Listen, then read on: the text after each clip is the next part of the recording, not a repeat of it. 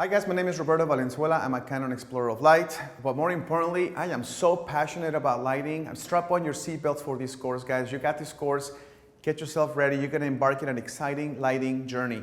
We want you guys to really elevate your style. We want you guys to refine your lighting, but most importantly, we want you to go outside and see every challenge, every opportunity as an asset for yourself. You wanna be able to create magic where people did not even see it. That is your job as a photographer, and with this course you should be able to do that after you watch the course and after you practice the course. So enjoy it and let's light this up. In my book, Picture Perfect Lighting, I created a thing called the lighting benchmark. It's nothing more than an invention of mine that helped me be able to determine the quality of light in my surroundings. When I was learning lighting, I didn't know when people said, oh, that's beautiful light over there, or that's not so good over there. I had no idea what they were talking about. What is good light there, not good light there? You know, we all know that, we hear this a lot, but we don't know what that means. What does that mean? It's beautiful glowing light over here, but not over there. So we're in the same space.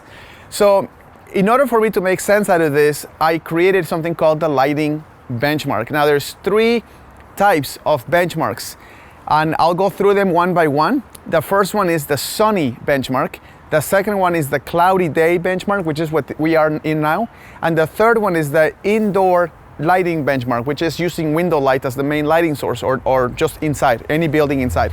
So let's begin with the sunny lighting benchmark. The sunny lighting benchmark is you put your camera at ISO 100, you put your aperture at f4, and you put your shutter speed at 1/500, so 500th of a second.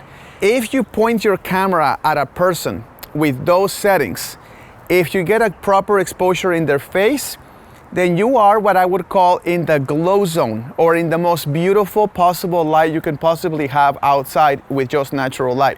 Now, to achieve the sunny lighting benchmark, which is again ISO 100, aperture f4, shutter speed 500th of a second. To achieve that lighting benchmark, you are gonna have to take advantage of the sun bouncing against buildings and then bouncing that light back on your subject. Simply having them out there in the middle of nowhere is not going to achieve the lighting benchmark. It's either gonna be too bright or too dark, but you wanna have a proper exposure. Now, the beautiful part about the lighting benchmark is for cloudy weather and for indoor, the lighting benchmark stays the same. The only thing that changes is your ISO. So for cloudy, your ISO will be 400, your shutter speed will be, again, your aperture will be f4, and your shutter speed will still be 500th of a second. So if you put your camera in those settings, we have a cloudy day, so your ISO goes to 400, your aperture goes to f4, your shutter speed goes to 500. If I point my camera at our amazing models and I get a proper exposure in their face with those settings, then you nailed it, okay? When you're indoors, the lighting benchmark stays the same. The only thing that changes is you bring up the ISO by 1 stop. So you would be at ISO 800 instead of 400, it will be 800. Your aperture will still be at f4, and your shutter speed will still be at 500th of a second. If you can go inside and put those camera settings and get a proper exposure inside, at those settings, ISO 800, aperture f4, shutter speed 500, then you have beautiful indoor natural light, okay? Most likely you're gonna be too dark at those settings. Those settings require a lot of light, okay? So you're gonna be too dark. That's when you're gonna have to use the help of flash, which in this situation I call flash helper light, because it's helping you achieve that lighting benchmark. Now let me make this very clear. You do not have to implement the lighting benchmark on a real photo shoot. You only do the lighting benchmark to practice. It's a visual aid for you. It allows you to walk around any location and train your eye to find the best lighting benchmark that's hiding basically in that area. It is your job to train your eye to walk around any street and determine by the way the buildings are bouncing the sunlight or all this, determine if a specific section of that outdoor area is indeed in the lighting benchmark. Now this matters a lot. Let me show you something. Right now I'm gonna put my light meter here. Let's see here. I'm gonna put my light meter just to show you a quick demo of how much the light is actually changing based on the buildings, the grass, and even things like this blocking the light. This is kind of a cool little puzzle because it trains your eye to see this without this. Right now I'm gonna use it to show you, but later on you won't have this, right? But your eye will be able to see a person and determine where the best light is hitting that person. So right now I'm on ambient light reading on this light meter. Now you don't have to look at the light meter, I'm just gonna explain what's happening. I'm gonna push my measuring button here and I'm gonna hold it down. By holding it down, this is going to progressively repeat measurements every continuously, just update the measurements based on the quality of light. For example, right here, if I point my light meter towards the grass, I'm at ISO 400, which is my lighting benchmark for cloudy days like this.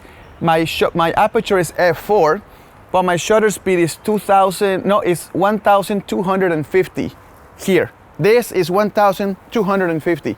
As soon as I rotate this way, I am now at 2,500. So as you ask yourself, would you put a model in this situation or facing this situation? And the answer is facing this situation. This gives you 3,200 of a shutter speed because so much more light is hitting this, whereas this is 1,250. If I go by the pool and I measure that, you're down to 1,600, okay, because it's reflecting light. And if I go by anything that's reflecting the sun, it's gonna be higher. So the lighting changes in almost every 12 inches. There's different quality of lights happening, okay? There's only one little element on the lighting benchmark that can be a little bit tricky to understand. It's not really, but some people get confused by that, so let me just explain. Let's say you are in cloudy benchmark, like we are right now. So the cloudy benchmark is ISO 400, aperture f4, shutter speed 500, right? The sunny benchmark is the same numbers, but the ISO is 100. And the indoor benchmark is the same numbers, but the ISO is 800. So the only thing your head has to recalculate is the ISO. So sunny, 100, cloudy, 400, indoor, 800. The shutter speed and the aperture stay the same. Okay? But the tricky part is you can't always expect to get the perfect lighting benchmark everywhere you go. And my solution to that is there's a little bit of a threshold there's like forgiveness, I would say, okay? So the forgiveness basically is one stop too dark or one stop too bright. But you can go one stop. Usually people are going to encounter one stop too dark. So let's say you're at 500th of a second, so you're like right there, the exposure looks too dark. If you bring your shutter speed to 250th of a second, so that's it's a stop brighter.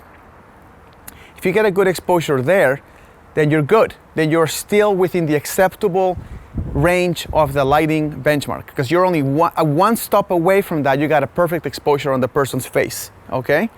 If you are two stops, if you have to go to like 1/25th, you have to go that slow on the shutter speed. That is beginning to be, I would go as far as calling it relatively poor light. But if you're at 1/60th of a second, that's 3 stops below the lighting benchmark. 3 stops is far too bad. It is terrible lighting. Don't shoot there. It's gonna not look so good. Okay, you wanna have good quality of light as your starting point and then add your flash to that. Okay, so remember, 1/500th of a second is the normal standard. 1/250th of a second is one stop brighter. Okay, so it's one stop that you have to make your exposure brighter in order to gather enough light to make a proper exposure. Okay, and if you only have to do one stop brighter, you are in good shape. If you have to go 2 stops brighter, like if you have to go to 125th of a second in order to get a good exposure, you might want to reconsider the location or go somewhere else, or add a reflector or something. You're gonna need helper light. Helper light comes in the form of reflector, diffuser, or a strobe. This is your helper light in order to bring your exposure back to the lighting benchmark. And trust me guys, if you train your eye to get the lighting benchmark as much as you can, your photos are going to glow. It makes people look just incredibly beautiful. And until you try it and you see it, you won't know. So just go outside after this, pause this, take your light meter, take your camera, point your camera at somebody, and at those settings, if you're sunny, put it at ISO 100, aperture f4, shutter speed 500, and see if you get a good exposure, okay? If you're too dark and you need to slow down your shutter speed by 1 stop and you get a good exposure, you're good, okay? Now do that without a camera and without anything. Go outside and try to guess what the exposure is based on how the light is reflecting against buildings and so forth, or interacting with a FedEx truck or a white wall of a building or whatever.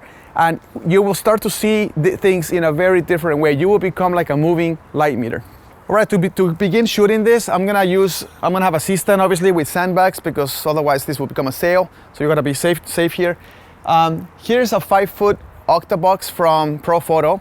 I always prefer Octaboxes versus softboxes, because softboxes only have 4 corners, and therefore the less corners you have, the more hard the light can become, may not be as flattering or as beautiful. So when you have 8 sides going on, it resembles more of a circle and it looks more flattering. So that's why I like Octaboxes much better than a softbox, a standard softbox. The lighting is a B10X Plus by Profoto, and it is a power 4.8. So it's about halfway through its power range. And the softbox is angled not parallel to their faces, but a little bit at an angle like this, like I said earlier. Always have the softbox angled in some way. Parallel to the person's face is gonna give you hot spots. It's not gonna be very flattering. It will not look that interesting. And most importantly, it will never print as well as if that was at an angle like this. And last but not least is the height. The height of this is because I wanna get part of that softbox to illuminate her dark hair, and also Chelsea's has brown hair, but I still need detail in the hair. So if this was pointed straight down, it will look like a fake flash illuminating your subjects. By bringing it up and angling it, it mimics more what the sun will look like, or a window coming through. So the angle and the height of this is actually mimicking the way the sun would be, and that's what gives you that perfect blend of natural light with flash. Okay, trust me, if I bring this down right here and I shoot, people will know a flash was used, because that just looks unnatural, that direction of light. So let me give you a demonstration of what that looks like. I'm gonna take my camera, I'm gonna photograph them without any of my helper light. So this is my helper light. This is only going to help me achieve the lighting benchmark, okay? So I'm gonna go here. All right, this looks great. So I'm at ISO 400. My shutter speed, my aperture is f4. My shutter speed is 500. This is giving me an exposure that's far too bright. Okay, so it's 1 stop too bright. So I'm gonna take this photo just to show you guys what that looks like. Okay, look this way, guys. 1, 2, 1, 2, 3. Beautiful. Perfect. Okay, way too bright. So what I'll do is, to get that magic beautiful thing, is I'm gonna bring my ISO from 400 to 200 to 200. I'm gonna take this picture now. 1, 2, 3. Okay, and that is giving me a pretty, almost perfect exposure at once, making my ISO to 200 from 400. Okay, so remember, I just darkened my lighting benchmark because it was too bright. In this case, we have too many white walls. The sky is very bright, even though it's cloudy. It's very bright. What you'll find if you try to do this, if you're out on location, usually the cloudy benchmark, you're gonna have a hard time getting it to be exposed right. Right now, it's an exception because of all the white walls around this house. So it's basically reflecting all that light into Jaden and Chelsea. So that's the problem with this example, that it's just too many white walls. In reality, you won't have this you won't have all these white walls everywhere. So now what I'm gonna do is, my exposure is a little bit perfect, almost half a stop too dark at these settings. So now I'm gonna bring my flash, and you should know that even if you do not use the flash, you're still gonna get a really wonderful picture. What the flash will do is just illuminate the shadow detail from, let's say, Jaden's jacket, which is black. It's gonna fill some of the face with some more beautiful, more flattering light. But rest assured that you're gonna have an outstanding photo because you are within the lighting benchmark, okay? It's just a guide. I do not recommend you doing this on a real photo shoot, but I definitely recommend you try practicing and training your eye to see the lighting benchmark in all three situations: indoors, sunny conditions, and cloudy conditions. In this case, we have cloudy conditions. So let's turn this light on, and I'm gonna put my Profoto transmitter here.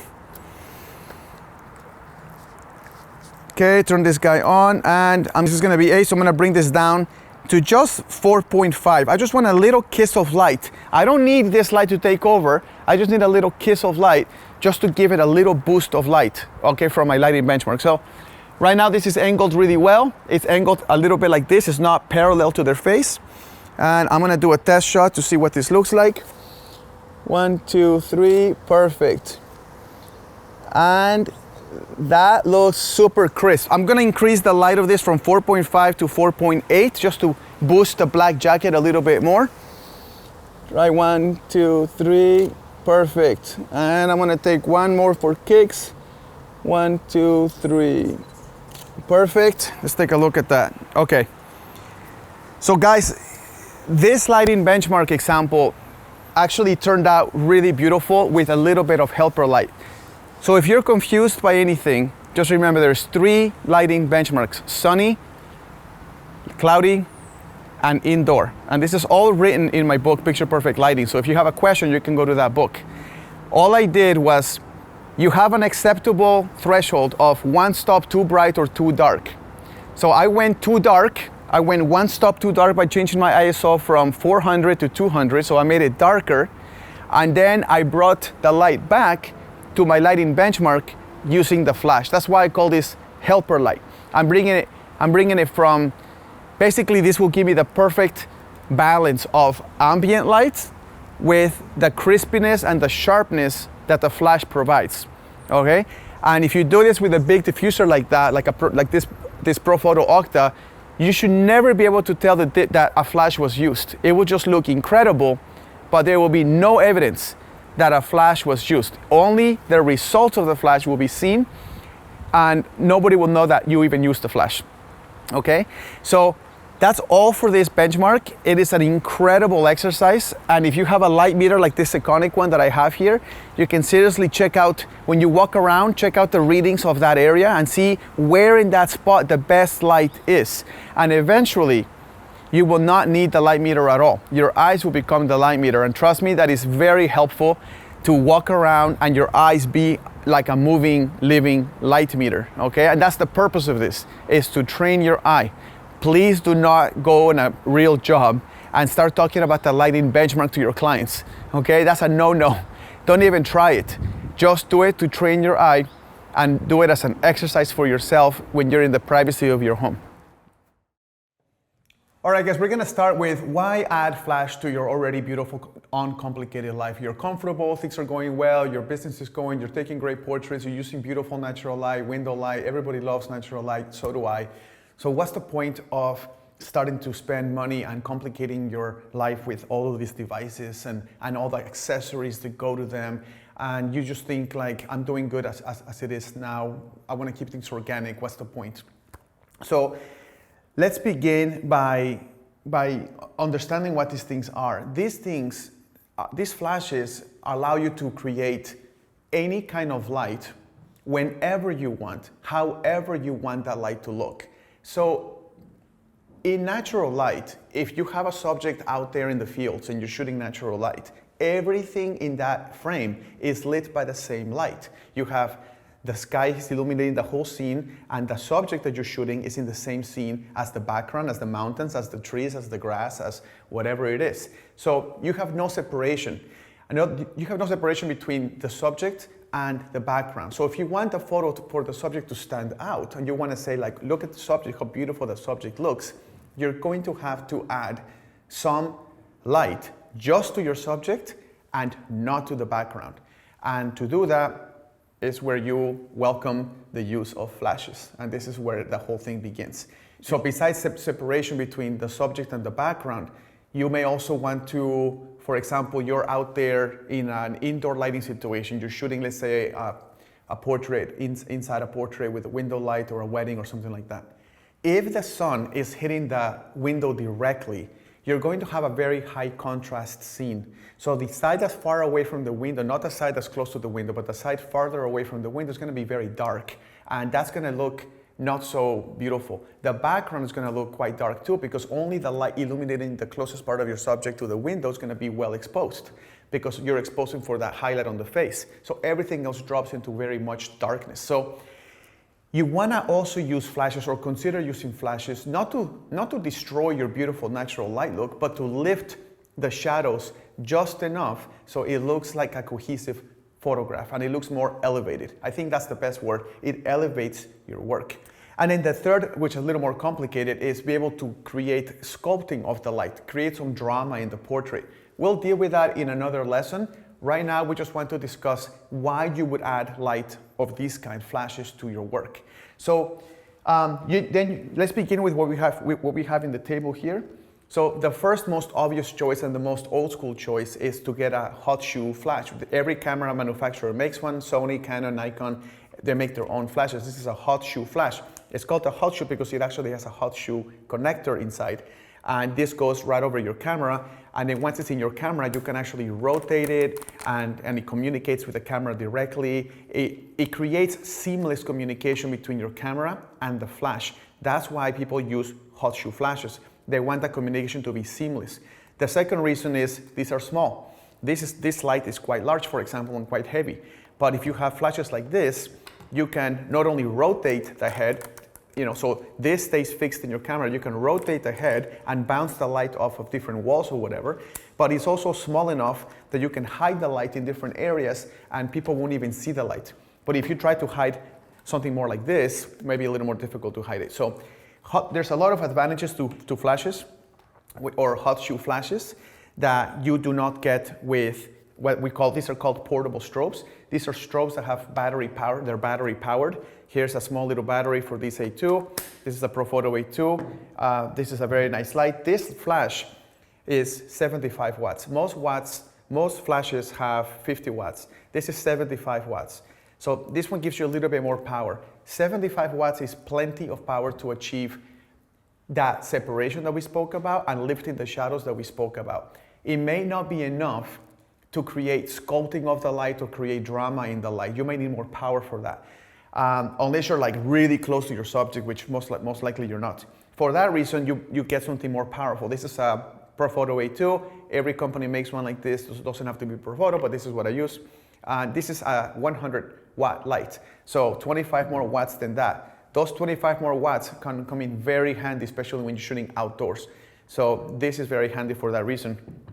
If I'm trying to do more of sculpting of the light, not just adding light to lift the shadows or to create separation, but you're trying to do more sculpting, that's where you get something like a B10, which is like 250 watts, or you can get something like a B10X Plus, which is 500 watts, but as you can see, it's quite large. It becomes quite a production to carry this, and it takes a whole backpack and this whole thing. But if you are trying to elevate your work in a more sculpting way, which very few photographers do, by the way, remember this, very few photographers shoot sculpted light outdoors, okay? Most of the time, they just get an exposure. And then people say, how do I get better? How do I separate myself? How do I differentiate myself from the other photographers? Well, if you want to do that, you're going to have to sculpt light outdoors, which requires more power, which is going to be more of an adventure, but it's not hard to do. And we will go over everything during this class, okay? During this video course. So let me move on to what these things do, section by section, and in the next video we're going to do a demo of most of these most important features, the key features why you would buy a flash. So all of these flashes work pretty much the same way, okay? These flashes are all going to, you've all heard of TTL and manual. That's like your first question you ask. When you buy a flash like this and you turn it on, it's going to be on TTL. These things are TTL powered. They come out of the box in TTL. So what's the big deal with TTL if everyone's talking about it? First, TTL stands through the lens. Who cares what it stands for? Just remember TTL. But what it does is that it sets a proper exposure no matter where you are. So if you don't want to think, you can let the flash think for you. TTL means that the flash is going to fire a little flash called the pre-flash. It's going to hit your subject, it's going to hit the background, it's going to come back, and it's going to tell the flash what's the exposure going to be on the flash, like how much power the flash is going to need to create a proper exposure. Now, what is a proper exposure is your next question. Proper exposure to a flash is middle gray. So if you think white point, like totally white, all white, no detail. Black point, totally darkness, all black, you don't see nothing. What's in between of that, it's middle gray. And the technical term for that is 18% gray. You don't have to remember that, you just have to know that here's your white point, here's your black point, you go to the middle, and it's gonna try to give you that middle point, okay? So that's TTL. The problem with TTL is that if your subject is, for example, backlit, let's say you're photographing like a company branding PR piece for like a dentist or a lawyer or something like that, and he's got these beautiful windows behind him or her, okay? What happens is the flash is going to look at that scene and say, whoa, that's a lot of brightness in the windows, it's a lot of white. So it's gonna go way to the right, it's gonna say, wow, that's a lot of light, so I need very little flash because it's acting crazy. Or you could be shooting with some black wall or like a dark color in the background. Then the flash, when it sends the pre-flash to kind of study what the scene looks like, when that pre-flash comes back to the computer of the flash, it's gonna say, it's very dark. It's very moody, it's very dark, it's not gonna look, we need a lot of power to bring that to the middle part of the middle gray, right? So you end up getting weird colors. Instead of your black being black, now it looks gray. Instead of your windows being white or beautiful, now they look gray. So everything just turns into this middle gray. And that's why TTL requires a little bit of help, and that help is flash exposure compensation. As soon as you turn on these flashes, one of the things you can do is rotate the wheel. And when you rotate this wheel, you can change the flash output of whatever the flash thought was the right exposure. So let's say the right exposure is 1/8 power on this flash, okay? You can rotate the wheel to the right to make it more powerful, or you can simply rotate the wheel to the left to make the flash less powerful. And that way you can choose exactly what's the correct exposure for what you are seeing, not the computer in the flash. So that's pretty much TTL. TTL comes in very handy in, for example, wedding ceremonies. If the bride or any subject, like in a fashion shoot, like a runway shoot, if any human being is walking towards the camera, because the distance between the flash and the subject is getting closer and closer and closer and closer to each other, or they could be walking away from each other, the flash has to be changed constantly. So TTL becomes the hero because the TTL can actually send a pre-flash every time, determine the subject is 10 feet away, and it determines what is the perfect amount of flash to get a perfect exposure, middle gray exposure on that subject. But then the subject keeps walking towards you like a bride would. That subject is now 4 feet away. So now the flash is too powerful for 4 feet. So the flash computer says that subject is way too close, so we need to lower the power of the flash to again get a perfect middle gray exposure on that subject. That way, guys, you don't have to think. You can just simply stand where you're standing, have the person walk towards you, walk away from you, and TTL is going to take care of all the mathematics and all the adjustments and all the switching of power in order to get the perfect middle gray exposure on that subject. And that's very powerful, and I will do a demo of that too. Let's move on to manual. Manual scares people, which is pretty funny because manual is the easiest thing in the world. In fact, TTL should scare you because the computer's doing all the thinking for you, so you have to know how the computer thinks. But in manual, there's no brain. No brain. All the brains get turned off, okay? So it's a very simple process. When you turn on a flash like this, and you have it on manual mode, which in this case, it's on manual mode. By rotating, right now, I am on full power, which is 1/1. That is full power. So guess what? If you put your flash and you point it at your subject at this power setting and it's too bright, guess what you do? You turn it down. So you just simply turn the wheel to the left, and now you're at 1/2 power, okay? There's 1/2, then you can go to 1/4, and then you can go to 1/8, and those are basically stops, okay? Those are just like stops of light. So you can get it to 1/16 power, try again, and if it's too bright, turn it down again, and if it's too dark, then turn it back up to 1/8 power. That's it. There is no thinking. You simply have to, if it's too bright, turn it down. If it's too dark, turn it up. There is no fear in flash whatsoever. That's what you need to know. It's up or down, and that is pretty much it. Yes, sometimes you do have to deal with flash sync speeds and all these things. I will explain those later, but for now, all you need to remember is if you don't want to have complications, if the flash is doing things you don't want it to do and you don't know why it's doing it, get rid of TTL, put it on manual, and simply do it that way, okay? The next one is these flashes can sync in different ways. So there is 3 syncs we gotta discuss. The first sync is called first current sync. The second sync is called second current sync. And the third sync is called high-speed sync. So what are all these syncs and why are we complicating our lives learning all this stuff when we have perfectly natural light? First current sync is when you push the shutter of your camera, the flash fires at the beginning of the exposure, okay? So let's say you're photographing people dancing or something like that. If you want people to have to be frozen at the beginning of the exposure, then you put it on first current sync. The flash duration speed, which is how fast the flash turns on and off, freezes the subject in a camera, in an exposure. It freezes them.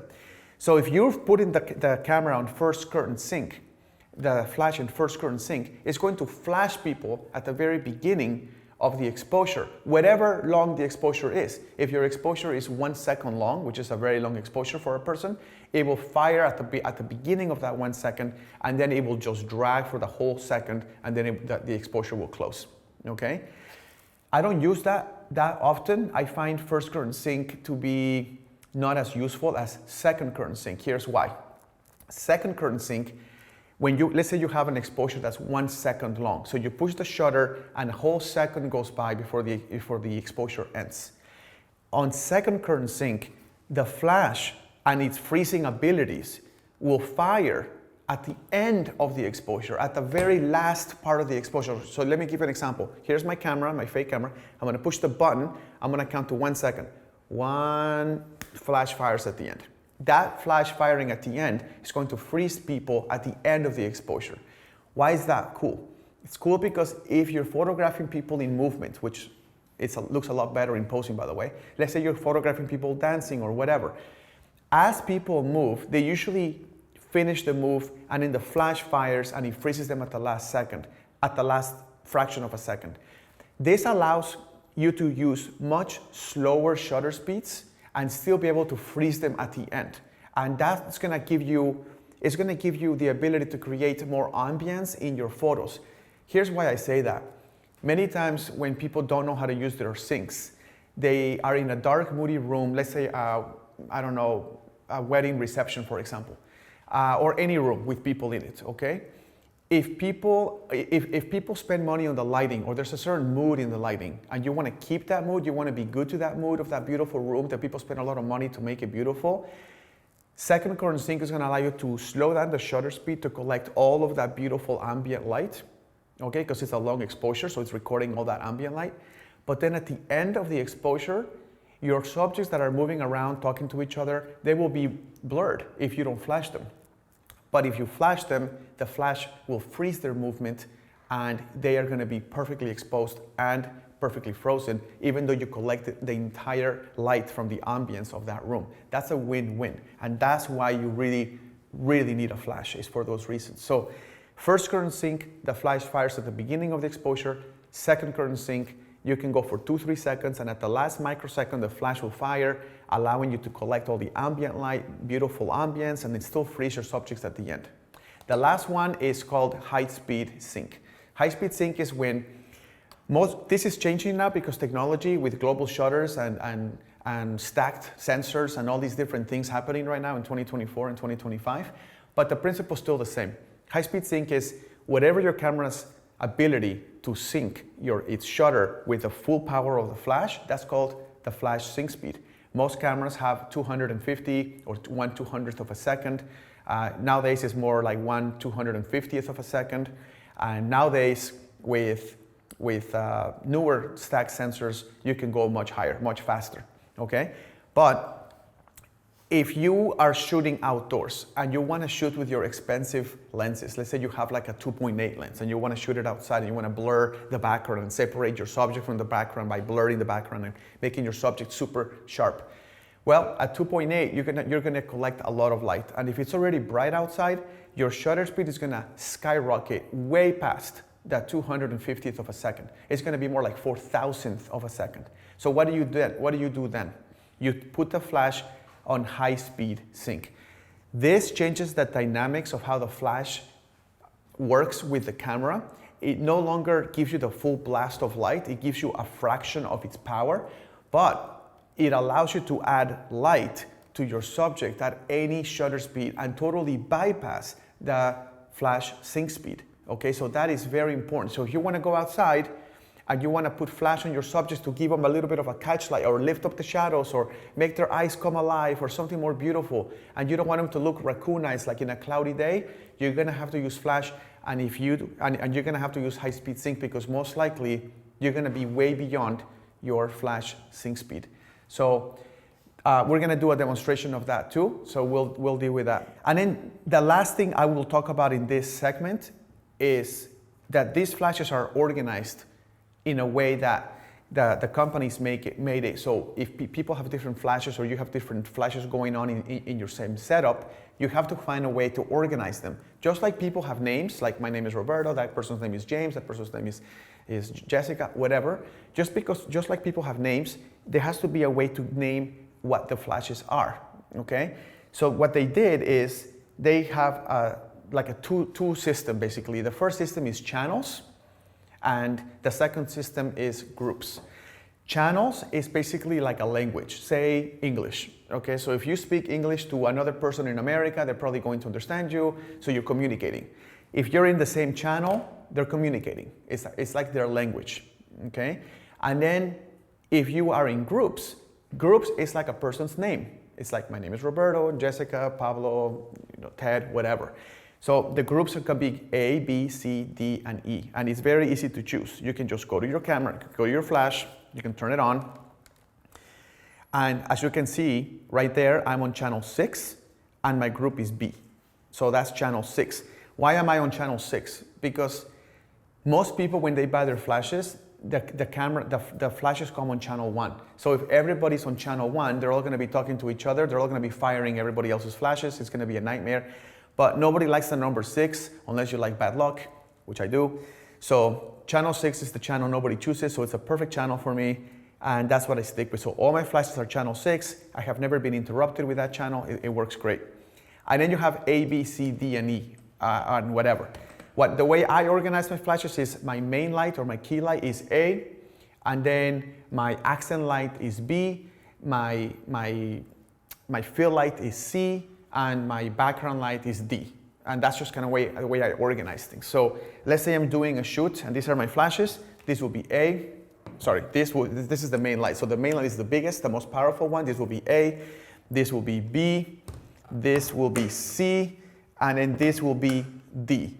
And the way I can say it, I can tell the camera I can tell the flashes through my camera. If you are A, which is this one, I want you to be at full power. If you are B, I want you to go to half power. If you are C, I want you to go to 1/4 power. And if you are D, I want you to go to 1/32 power, or whatever it is. And it allows you to control all the lights basically by just naming them. You're gonna fire at full power, you're A. When you fire the camera, all your flashes fire at the specific power output that you chose for each specific group. And that's it. It's actually quite simple. It's beautiful, it's a beautiful system, it works really well. All right guys, now we're going to go ahead and do a demo of everything I just said, but it's gonna help you tremendously to not only hear about it, but actually see these things in action with the model. You can see why I would use TTL versus manual, why you would use channel 1, channel 2, and groups and all that. So let's do this with someone on a shoot so you can see how this all works live, and it will be a much more concrete way for you to understand the material. All right, what we're gonna do now is we're gonna put a physical real-life demo into the settings, and I'm gonna show you some of the challenges you might encounter by yourself and how you can fix those challenges. Some of them might be pretty obvious and some of them may not be, so I would just watch the whole thing with an open mind, and you can see how, if you ever run into this, you'll be able to have a solution. But I want to demonstrate how TTL works, and then we're going to switch it to manual, and I'll show you why sometimes TTL really works in your favor and when manual really works in your favor. So right now for this example, we have Chelsea here. Hello, Chelsea. And we have a window behind her, and that window is going to trick the TTL system. Now, I gotta give you a quick warning. I am using the Canon EL1 right now, and this Canon EL1 is obviously more advanced than a normal flash, which means that this flash is actually going to look at her eye exposure, and it's going to sort of try to ignore the whole window. So if you think the exposure looks decent, it's because the flash is actually smart enough to know that it's being backlit, the subject is heavily backlit, and it will just look at the exposure in her eye, and it will base the exposure on her eye socket.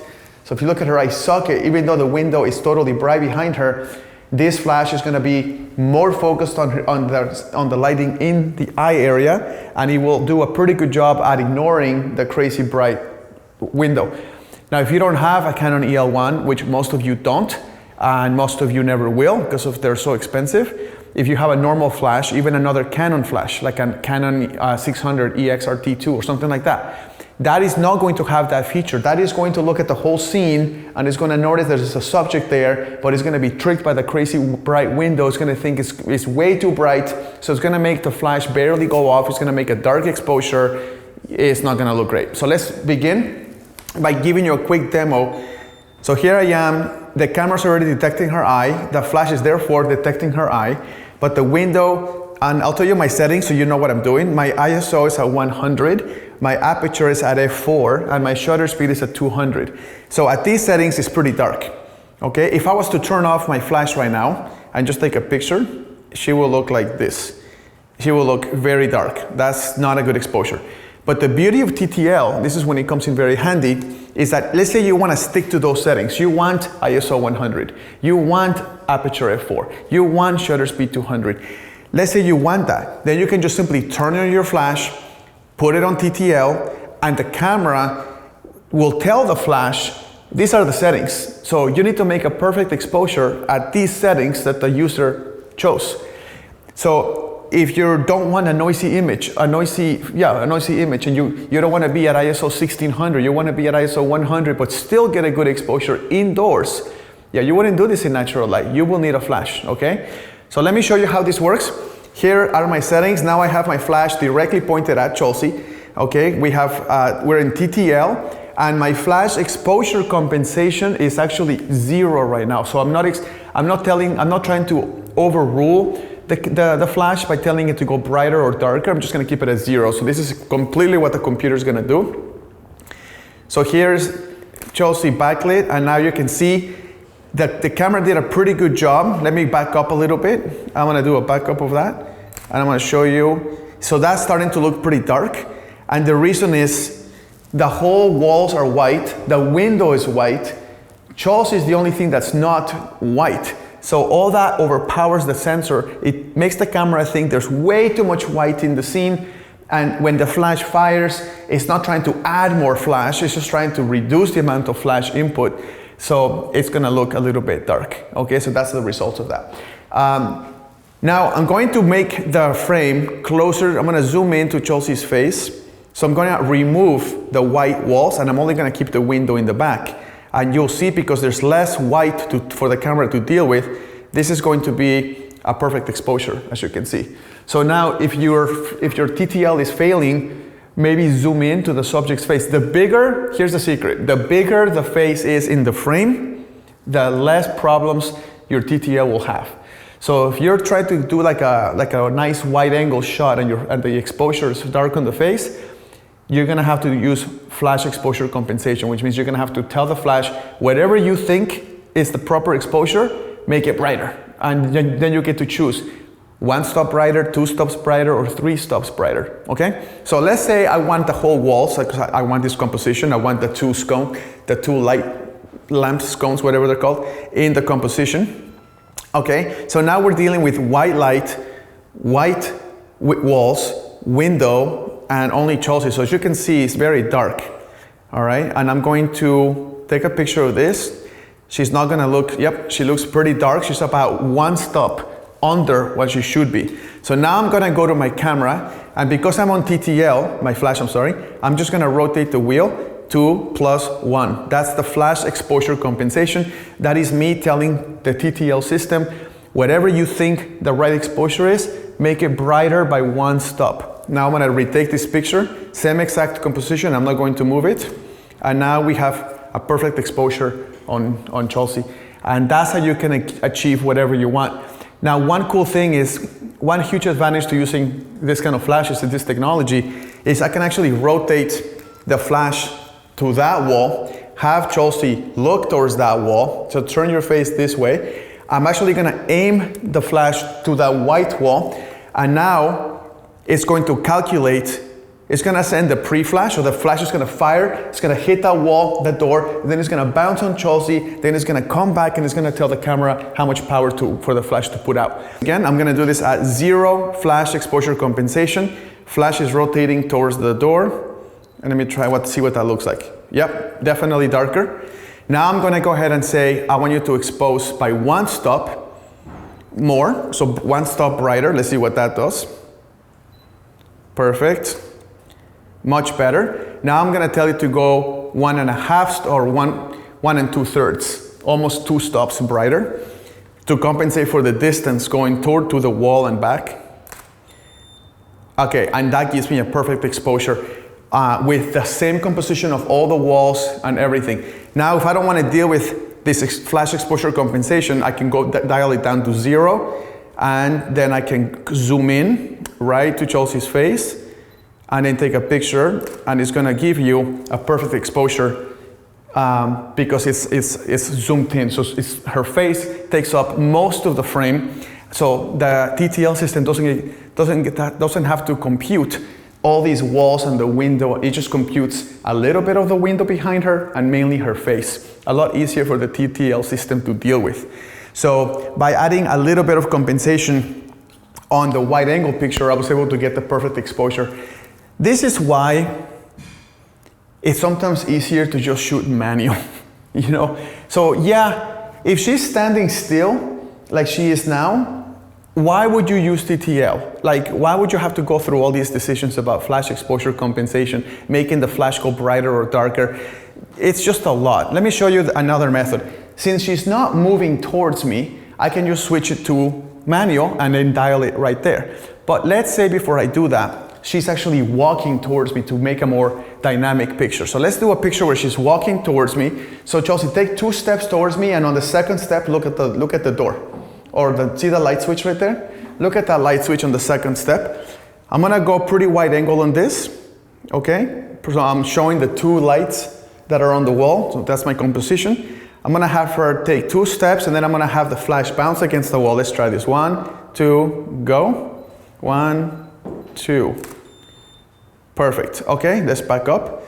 Now, because she started walking towards me, I did not have to recalculate the flash because the TTL system says she's walking towards me, so it's calculating the distance like real time. So as she gets closer to me, get closer to me, right there. As she gets closer to me, it's gonna calculate, so perfect exposure again. Get closer to me. Let's say she just keeps walking and take a picture. Perfect exposure again. Let's go farther away. Right there, let's keep walking, and perfect exposure again. So no matter how much she's walking towards me or away from me, I don't have to sit there and be like changing the flash output every time she takes a step towards me. I can just let the flash do that. That's when the flash TTL system really shines. If you want people to be moving towards the camera or moving away from the camera to create a more dynamic, more action shot, TTL is gonna work great. Let's switch to manual, and let's see how we can replicate this with manual mode. Let's show you how easy this is. So I'm gonna go to my flash here, and I'm just gonna go to mode, and I'm gonna switch to manual mode, okay? Now, I'm gonna start at 1/2, which is the output of the flash, and I'm gonna fire, and it's gonna be way too powerful, but let's just take a look. Okay, so it's actually a good exposure, so that worked out pretty well. And let's say I want her to be brighter, okay? and I don't want to change my composition. I'm just going to grab the power of the flash and I'm going to rotate the wheel to the right, giving me a little more power, and we have more power. Looks perfect. Okay, let's say it's too bright. I want to go darker. I can just dial it down and she's darker, and we have a darker exposure. So I can really just choose whatever I want. I don't have to deal with what the flash is thinking. Is it getting tricked by the window? Is it getting tricked by the wall? You don't have to compute all these things. With manual, you just simply say, is it too dark? Yes, make it brighter. If it's too bright, it's too bright? Yes, make it darker, okay? Now let's say she's actually gonna walk towards the camera and you want that action shot. What you do is you put a marker on the floor. So I'm gonna use my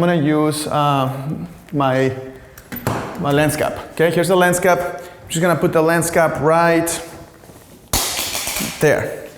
Oh, I'm gonna put the lens cap right there. So when she gets to that lens cap, I'm going to just set my flash to expose for that distance perfectly before I have her walk. So Chelsea, come forward and get on that lens. Well, don't step on the lens. Yeah, that's it. And then I'm just gonna take a picture. Turn your face this way. The reason why I'm having her turn her face is because the flash is firing towards that wall. So it's gonna give her nice contouring on the face. So I'm gonna just check my exposure at that lens cap distance to my lens. And that's a little too dark, so I'm gonna just make it a little bit brighter. We're just clicking, turning my wheel to the right. And let me see, and that's perfect. So my perfect exposure on manual is 2.5. It's 1/2.5, okay? So it's between 1/2 and 1/4 power.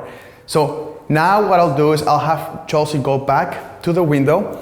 And the beauty of this is that as she's walking, I'm just gonna wait till she gets to that. And then she's gonna look at the wall. I already know my exposure is perfect at that distance, and I can just take the picture. So, all right, go ahead and walk towards the lens cap again. 1, 2, 3, 1, right, look to the right, bam. Oops, that was good, I clicked, I got a little trigger happy there. Okay, that was perfect. And guess what? We have a perfect exposure. So if your photos look static, if they look boring, if they look that people are just standing there, measure the distance between the subject to the camera, pre-measure that, dial that in on your flash.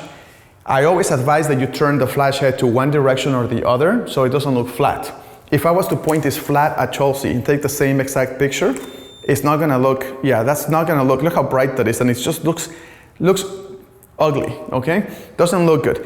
So by turning the flash this way, I'm able to get a really, really beautiful photo. Now right now it's too bright on manual, so I'm gonna turn it down, 1/8 power. Let's see what that does. And that's still too bright. I'm gonna go 2 more clicks to the left to make it a little less powerful. And now we have a perfect exposure. But now the lighting looks flat. So again, to fix it, turn the flash to one side, let it bounce off the wall, and now you're in business and get that beautiful photo.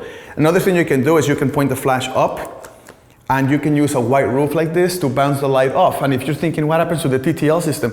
Don't worry, the TTL system is going to calculate that roof, and that pre-flash will bounce against that roof, it will bounce against Chelsea, the light will then bounce back to the lens, and it will still calculate everything perfectly fine. I'll show you. I'm gonna go back to TTL. I'm gonna take a picture of her here, and I'm gonna bounce the light, as you can see, to the ceiling, and it's gonna give me a perfect exposure because it calculated the distance. Now, if you're not happy with that, what do? Flash exposure compensation. Maybe I want it a little bit brighter, boom, boom, take the same picture, beautiful. Okay, that's even better. Now I wanna rotate this flash to the left and a little bit to the ceiling. So 3/4 to the wall and a little bit to the ceiling. So half and half. I'm basically aiming it to the corner where the wall meets the ceiling. And then I'm gonna take this picture, turn your face slightly towards the light switch, and then look at the camera with your eyes. That's it, 1, 2, 3. And that looks really, really great. Let me take one more. Oh yeah, that's beautiful. Let's do an angry smile real quick. Angry smile, that's it. You're just like, what's an angry smile? That's an angry smile. Okay, that's it, perfect. One more time. And that's beautiful. So, those are the ways you can really dial in your TTL and manual. And if you want that manual to work for you, you just have to pre-calculate where the person's going to finish their movement. You measure that light, and then you fire when she stands over that marker on the floor. Long story short, when people are moving towards your camera constantly or away from your camera, better leave your camera on TTL. If you have walls to bounce the light off of, use the walls as the bounce. If you're outside in the beach and you have no walls, then simply point the camera at her and let the TTL do the work. If she's moving towards you or moving away from you. If the person is not moving as much and you have more control over her movements or his movements, depending on what you're shooting, I always recommend just shooting manual mode. If you don't like the exposure, simply change it on the flash or the lighting, the ProPhoto light. And that's it. All right, we'll move on to the 3 sinks now. All right, welcome to this next section. We're gonna be doing an actual photo shoot to demonstrate the difference between first curtain sink and second curtain sink in this particular case.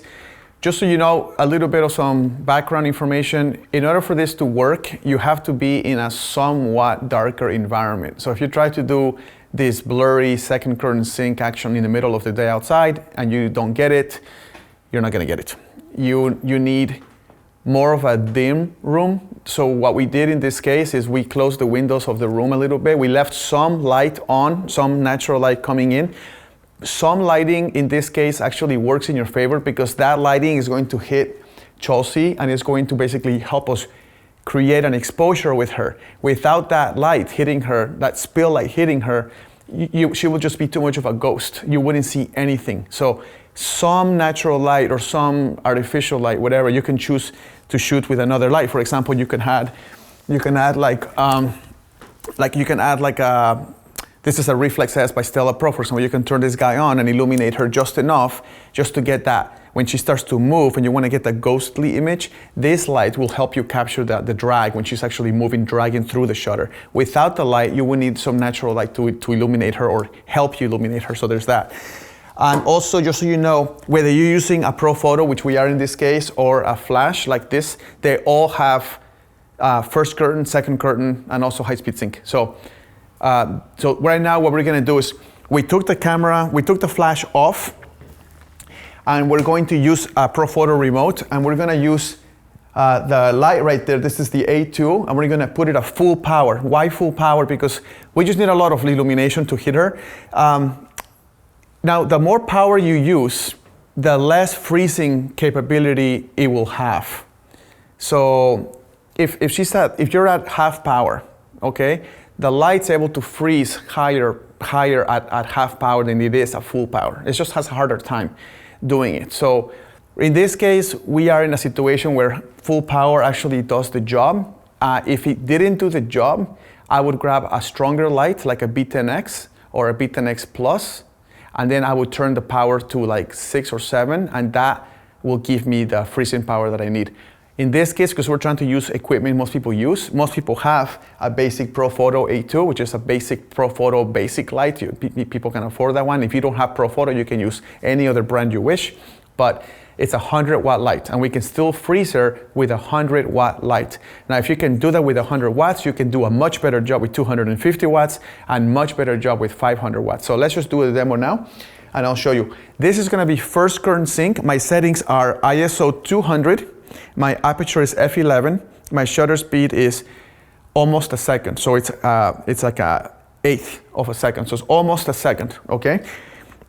And what I'm gonna do is, as she's walking, because this is first curtain, the flash is gonna fire at the very beginning, then she's gonna start walking and she's gonna drag, and it looks like the drag happens in front of her, okay? Because she's moving after the flash already fired. Let me show you a demonstration of that. So let's begin, Chelsea, by taking a step forward real quick, right there, another one, right there, stop. Okay, so what I'll do is I'm gonna zoom in right there, and I'm gonna take a picture of her moving towards the light. And at first she's gonna freeze, and then as she's moving forward, you will see the drag. That's first curtain sync. Okay, ready, go. Okay, again, let me do 1 second exposure. 1 second exposure. Ready, go. Okay, so in this photo, you can see that at first, actually, let me do something. We need that light in order to freeze her, to do a better job freezing her. That light has to be as close to her face as possible. She needs to get as much of that light freezing power to hit her face. If that light is far away, it will lose 70% of its freezing capability. So what I'll ask is my friend Lan here is gonna put the light very close to her face, like just angle it completely towards her, right there, even closer, right there. And let's try that.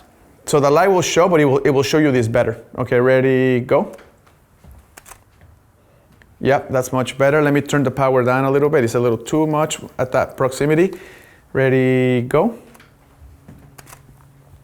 Okay, that looks perfect. So let me do one more. I'm gonna do one more just to get the perfect exposure at 8.5.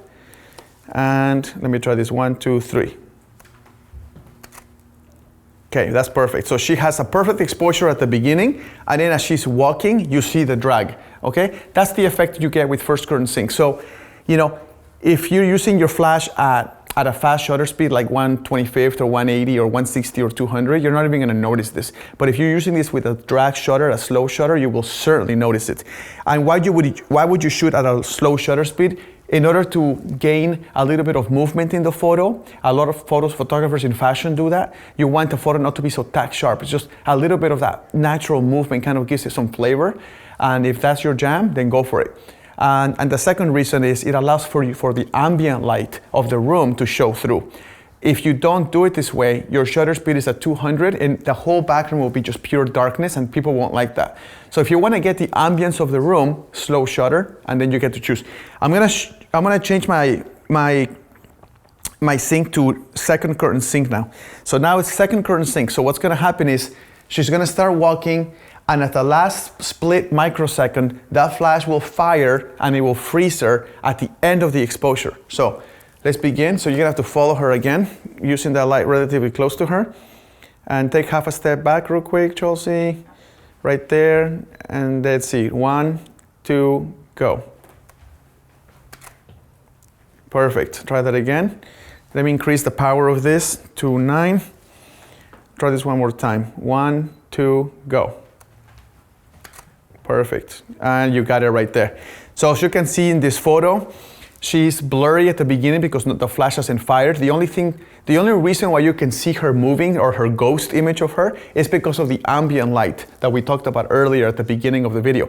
That ambient light is what's illuminating her and creating that ghost image. And then the freezing power of that comes from the flash. So the flash will freeze her. If you try this and you do not get a freeze, you just get a bunch of blur everywhere, it's because your light is too far from the subject. That's number one. Number two, you're diffusing the light too much, and that diffusion kills the freezing capability of that light. So that's the second issue. Or third, you have too much ambient light going on, and the flash is just not able to discern itself from the ambient light going on. So you have 3 reasons why this will not work, okay? So let me just have her sit, and I'm gonna show you, I'm gonna change my exposure from 1 second to 1/3 of a second. So a little faster. I'm gonna have her move, and you will see how with the light basically freezing her, and I'm gonna get this ambience going on in this little hallway thing. It's gonna look quite beautiful, and it's interesting. And the cool part is, most photographers will not even try this. Most photographers, what they will do, they will grab their Profoto light or their Canon or whatever brand they have. They will put a light right there. They will put their shutter speed at 1/25, 160 or 200, and then the flash will just fire and freeze her and illuminate her. That's what most people will do. You wanna elevate yourself, you wanna do something special, something that people don't respond like, you wanna do something that people go like, that's pretty cool, what is that? You're gonna have to change tactics, and this is a way to do it, okay? So I'm gonna take a photo of her vertical now. I'm gonna get that ambient light, so I'm gonna have you move that light out of the way a little bit, just so I can get it out of the frame. And watch this, guys, we're gonna get that beautiful ambience. Let me take a test shot real quick. Okay, that is incredible. So I'm gonna increase the power to 10 again. And because I'm at a slow shutter, I'm able to gather that lamp, that tungsten, those tungsten lights, the brown beautiful wallpaper is showing up as it should. And I don't have to worry about blurring her, because this will freeze her at the end of every movement. So let's try that. 1, 2, 3, and move a little bit. Just keep yourself in movement the whole time. 1, 2, 3, another movement. 1, 2, 3, another movement. 1, 2, 3, another one. Keep yourself moving, never stop the movement, never stop the movement, because the flash will freeze you. Right there, one, slowly, right there, one more, and boom, let me see. Oh yeah, let's go straight towards me, that looks beautiful. And turn your, yep, that's it, look over there. Let me do 2 of these, 1, 2, 3. And I'm gonna change my aperture from f11 to f9 just to give it a little brightness. 1, 2, 3, beautiful. And one more, and that's great. Let me do one more here while she stops moving, and there you go, perfect. So guys, what this created is perfectly frozen Chelsea, not frozen in weather, frozen in movement, and the ambience of the room, and you get a more of a high fashion flavor to your photos. If you want her to be more frozen, then you're gonna have to switch the light power from 100 watts to something a little bit more powerful, like a 250 watt light. But because this is a nice dark enough room, we can get away with it with a simple 100 watt light. All right, after this, we're gonna discuss high-speed sync. All right, for this section, we're gonna demonstrate high-speed sync. High-speed sync is extremely useful, and you really want to know the ins and outs of it so you can take advantage of the full technology of high-speed sync.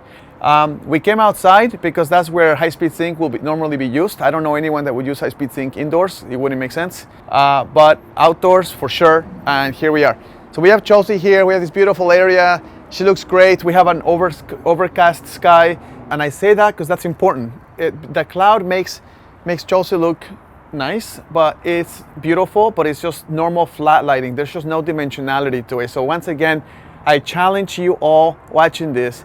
It is so much easier to just grab your cloudy day and take your picture of Chelsea and have an amazing shot and be like, I got it, I'm a genius.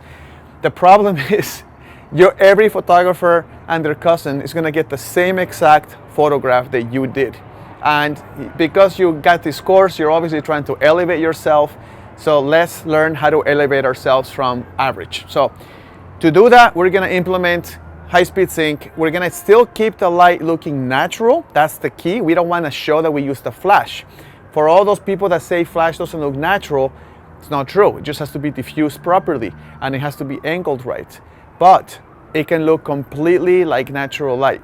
Now, I don't know I'm just gonna take a photo of Chelsea without my remote. As you can see, my camera is empty right now. There's no remote, natural light. And I'm gonna get a good exposure. It's gonna look beautiful, nothing wrong with it. I'm actually gonna go to aperture f1.8. So my settings are ISO, I'm gonna go to ISO 100. My aperture is 1.8.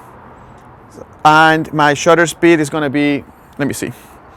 My shutter speed is going to be, it's gonna be 1,000th of a second, okay? So now what I'm gonna do is take a quick shot of her. Just put your hand, like that, more angles on your body a little bit, that's it. 1, 2, 3, beautiful. Okay, that's a great shot. I can call it a day right now, but that's only if you wanna be an average photographer. Since we're not gonna be average, we're gonna do awesome. We're gonna elevate it using high-speed sync. So now I'm gonna put on my remote. This will work with a hot shoe flash or a Profoto. So right now I'm using my Profoto. We'll have my friend Lan here illuminate her with a Profoto strip box, and that strip box is equipped with a grid. The reason why we're adding the grid, we don't really need the grid here. It's just cool to have, just so the light concentrates just on her. Right now the background is too far, so this light grid could be removed and the light will still just hit her because the background is too far anyway. But it's already on, it's not gonna hurt us or help us, we just leave it. So now we're gonna have this, I don't know what the power settings are. This is power 5. I'm sure that's gonna be too strong, so let me just take a shot. Tilt your head the way you had it, like that, it's gorgeous. Same settings, and I put this remote to fire at high-speed sync. Let's try that, 1, 2, 3. Okay, this setting worked almost too well. Like it looks almost like I didn't use a light at all. So we're gonna keep that natural look, but we're going to increase the power of that so we have a little bit more punch to the photograph. So I'm at 5. I'm gonna go to 6.5, and we're gonna try this again at 6.5, high-speed sync. Let's try this again. Okay, 1, 2, 3, beautiful. Okay, now we're starting to get more contouring in the face. Now you have to make a cross. This is where a cross decision has to be made. Crossroads decision has to be made. Do you leave it completely natural like this and leave it alone and have a little bit of punch on one side of the face? Or do you decide to increase the power of your strobe, still keep it at high speed sync, and get more of that drama, more of that face contouring going on? I'm gonna go with the latter. So I'm gonna increase the power of my flash from 6.5 to 7.2. And I'm gonna let's angle this just a little bit more like this, like at an angle.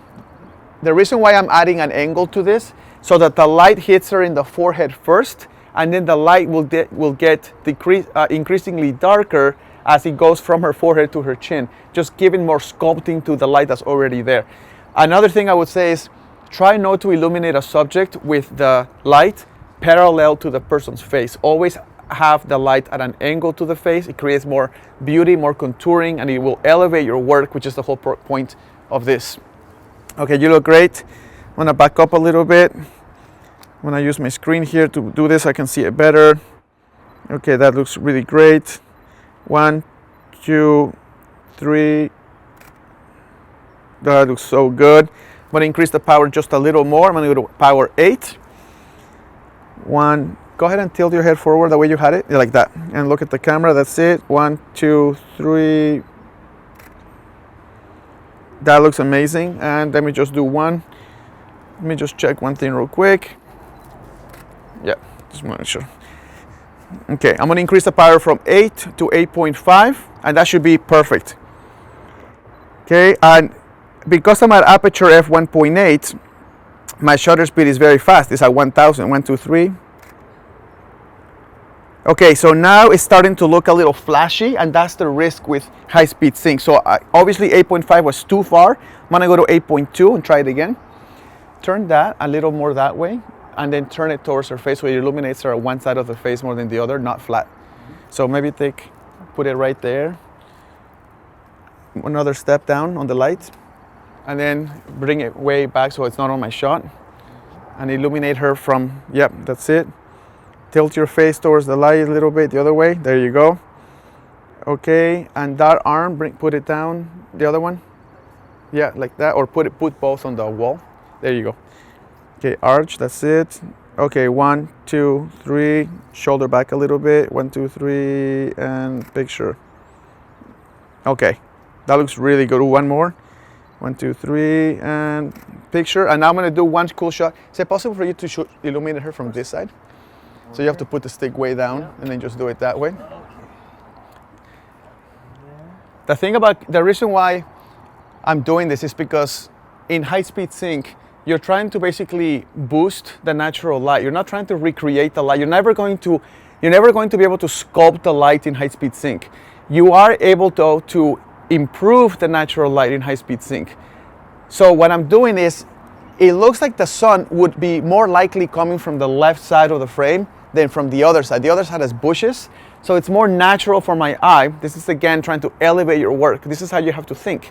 You have to elevate your work by thinking, where would the sun normally be in this case? It would probably be more on the left. So put your high-speed sync flash in the location that would mimic the sun. That way when people see the photo, the person's brain doesn't think you use the flash. It looks completely natural because you're mimicking the direction of the sun. So let's do that. We're gonna aim this down, always at an angle, always at an angle. And this is going to look really beautiful, guys. 1, 2, 3. Oh my gosh, that's way, way better. 1, 2, 3. Let's do 4 shots like that. Just keep moving, a few shots. 1, 2, 3, good. Switch it, right there, good. Oops, look at that direction again. I just wanna get your eye open, that's it. Again, another move. 1, 2, 3, one more. Right there, and 1, 2, 3, and that just looks incredible, guys. High speed sync is amazing, but you have to know the little tricks on what to do and how to use it. And I think we showed you exactly how to make the most out of high speed sync. All right, guys, we're gonna go to soft light or beauty light. This is probably going to be most people's go-to lighting, because most clients, like family photographers, high school seniors, Most of the people want to have nice, soft, beautiful light in their face, and most photographers are sort of scared of using hard light because you have to control it more with the shadows. But in soft light, everybody just looks beautiful and wonderful, and people love it. The clients love it. There's a little bit of a elevation element I would like to teach you guys. So we can easily, simply say, here's Jaden, she's modeling, she's great. Here's our family, whatever you're shooting, right? You're good. And you can simply put a big 5-foot octa sort of in front of them and fire it, and there's your beauty light because it's a big light source. So of course, if you have a softbox this size or an octabox this size, you're gonna have beauty or soft lighting because the light modifier is a 5-foot octa by Profoto with a B10X Plus strobe. This is 5 feet. This is very, very large compared to the size of her face and her body. So yeah, as soon as your modifier is that big, you're going to achieve soft light. Here's the problem with that. Most photographers have their subject you're shooting, model, baby, high school senior, it doesn't matter, wedding, bride and groom, whatever it is, and you point the camera, you point the light right at them, and then you fire, and you say, well, that's great, that's soft light, and it is. The problem is that a soft light coming directly at your subject doesn't look elevated. It looks like you used a strobe. The real magic of soft light is to have the light at an angle to the subject, like this. So right now, I'm in front of Jaden right here, but the light is all the way over here. That's what you want. You don't want to have it in the middle. This is so big that it's going to illuminate her whole face anyway. So you don't have to put it in the middle of her nose in the same axis as her face. That's what starts to make it look predictable or cheesy or whatever the terminology is. What you want to get a more elevated look is push it to the side, left or right, doesn't matter, okay? And then once you do that, you're set. You can actually start shooting with this and you will have great photos. 2 things to consider: the position of the sun, and if you don't have strobes, the position of the sun matters. Here's why. If the sun is behind your subject, you know that that's happening when the shadows are pointed in my direction. Right now, her shadow is not pointing in my direction. Her shadow's pointing in this direction because the sun is that way. As soon as the shadows are not pointing in my direction, it is incredibly useful to elevate your beauty lighting by adding an accent light, either on the left, on the right, or both sides. This will mimic a little bit of the sun coming in, and it will chisel her jawline and cheekbones extremely well, and this will give you still the soft light that you're looking for. So that's how you elevate soft beauty lighting. Now what happens if you do have the shadows, Jaden's shadows pointed directly at me? In that case, you don't really need the accent lights. The sun will become your accent light, okay? It will give your hair light, it will backlight the hair, it will look beautiful, but she will be in total shade, total shadow, right? Because the sun's directly behind her. So this, at a bit of an angle, creates that soft light that makes it look like a building is illuminating the light from the sun back at her face. So let's take a quick shot, but before we start, we have to fix the light. If you guys see Jaden's forehead, the sun is illuminating her face. You can see hotspot here, hotspot there, and hotspot here. First step is do not start the whole putting the strobes and firing unless you clean the light on her face and body. So we're gonna have land here. We're gonna have a diffuser, and we're gonna diffuse the light completely from her body and her face. Now this is clean lighting. You have a clean forehead, clean cheekbones, clean nose, clean clothing, no sunspots hitting her face, okay? No sunspots hitting her face. So now that we have a clean slate, now you can start adding the light, okay? Okay, so I'm gonna take a quick shot just to kind of show you guys what this looks like. First, we have 3 Profotos going on. We have 2 B10X Pluses, one here and one there, and we have a normal B10 on this light. This is a 5-foot octa, double diffused to create a soft light and make it super soft. Then we have a soft box, a 1x4 strip box with a grid, and we have another 1x4 soft box with another grid. Why the grids? Not necessary here. The grids are only to direct the light straight forward and do not let the light rays spread out. If the light were to spread out in this case, it wouldn't make a difference because there's no walls to see those shadows. So right now, those grids are just there. If you take them off, it wouldn't matter. It would look exactly the same. It wouldn't matter. So let's go ahead and shoot this This is A, that's B, and this is C. That's how you control multiple lights at the same time. It's very simple. A is the main light, B is my accent light, C is my second accent light. And I like having B and C like this because that's the way you read. You read left to right, so that makes sense to me. Now, what these lights are meant to do is to create the feeling that the sun is behind her, creating that chiseling of her jawline, giving it an elevated, soft lighting look.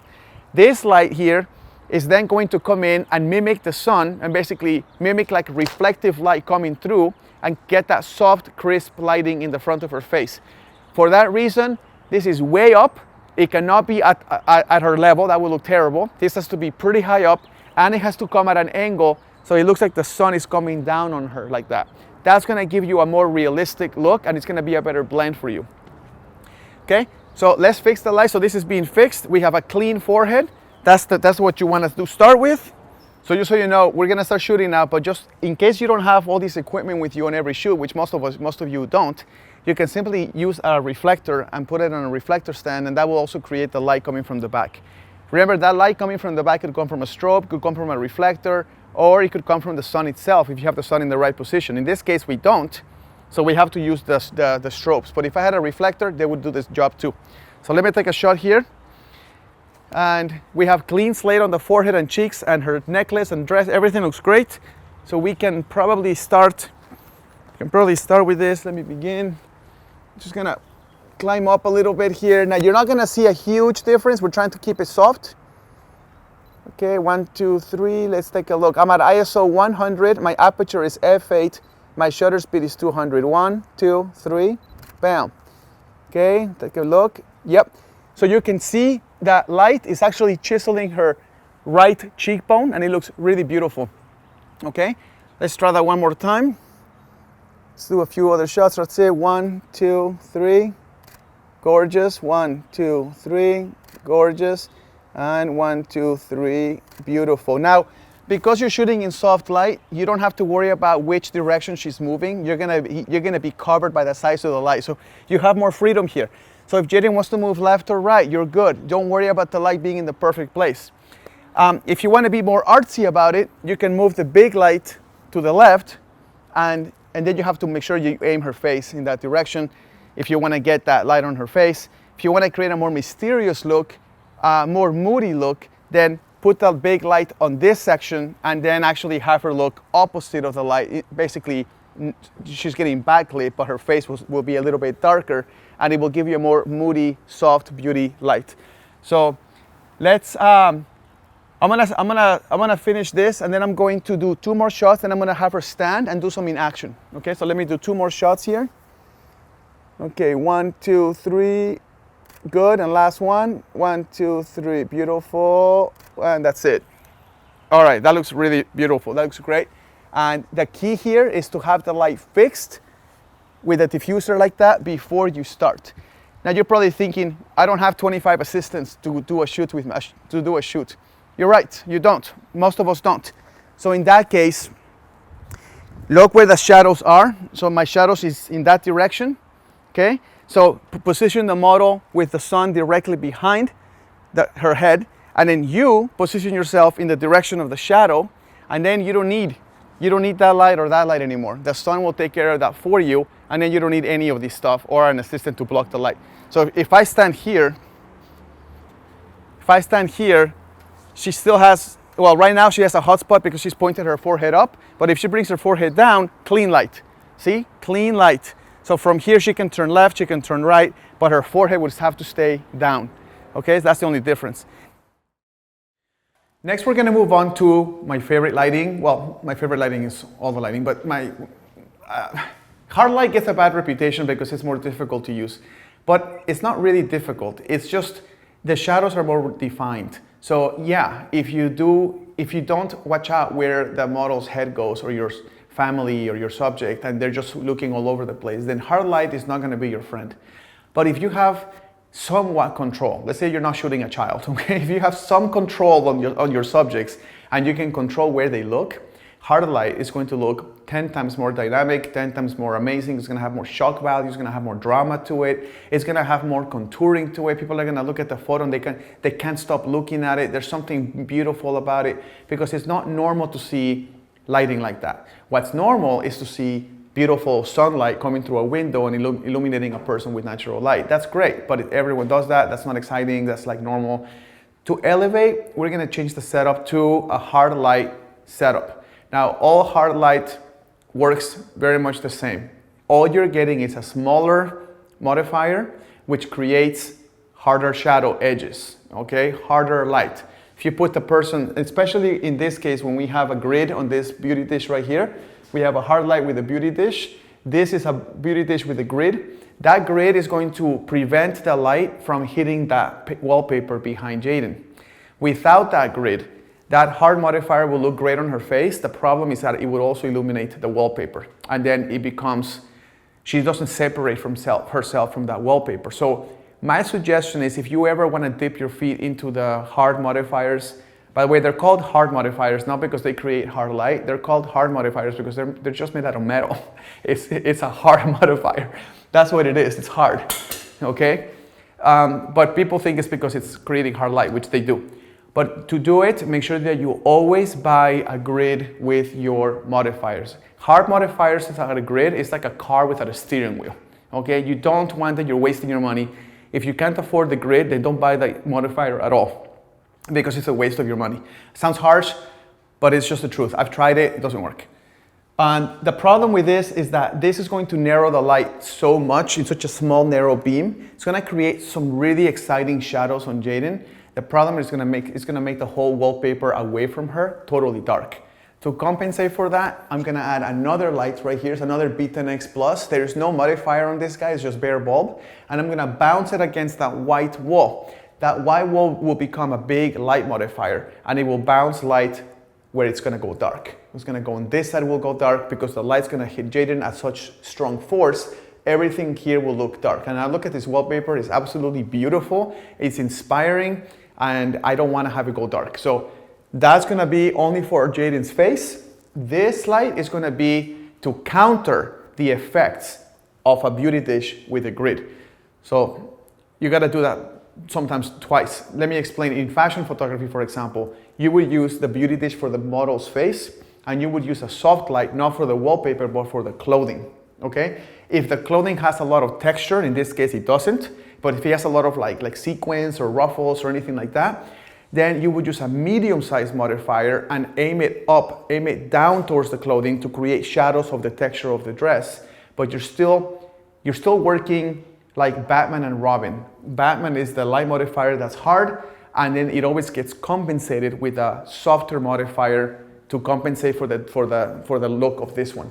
So I hope that's clear that to work with these, it really works well. You don't have to, but it works quite well to do it with two sources of light, a hard one and a medium or soft one, okay? So let me go ahead and start shooting this modifier.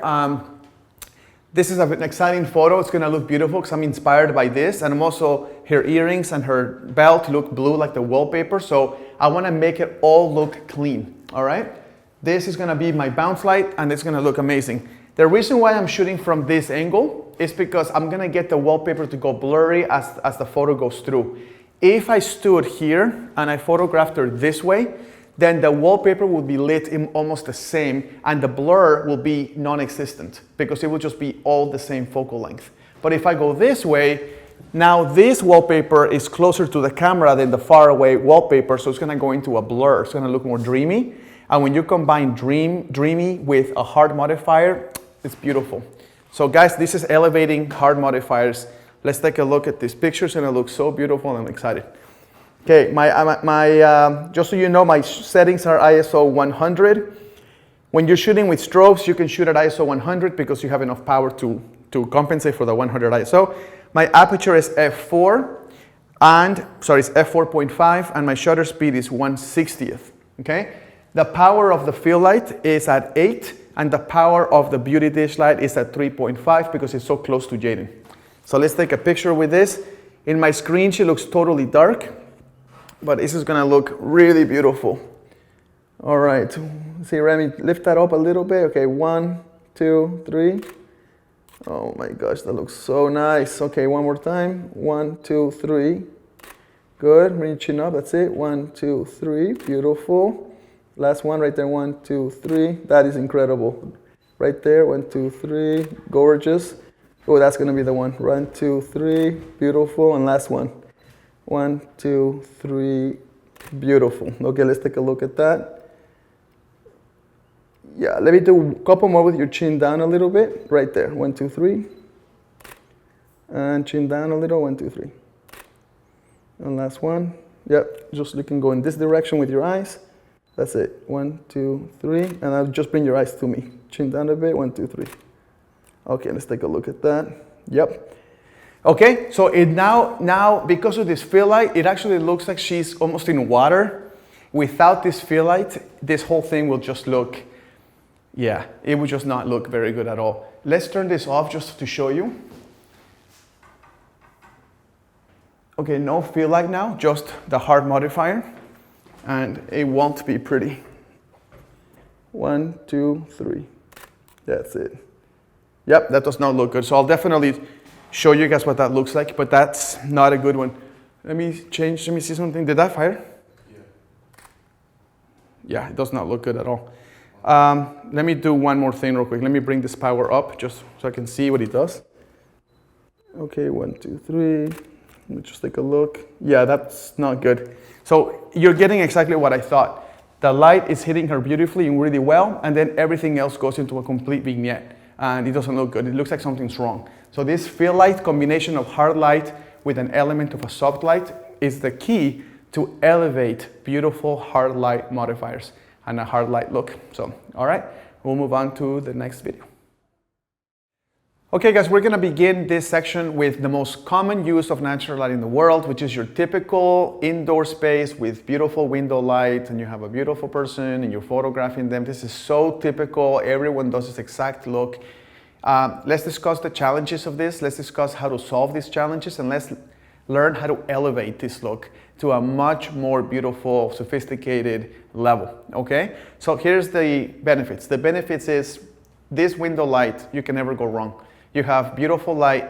One thing you should notice is that the shadows on the floor are actually facing more towards me, and that really matters. You really gotta pay attention to what's happening in the shadows on the floor. That tells you where to shoot. If I was shooting Chelsea from the other side, the sun, like you can see in my clothes, is gonna be all over her body, and it will not be clean lighting at all. But because the shadows are coming in this direction, she has perfectly clean light. So basically it's a clean slate. Just like we did before, you have to fix the light first and then you start adding light to it. But do not try to add light, not even window light, when the lighting is a total mess. It will never look good. It's gonna be a disaster for you in post-production. So let's just get it right on camera. Before you start window light, not all window light is the same. Look at the direction of shadows from that window light, and then that's where you pick your position, that's where you pick your client's position, and it's gonna be clean lighting on her clothes. You can see everything looks perfect, okay? From here, you have a few choices. If you have your subject facing the window directly, so just directly, the whole body and everything, okay, that's good. You're gonna get a gorgeous light in her face, and then it's going to drop immediately into more darkness. Now in this room, we have a white ceiling, we have a pretty big room, so you can see a lot of bounce light going on here, but in most hotel rooms, like if you're shooting a wedding getting ready, or a bride getting ready, or a groom getting ready, you're gonna have a hotel room, all right? It's gonna be window light, hotel room beds over here, and it's gonna be super bright on the face, you expose for that brightness, and then it's gonna drop into darkness, and it's not gonna look very beautiful at all right? So, but they will look good. So if you do this, the solution is just to photograph them and don't shoot the room at all. All right, number one. Number two is you can get a three-quarters body shot. So you can do 3/4, like that, and then the head tilts towards the window, and then the eyes come towards the photographer. So like that. So 3/4 on the collarbones to the camera, chin towards the light. It's gonna chisel her face beautifully, but then the eyes come to the photographer. Let me take this off real quick because this is gonna fire. Okay, so let me start with the basics. So I'm gonna do a profile picture with no light at all. No light, It's gonna look really nice, except the shoulder's gonna be, you have to move your shoulder back a little bit like this. There you go, and then look straight out. Beautiful, 1, 2, 3, that looks amazing. Now 3/4 body, right there.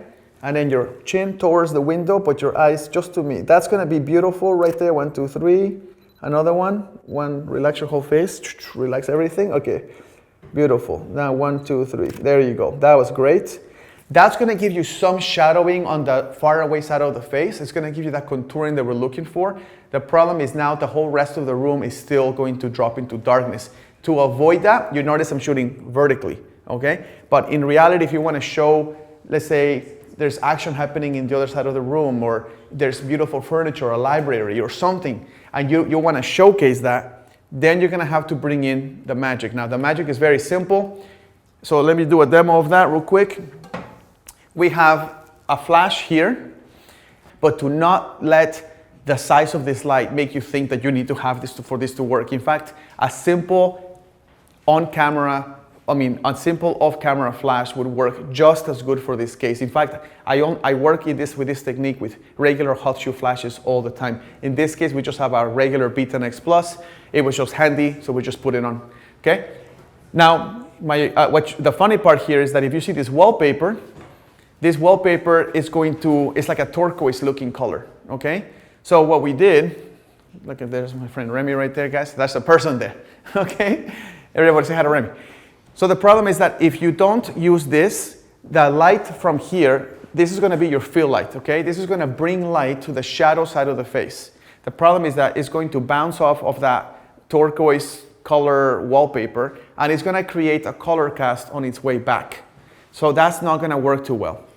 The other reason why you would wanna use this is if this wall wasn't here and it was 3 times farther away, then the light would have to reach all the way to that wall and come all the way back, making it more difficult to reach the dark side of her face. So what I do in that case is I have the white side of my reflector. This is a Profoto reflector with handles. And I just simply lay it on the wall, but we cannot touch this wallpaper, so Remy's being super kind and letting us, he's gonna just hold it. We can also hold this reflector closer to her, like right here, and then bounce the light in this direction, and it will get clean white light bouncing back at her. In this case, we don't need to do that. The wall is not that far. So this is aiming at this reflector, and it's going to, or white reflector, and then it's going to bounce clean white light instead of that color cast light from the wallpaper back into her face. Now, it's up to you to choose the power of this to create that balance. You don't want this side, you don't want the dark side of her face to be brighter than the side by the window, clearly. So just be careful, you're trying to balance it, okay? So I'm gonna start out with a pretty low power. I'm gonna start out with 1, just 1 power. All right, let's do the 3/4 shot. Actually, that's good. Let's do just a little less than a 3/4, there you go. Okay, so we have a clear dark side and a clear bright side, okay? And I'm going to take a look, 1, 2, 3. Beautiful, let me see that. That looks great. Now I'm going to, yeah, that's actually, let me take one more. No smile this time. Chin this way a little bit. That's it, 1, 2, 3, beautiful. All right, I'm gonna start out with 1. So this is 1 power. Let's see here, yeah, that's 1, okay. So our power is 1 out of 10. That's beautiful, that hand is on sun. Your hand is getting sunlit. There we go, there you go, that's it. Okay, 1, that shoulder, a little more 3/4. Bring your shoulders back a little bit. Bring your chin forward. Bring your chin down. There you go. Okay, 1, 2, 3. That fired. Okay, at level 1, you barely see any difference in this. You barely see it. So from here, you can decide, do you like that balance or do you want to crank it up? I'm going to go ahead and crank it up to 2. So it's a full stop brighter. 1, 2, 3. And I'm also going to shoot a horizontal one so you can see the actual difference when you show more of the room. 1, 2, 3. Yeah, beautiful. I'm going to go to 3 now. And this is where the balance is going to start to get thrown off. It's going to be a little bit too bright, but let's take a look. 1, 2, 3. Let me just make sure there was no blinking. Yep. Nope, that's still good. So now what's happening is that side of her hair is actually getting lit beautifully by that light, okay? Now if we remove that reflector from there, remove it completely, Remy, take it all out, and we bring this light closer to this wallpaper, what you're gonna get is a little bit of a color cast in this, and it will not look nearly as good. So let's take a look at that. Now this will be very subtle color cast, so you're not gonna see her like turn into some like blue Hulk or anything like that. It's just going to be present, and you don't wanna do that, so. All right, separate yourself from the window just a tad so you don't have any sun in your clothes. Beautiful, okay. Shoulders back, 1, 2, 3. Definitely color cast now. There's like a blue tint to the other side of her face. It's not gonna work. So we have to put that back. Okay, the last thing I wanna say is, if you wanna make the light on her more punchy, but the light in the room still be subtle, use any modifier. So in this case, we're gonna put a modifier like this. Let me show them to them real quick. This is just the one that was present. You do not have to use this one. You can use any zoom reflector. You can use you can use a softbox as whatever, I don't care. Just something that basically zooms the light a little bit. So we're gonna use this to zoom it, okay? And now what's gonna happen is that the light is gonna hit her, it's gonna hit the wallpaper in a much smaller area. That small, it's gonna hit that reflector in a much smaller area, okay? Like that. Then that is going to throw much heavier, much more focused light into her, but the room itself will still be subtle. So you're basically creating separation between her and the background by using a modifier instead of using the whole wall. Okay? All right, let's take a look at this. 1, 2, 3. Yeah, that is just so incredible how that works. By putting that modifier, it narrowed the beam of light to just a portion of that reflector, giving her a beautiful kick, but the rest of the room stayed nice and even. So this is what you do if you want to show, like in a wedding, let's say the dad is helping his daughter get ready, or the mother is helping her daughter put on the dress, and you simply put the flash, and somebody's just lay the reflector on a wall, no big deal, just lay it on the wall. If you want to use the whole wall, then don't put a modifier on your flash. But if you want to make it more punchy on them and separate them from the background, giving you like a painterly feel, then put any modifier, even a small hard zoom general modifier, and narrow the beam of light hitting the reflector. It's going to give you a punchier, more beautiful look to this. 1, 2, 3. Let's do a vertical one. 1, 2, chin that a bit. That's it. 1, 2, 3. Oh my goodness, that looks just so beautiful, guys. I'm excited for this, honestly, because it's such a simple technique that is so powerful. And this is going to elevate the most typical use of using natural light. We all get in a room, we all flock to the window, and we all take photos of the person looking out the window. Now you have a technique to really elevate that and separate yourself from the rest. So we'll move on to the next video now. Guys, this is the most exciting lesson for me. It has been a complete game changer, and I'm really pumped about you guys learning this and seeing all the benefits you're gonna get out of this. This is a very unusual technique. Most people don't ever use this, but when you do, you'll never go back, okay? So this is a combination of environmental portraiture, direct sun, and the fastest lenses you can possibly have. So for this example, I'm using the Canon RF 85 1.2. And in terms of my equipment, I have a wide zoom reflector by Profoto. And why a wide zoom? Because in this technique, a wide zoom is basically like a beauty dish, the way it looks, except it's wider. So it throws a very strong beam of light, but instead of being so narrow, it throws it in a very wide, in a wider format. That's all it is. It's like a spotlight that's wider. Okay, that's a wide zoom. So that's what the name is. So I'm using that because I want to be able to get that contrast and drama and contouring in the face. So a big softbox would just be too soft. And we did that the last lesson. This would not be the right modifier for this. You really want to showcase the light and showcase the speed of the lenses. What you're gonna get is an unbelievable photo that looks like a painting if you do this right. So you do need a piece of equipment here. I'm not endorsing this company whatsoever, but this is just the only company that makes it, but it's Kolari. Let me see that Kolari. It's a Kolari neutral density filter, and I'm using a 3-stop. So what it is it comes in this little box. Okay, so let me give this to you real quick. Open the sucker up. The beautiful thing about these neutral density filters is that they go behind the lens, not in front of the lens. In front is the circular ones you have to screw into the lens, but that means you have to buy one for every lens you have. An 85 diameter is different than a 35.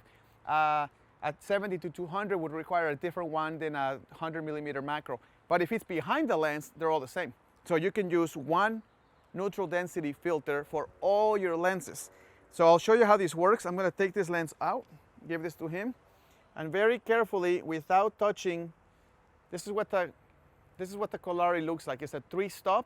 I also have a 6-stop, and I also have a 10-stop. 3-stop is your go-to for environmental portraits. 6 stops, it's gonna be hard to use. 3 stops is what I recommend. It goes right in front of the sensor, like that.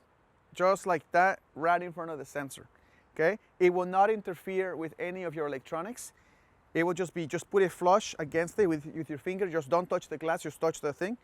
If you don't want to touch it, it comes with a little tool like that, and you can just tap it, make sure that you're good.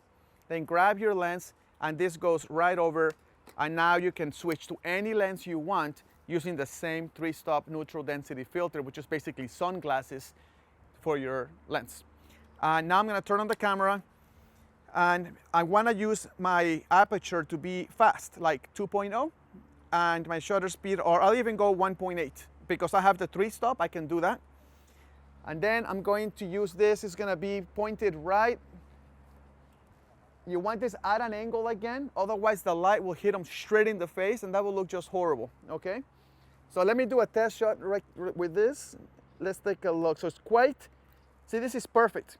My settings are ISO 100, my aperture is f1.8, and my shutter speed is still within the sync speed. It's 200ths of a second. How did I achieve that? By putting a 3-stop neutral density filter. Otherwise my shutter speed would be like 2,000ths of a second. But because it's there, I can actually shoot at my flash's full sync speed. Okay, so I'm at 200ths of a second. That's beautiful, Jaden, beautiful, Chelsea. Okay, 1, 2, 3. Did the light fire? Okay, let's take a look. Oh my gosh, that looks incredible. Let me turn the light, I'm gonna turn the light down. Is this A, B, or C? I'm gonna turn the light down just a tad to 4.5. Okay, and actually, can we get this light closer to them, just an inch? We're gonna bring this a little closer to them. So the closer you get the light to them with this technique, the more of that chiseling of the face, that contouring of the face effect you're going to get. So we're gonna get pretty close. Get closer to them. Okay, guys, let's just make a note. He's carrying 4 sandbags, 35 pounds each. That's a good man right there, okay? All right, I'm gonna turn the power down to 3.8. Let's take a look. Okay, 1, 2, 3. Beautiful. Oh my gosh, that looks just crazy good. Let me do one more of that. I'm gonna back up just a tad. I'm gonna turn down the power just a tad. And 1, 2, 3, gorgeous. Yep, that looks beautiful. Let me do one more. 1, 2, 3, and bam. Yep, let's bring your chin down because the forehead is getting too much of the light. So just chin down, that's it right there. 1, 2, 3. Take a look at this. All right, let's do one more, different angle of the face. 1, that's it right there. 1, 2, 3. And that looks just beautiful. What that's doing for me, guys, is creating a painterly feel than a photo feel. That's the main purpose of this. And the reason why you can achieve that is because you're shooting at apertures you normally would never be able to shoot at in the broad daylight with the sun. So the first thing I do here is make sure that I'm shooting in the direction of the shadow. So if you can see in the camera, their shadows are actually pointed towards me. If you don't see their shadow, just look at the C-stand shadow on the floor. That C-stand shadow is pointed right at me. that's putting the sun directly behind them. So now that their faces are clear of light, I can now put a 3-stop neutral density filter and make the whole scene so dark in my camera that it allows me to shoot at fast apertures like f1.2, f1.8, and still get a perfect exposure on their face. All you have to do is get a strobe, and usually a hard modifier works better than a softbox, but you can use an octobox too, that's fine. I just find it to be more effective using a harder light, like a little bit of a, more like a magnum reflector, a wide zoom, a beauty dish. Any of these things would be, a beauty dish would be great. These are all good choices for this technique. Try it out, and if you have a lens that's 1.2, maybe try a 6-stop neutral density filter instead of a 3. And try shooting like a headshot at 1.2 in the middle of the day. Just make sure that they have clean light in their face, diffuse light, no hot spots from the sun. It has to be clean light, that's your starting point. And then that's it. Let me do one more just for fun, and we'll stop there. I'm gonna take my aperture to 1.2, just to demonstrate that. And I'm going to make my flash, I'm gonna turn it down because it's gonna be too powerful at that aperture. All right, let's try this one more time. I'm gonna go right over here. And that's beautiful. 1, 2, 3. Let me see. Yeah, guys, you cannot beat that look. It's just incredible. It looks like a painting, and it's so weird and rare for people to see such a blurry background in the background, but still have a flash that's contouring the face. Not just flash to illuminate, but flash to sculpt the face. That's the difference. So I hope you enjoy that, and we'll see you in the next video. All right, guys, welcome to the inside of the home. This is gonna be the introduction of a very, very important thing you should consider when you're shooting, which is a 3-point setup. Now, a 3-point setup doesn't mean you need 3 lights. It just means there's 3 groups of lighting. So a 3-light setup or a 3-group setup or 3-point setup is basically a key light, a fill light, and a background light. Or you can call it a key light, a fill light, and a separation light, or that could be a hair light. It can be whatever light's in the back, but it's illuminating either the side of the face, creating separation between the subject and the background. You're either illuminating the hair from above, just pure hair light, that could be the 3rd light, or it could be pointed towards the shoulders, or it could be pointed directly at the background, so then the light separates the subject from the background. You just want to have some luminosity separation between the subject and the background. That's the job of the background light, or you can call it a hair light, or you can call it a background separation light. Any of those things still work. What you really want to focus on though is the key light, which is the main light illuminating your subject, and then have some sort of fill. Now, most of us don't work with 300 assistants, so I'm gonna show you how to use one of those 3 lights to become just the sun or the sky. That could be one light. So when you see the sky outside, that could be one of your 3 lights for the 3-light setup. Now here what we did is, because we're trying to make this course about elevating your work to what you normally would take or people normally would take, we're gonna do it in a little more creative way.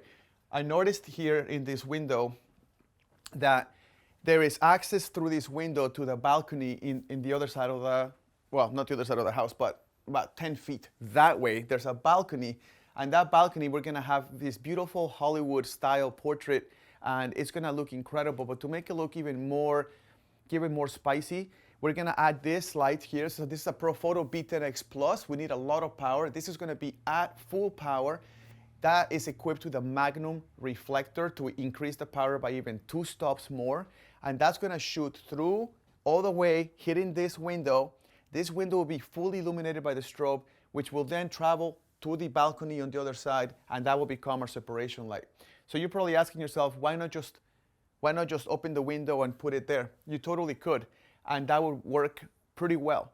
The only difference is, if you do it this way, it creates another atmospheric light through a window instead of just a direct strobe that's illuminating the subject. That's the main difference. This is more atmospheric. You're actually blending lights. People don't know where the light comes from because it's basically getting trapped by most of the architecture, but part of it is going through the window.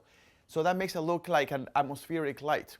So that's the difference. If you put the light just next to her and say, that's my separation light, it will still be a beautiful light. So do not shy away from that. Do not think you need to have a setup like this. I'm just trying to show you how to elevate that 3-point checks. the 3-point lighting system. Now, in terms of equipment here, because I want to create drama with a beautiful Hollywood backdrop, I'm going to use my Canon R5C equipped with my really super ultra wide 10 to 20 millimeter lens. This lens is amazing for fashion. It creates drama. People love it. They think it looks wow, and it's rectilinear, so it doesn't have any bending of the line. So it's like the perfect choice for this. For a second look, if I don't like the way this looks, or I do like it, but just for a second look, I will pull out the 28 to 70 2.0, and that's going to give me a more standard look, which is nothing wrong with that. So this is drama, more standard, more beauty, drama, beauty. So let's go ahead and go to the other side of the room and we'll get shooting. Because it's a very wide lens, I cannot shoot it from here. I have to actually shoot it through the door, and then it's going to create all of that ultra wide, delicious beauty in the background. Then the strobes are going to give her a crisp look. It's going to be really beautiful. I might alter my settings a little bit just to see if I can get something different, and I'll do it live here on the video so you can see how the brain works. But let me begin with ISO 100, because with strobes, ISO 100 is doable and preferable. Why would you shoot at ISO 800 when you have the strobes? Second, your aperture will be my aperture is going to be around 5.6. Why is that? Because I want to show part of that beautiful Hollywood background. So if I shot this at 2.8, that will just be a blur oblivion. But if I shoot it at 5.6, f8, f11, you're going to get that beautiful Hollywood look. It's going to add to the drama. And then my shutter speed will be at the sync speed, which is 250th of a second. Let's get shooting. Oh, before I start shooting that, I need to explain that I also have a beauty dish right here. This beauty dish is attached with a grid on it because we want the light very directional on her face. And that's gonna look really great, except we need to make this a little bit higher. So let me just add that height to it. And we're gonna bend this down just a tad. And the reason why I'm doing this is because I wanted to sort of mimic the sun. Right now we have a cloudy day. So this has to come from pretty high up. In order to do that, let me just check this is gonna hit her straight. Yep, okay. All right, so this is gonna be a Hollywood portrait. I'm gonna shoot this in black and white just so I can study the lighting, but it's in RAW, so it's actually in color. It's just showing in black and white. Okay. All right, let's move both of your arms up slowly, like a small dance, right there, like a small dance. That's it. One arm higher than the other. That's it. Bend the elbow a little bit. 1, 2, 3. Bam. Let me take a look. Okay, that's great. Try to keep it going. Keep the movement. Slow movements. Beautiful. Chin up, right. Open up arms a little more. And yeah, let's go more like this. Try to go more around. Keep it moving, slowly, slowly, beautiful. And 1. Let me take a look at that. Beautiful. All right, let's put your hands on the rail. Bend the elbows a little bit. That's it. Let's take a look at this. 1, 2, 3. Beautiful. Let me just turn that second light down a tad. And let's take a look. 1, 2, 3. Gorgeous. See here? Yes, that looks incredible. 1, 2, 3. That looks beautiful. Let's put that's nice right there. One hand higher than the other. Good. I changed my aperture to 7.1. Okay, just so you know what I'm doing here. I'm trying to create more of this power from this light. So I'm increasing the light on the beauty dish, the main light, to 7 from 6. And I'm going to change, nope, that's good, that's good. I'm just switching it to first curtain sync. Okay, ready? 1, 2, 3, gorgeous. Let me see that again. Yeah, just keep doing that dancing moves and then look at the camera once in a while. Ready, go. That's it. Again, just keep the movement, look at the camera. Keep the movement, look at the camera. Keep the movement, look at the camera. Guys, the reason why we're adding movement is because of the dress. The dress obviously has movement to it. So we want to make sure that it looks like the dress is coming alive. 1, 2, 3. Again, let's do that move again. 1, 2, 3. Good job looking at the camera. Do that one more time looking at the camera. 1, 2, 3. Sorry. 1, let me do it again. 1, 2, 3. Stop, just slow down. And then 1, 2, 3. Slow down. Oh, that came out amazing. 1, 2, 3. One more time, and that's the last shot. 1, 2, 3. Oh my gosh, that's incredible. High five. High five. Guys, that is incredible. It looks really beautiful. And even though this is a lighting course, I hope you're still getting some tips on the posing elements, just because with a dress like this, I think Jaden would agree, you don't want to have somebody just standing static. You really want to have that constant movement. And then what you do is you have this drama with the lighting. You have the main light, you have the hair light coming from the sky, and you have an accent light coming from the strobe on the other side of the room. So you have the lighting nailed down. It looks totally dramatic. It looks beautiful. It looks dynamic. It looks great. Without the movement, that sort of goes to waste. If she was just standing there, and I take this picture like this, it will just die down. It will be such a buzzkill. Okay, so remember that if you have some dress that has such movement, such beauty, and all this fabric and all this, don't let it just sit there. You spend all this time creating the lighting, then match it with a great pose with movement, okay? Static posing rarely looks good. So I hope this was a good introduction to 3-point lighting setups. We're gonna be thinking about this as we move on. So just continue thinking about when you set up a shot, think, do you have a key light? Do you have a fill light? Do you have a background light? Okay, so we'll move on to the next video now, and we'll see you next time. All right, guys, in my book, Picture Perfect Lighting, I talked about a major portion of the book has to do with something called circumstantial light elements. These are things that I look for in locations in order to help me visualize what's possible, what to do, what not to do, some of the challenges and opportunities that every location has. This has been a really big help for me to see what are the opportunities in locations, what are the challenges in locations, and where I would put the lighting. You kind of have to have the power of visualization in your brain has to be on point. You have to have that visualization in your brain. If you don't have it, you're gonna walk around like a chicken with your head cut off all over the place, trying to figure out what you're gonna do. You're not gonna look great in front of your clients. You're gonna look like you don't have a plan. So I urge you and encourage you highly to do what we're gonna do right now. We're gonna do a walkthrough of the locations, and I'm gonna just show you what my mind is thinking in terms of location challenges, location opportunities, and do I find any hidden gems, like the little gifts that every location has? And then how does the lighting complement those gifts, okay? So keep your mind open. You might do things differently than me, that's totally fine. This is not your way or my way, it's the right way. This is an exercise for exercising your mental ability to visualize a photo while you're just walking around. So just leave it at that.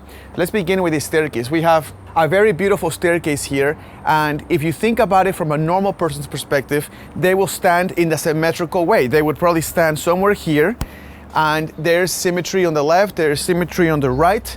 They will stand here. The model will probably come down these stairs or come down these stairs, and you're gonna take the photo from the middle, try to capture both sides, or you might just focus on one side, but you're still standing in the middle of the staircase.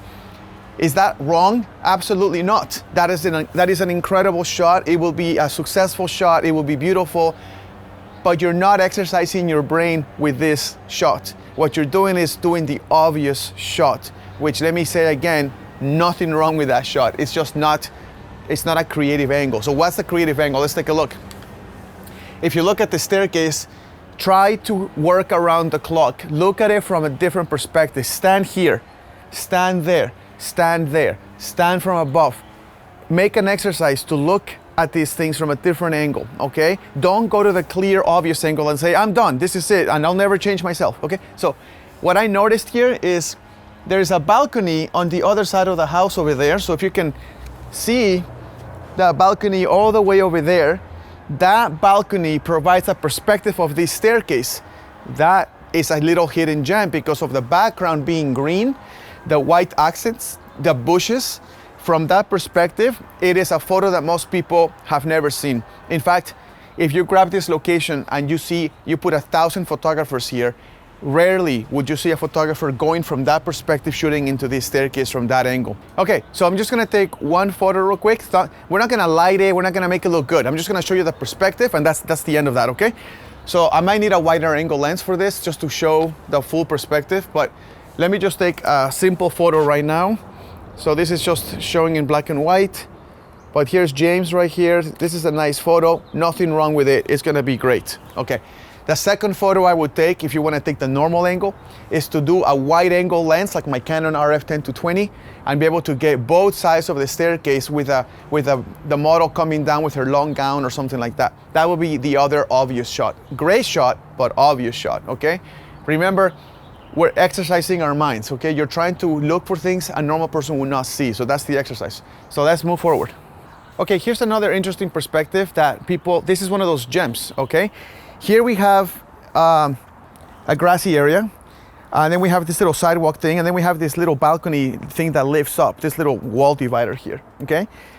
If you position yourself on top of this, like this, okay, and then you put the model on those stairs underneath you, the stairs stagger the person's pose. So you're not laying her on a flat surface, you're actually staggering her because of the stairs. So if you grab your camera, especially something like a Canon R5, where you can actually switch the screen and actually shoot from this perspective with a gown all made up beautifully, with a beautiful hard light, like a narrow beam reflector or something like that, pointing at the model this way. Let me show you where that would be, Len. Would you please to put the light right over here and just show them? So what I'm doing is this, I'm standing above and I have the ability to stagger the model with using the stairs. That's a gem. That's a hidden gem most people would miss. Most people would just use the stairs to walk down the stairs. But as a photographer, you want to say, what else can I do here? Well, stairs are a way to position the model in a way she couldn't be positioned if she was laying on flat ground. That's the key. So here we have Lan with a light. Let's take this light out of that C-stand. And let's just pretend we have a narrow beam reflector there. We're gonna put it right there by the ground. Like right there by the ground, pointing this way. Yeah. So it's gonna be, put it on the second stairs. You can just leave it there. Okay, so the light's gonna be like that. The model's gonna be here. Her face will be pointed towards that light. And then I will just simply stand here and take this shot. That's a way of using the location in a more interesting way. The second hidden gem in this location is this little fence. This little fence right here, Lan, could you put this light on the other side of that fence?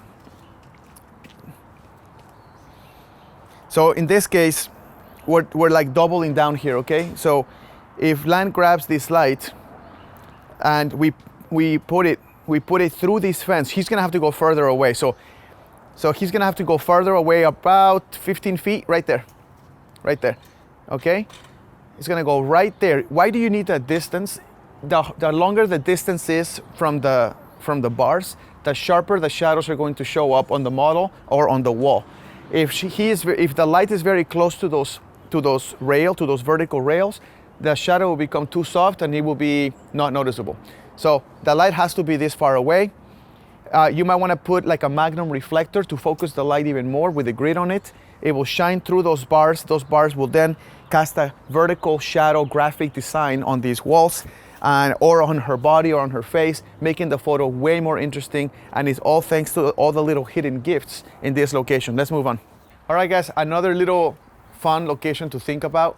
This is a good one because you don't see this that often, but once you notice these things, you will always notice them. So here it is. This wall that you see here, where James is standing on, this is a curved wall. It's a curved wall. That creates a ton of opportunities for lighting. If you were to photograph James with a flat wall, the light will do exactly what you would think. It would just put a light on the wall and that would be the end of that. Again, nothing wrong with that. Totally take that picture, it'll be successful. But we're trying to use, this video is supposed to be about elevating you. So, curved wall, when the light hits a curved wall, it changes its characteristics as it travels through the curvature of the wall, creating a much more dynamic, much more interesting feathering of the light instead of a flat wall. So as soon as I walk in this property and I see this, I'm like, amazing. So Lan would be holding the light, putting it parallel to that wall. So you would put it parallel to the wall, like that, okay? Not quite where it would show, but yeah, like that, that's good. I'm further away from me, that's it right there. And then point that light just 2 inches towards the wall. That's it, stop right there. Okay, when that light fires and it hits a curved wall, it's gonna go bright and then it's gonna do this really cool feathering effect until it hits him. At which point you will have to have another light to illuminate him and have a grid on it in order not to have that shadow on the wall from his body. So the grid will basically make it so that the light hits his face, but it will not illuminate the background too. It will just be his face. So that's the key to that. Obviously, a photo like this will look better in black and white as well. So just notice that curvature walls are really cool, especially if you put the light parallel to the wall like this. It creates a really cool effect. If you're wondering where I would shoot this photo from, I would probably shoot it from this angle, something like this. I would take advantage of that light going towards my camera, but hitting the curved wall. And then I would have another light with a grid hitting James. So just remember that a curvature on a wall creates much more interesting light feathering than a flat wall would. All right, so that's it for that one. All right, guys, this is pretty exciting. Here you have a really unique perspective on that staircase, and most importantly, you have a foreground element, a middle ground element, and a background element. So you have this layering that you should really look out to see if you can do compositions with multiple layers going on instead of just flat, no layering. So this is a layered composition photo. I can't wait to take the real one, but this is just a walkthrough. But here's the compositional elements. Here you have the staircase. In the staircase is the middle ground. This wall here would be the foreground. So I will include this in the composition. That will make something in front of the lens. Then James on that staircase will be the middle ground.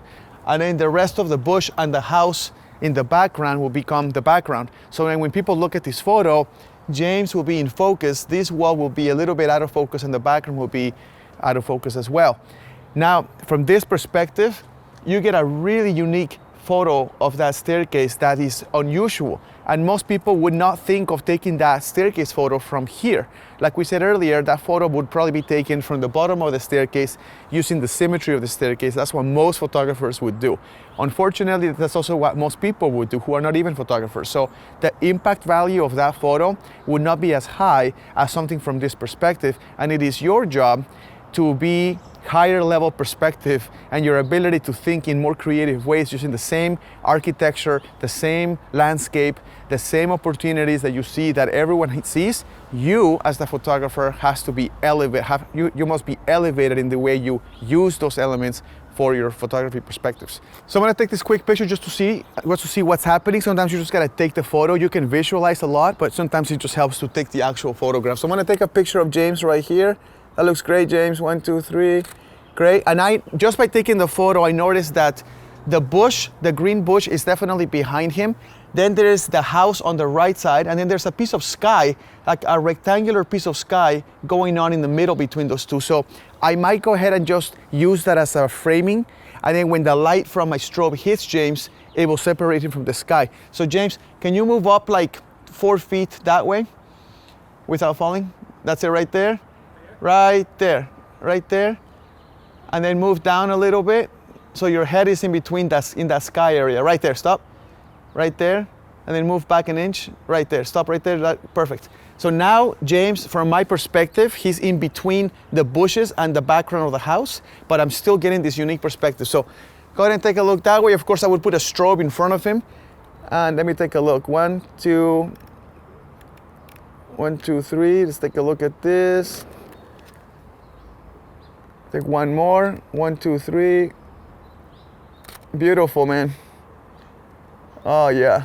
Oh, that's just incredible. So exciting. I love it when all the magic just comes together and you just take this awesome photo. You're really proud of it. So that's it for this walkthrough, and we're gonna move on to the next one.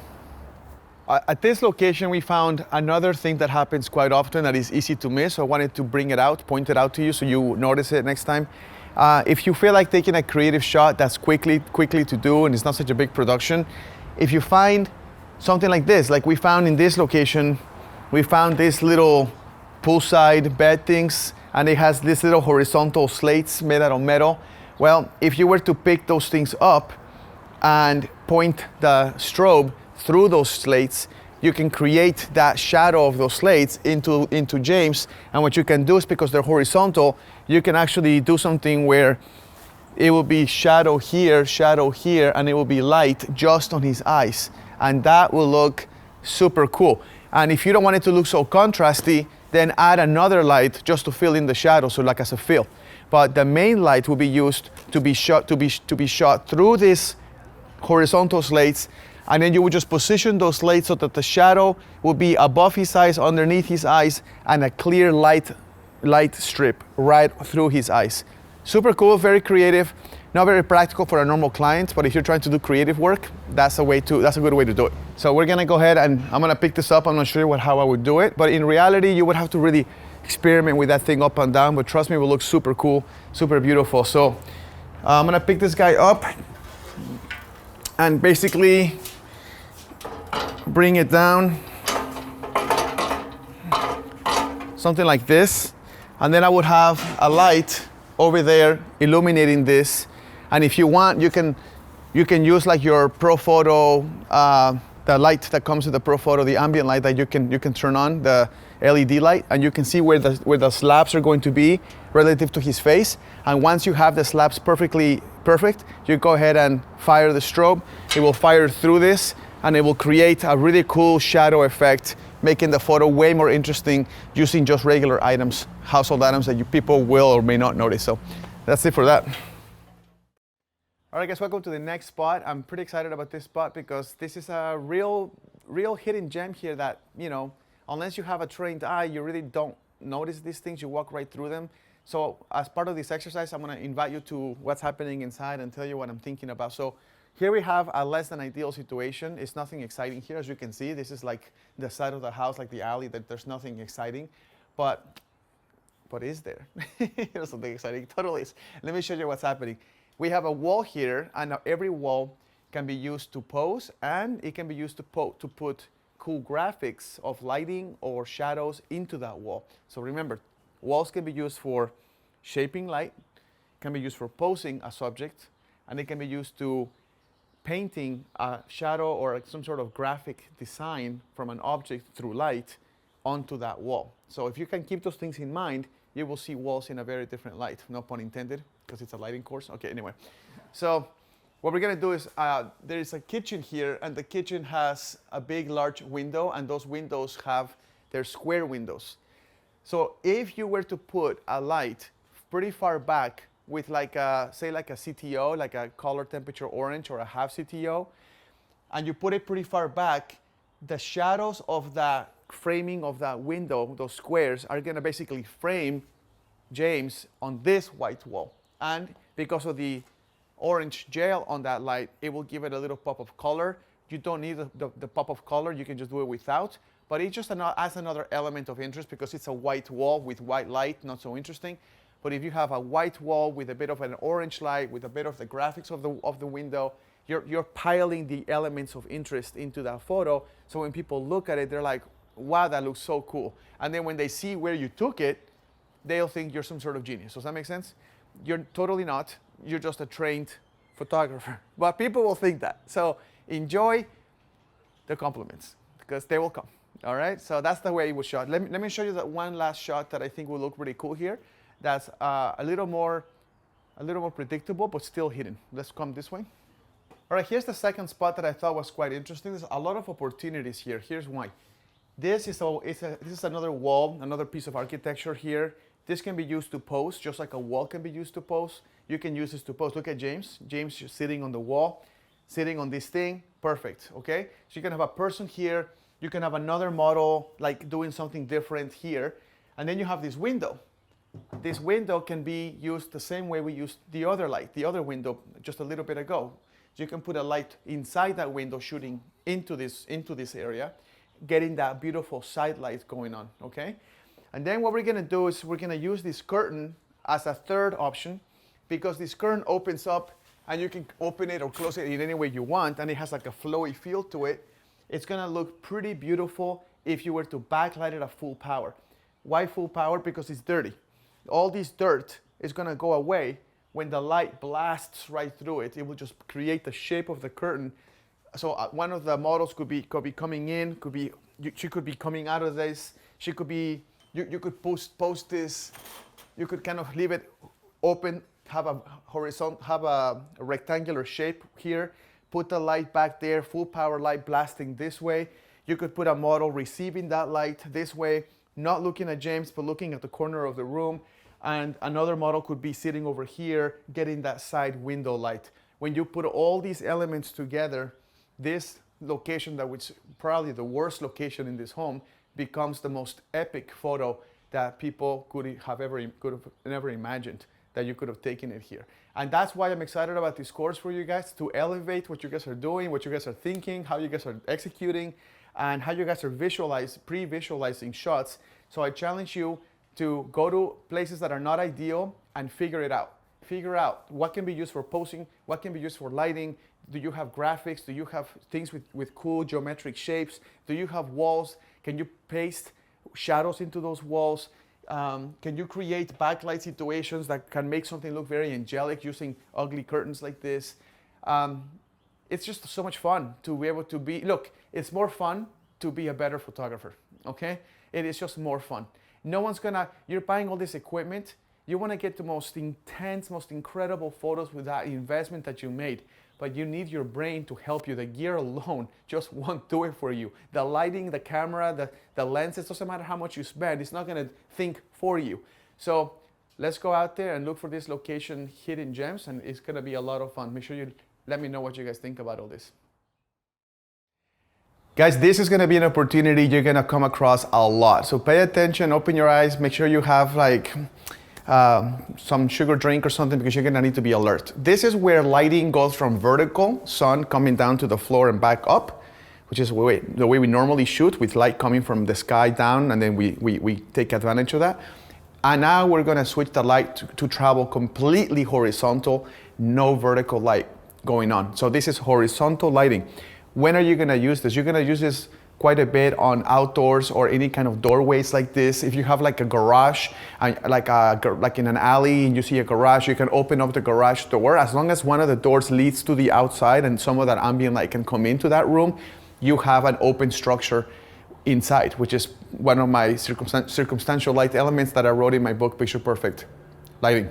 What you want to do is say, if you have an interior area that one of the sides leads to the outside, now you have all the elements you need for this. This is going to be horizontal lighting, and you want to master this because it's going to give you the most incredible photos. Let me begin with natural light, and you'll see how it looks normal, beautiful, effective, but it's not going to scream exciting. But when you add a ProPhoto or a strobe to the outside, to bring that extra light into the room, that's where the magic happens. Let's get started. Okay, so we're gonna shoot without anything. We're shooting James now. And we're gonna shoot with my Canon R5C, my 85mm lens.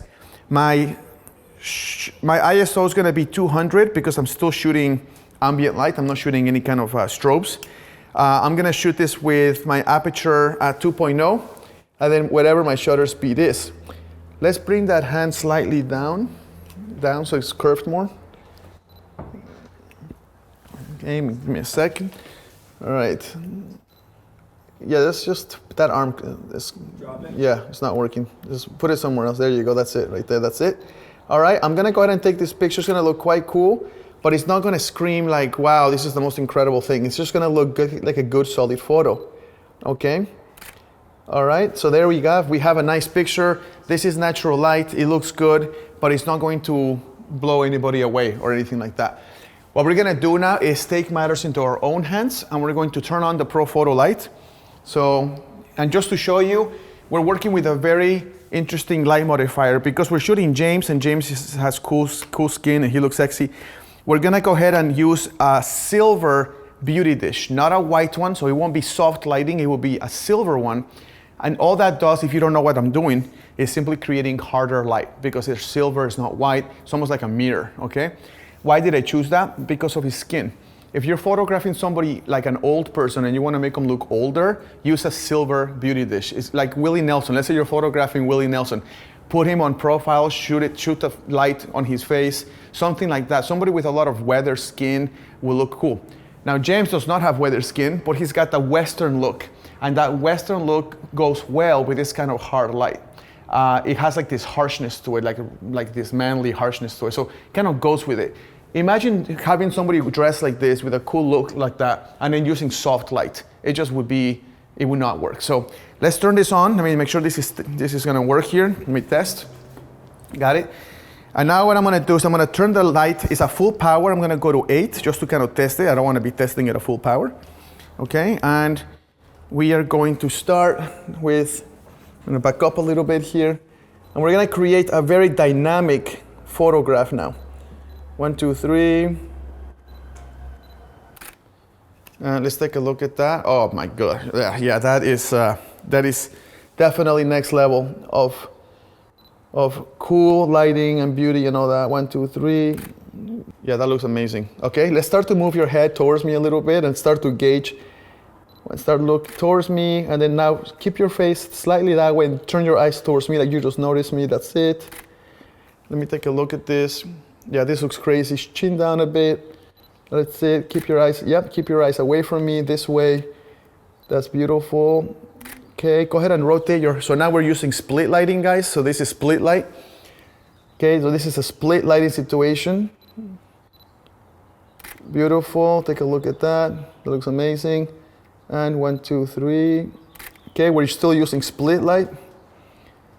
And I'm going to increase the power of the flash to make that split lighting even more prominent. So I'm going to go to level 9. And one thing you should know, guys, is that the light behind, the light that you don't see, the one with the beauty dish, is pretty high up and is pointed down towards him. So basically we're mimicking the sun coming in directly through the window. Okay, that's kind of what we're doing. And let's take a look. Split lighting again, 1, 2, 3.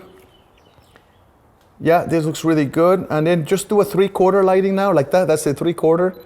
And 1, 2, 3. That looks really nice.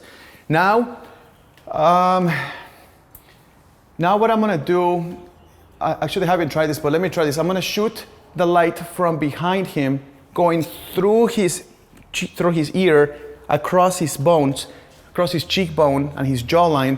And then what I'm gonna do is I'm gonna use this, what you see, this little curvature wall here. This wall is gonna become a reflector and bounce light like a fill right back to him, and it will look really good if my calculations are right, which usually they're not, but we can try it. So we're gonna do, you're gonna turn your chin towards this black fence right here. Not all the way there, a little less. That's it right there. That angle of the face, when the light hits him, is gonna travel through the cheek, and you should be able to see the light traveling. If he turns way too much, then it will just be blocked by his ear and the back of his head. So we don't want that. So we have a reflector there, we have him there, and let's see what this looks like. So this is totally backlighting him. 1, 2, 3. Yeah, and that looks exactly what I thought it would, which has that organic backlighting where it doesn't look like a strobe is being used at all, but the photo looks very dynamic and it looks great. You don't see this, but what you can see is that wall was an effective reflector indeed. Now let's say you don't have that wall in front of him. Put a reflector, put your own reflector. So just have somebody hold it and you get the job done. He's a guy, so split light looks good. I wouldn't normally recommend split lighting on a woman. You totally can. But basically split lighting is when one side of the face is lit and the other side of the face after his nose is not lit at all, or is much darker. So that's a split light. So this, you can see the split light going on. If you want to create more like a Rembrandt light, which is where a little bit of the triangle here, just turn his face towards the light and you can see that will create that Rembrandt lighting. And that's also short lighting. In other words, the lighting is hitting the short side of his face, or the side of his face farther away from the camera. Looks very cool. Most people don't do that. Then you have normal beauty lighting, which is the light hitting him directly. So you would have to go outside of the door, put him inside, and then you would photograph with all the light just showering in his face. That would be soft lighting, beauty lighting. Not that great of a choice for somebody like James, but a great choice for somebody else. If you have like a female model or something like that, that would be a great choice. It's gonna reduce wrinkles, it's gonna make them look younger. That's a good choice for them. So from here, we're gonna move on to have them sit down, and we're gonna do some cool shots with a very dynamic lighting using the silver beauty dish. Guys, an opportunity like this where you're working with horizontal lighting instead of vertical lighting can present so many opportunities that don't just stand the person by the door and then shoot the light like we did. You have to just take advantage of the whole situation. It is really unique and rare for people to see horizontal lighting portraiture, especially in the environment. You can see that in the studio all the time, all day long. But if you see that in the environment, it's like, it makes people like go like, wow, what is that? Like, that looks so cool. And that's what you want. So remember, in a studio, no big deal. Everyone does this because there's no vertical lighting. It's all strobe, so duh, of course you're gonna have horizontal light. But in the environment, it's way more fun to do. So what I'm gonna do now is take advantage of this situation. We have a curved wall here. We have a place for him to pose. We have a chair for James. We're gonna open up this door and we're gonna let this C-stand with the beauty dish in. This is the silver beauty dish with a grid and a B10X Plus on it, 500 watts of light. And we're gonna need a lot of that power because that power has to go through this beauty dish, and I wanna create a very hard shaping light on his face. So right now he's got beauty lighting, which is lighting on the left and the right side of his face even. That's beauty lighting, we got that. So if I take this photo, it will look fine, but it's not gonna be exciting, it's not gonna wow anybody. So this beauty dish is higher up and it's angled down just like the sun would. If the sun was outside, the sun would basically mimic the way the direction of the light of the beauty dish is. So that's why we raised this and we brought this in. So we're gonna move on to some incredible portraits. We also have another opportunity here. We have this black fence going on here. This black fence actually adds a layer of dimensionality to the photo. If that black fence wasn't there, and it will be open, you're removing a layer. That fence being there, it's a layer, take advantage of layers. Remember, foreground, middle ground, background, okay? So let's go ahead and shoot, and I'll show you what this looks like. James is posed sitting down in a slouchy position to kind of look cool, like he doesn't care because he's so cool. And he's wearing pants that obviously he doesn't care about himself. So let's go ahead and shoot this. I'm gonna stand over here, and I'm going to shoot from this angle so I can get that fence in there. Okay, 1, 2, 3. Okay, way too much light, so I'm gonna change so when you have way too much light, your choices are lower your ISO. I'm at ISO 200, I can lower the ISO. I can lower the power of the light, which takes too long to walk over there, bring the thing down, turn it down. Of course you can do it with a remote, but you know, if you have to do it that way, it's too much work. What I want is actually to keep the light power strong, but I'm gonna change my aperture. So I'm gonna change my shutter speed to 250. I'm gonna change my ISO to 100, and that should kill some of that light without lowering that light. Okay, let's take a look again. I'm lowering my angle here. I'm looking at the photo through the screen. 1, 2, 3. And that looks pretty amazing. But what's even better is the shadow. We managed to get the shadow behind him. What I'm gonna do is actually make it more, I'm gonna shape his face even more. So I'm gonna bring my light to 10. So it's gonna be full power blast through a beauty dish with a silver interior. It's gonna be very harsh. But then I'm going to increase my aperture from 1.8 to something like 2.8 in order to control how much of that light is hitting James. If I get this right, I should have a beautiful, strong light on his face, and it goes into shadow immediately after the front of his face. So let's take a look at that. I'm gonna switch angles here so I can get the side of his face more. 1, 2, 3. Okay, that looks pretty awesome. What I'm gonna do is make it even brighter. So I'm going to have someone bring this light closer. Len, can you bring this light closer to him? And guys, it doesn't matter because the light is getting hidden by the door anyway. So I'm gonna get that light pretty close.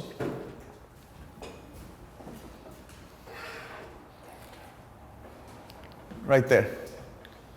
And I'm gonna keep it at full power. So now I'm gonna have to compensate for that additional power because the light's so much closer to him, the light's gonna be too bright now. So to compensate for that, I'm gonna change my aperture to f4, and that's gonna make it so that the light hits him in the face really hard, and then it's gonna go into shadow. It's gonna look super crafted, okay, lighting.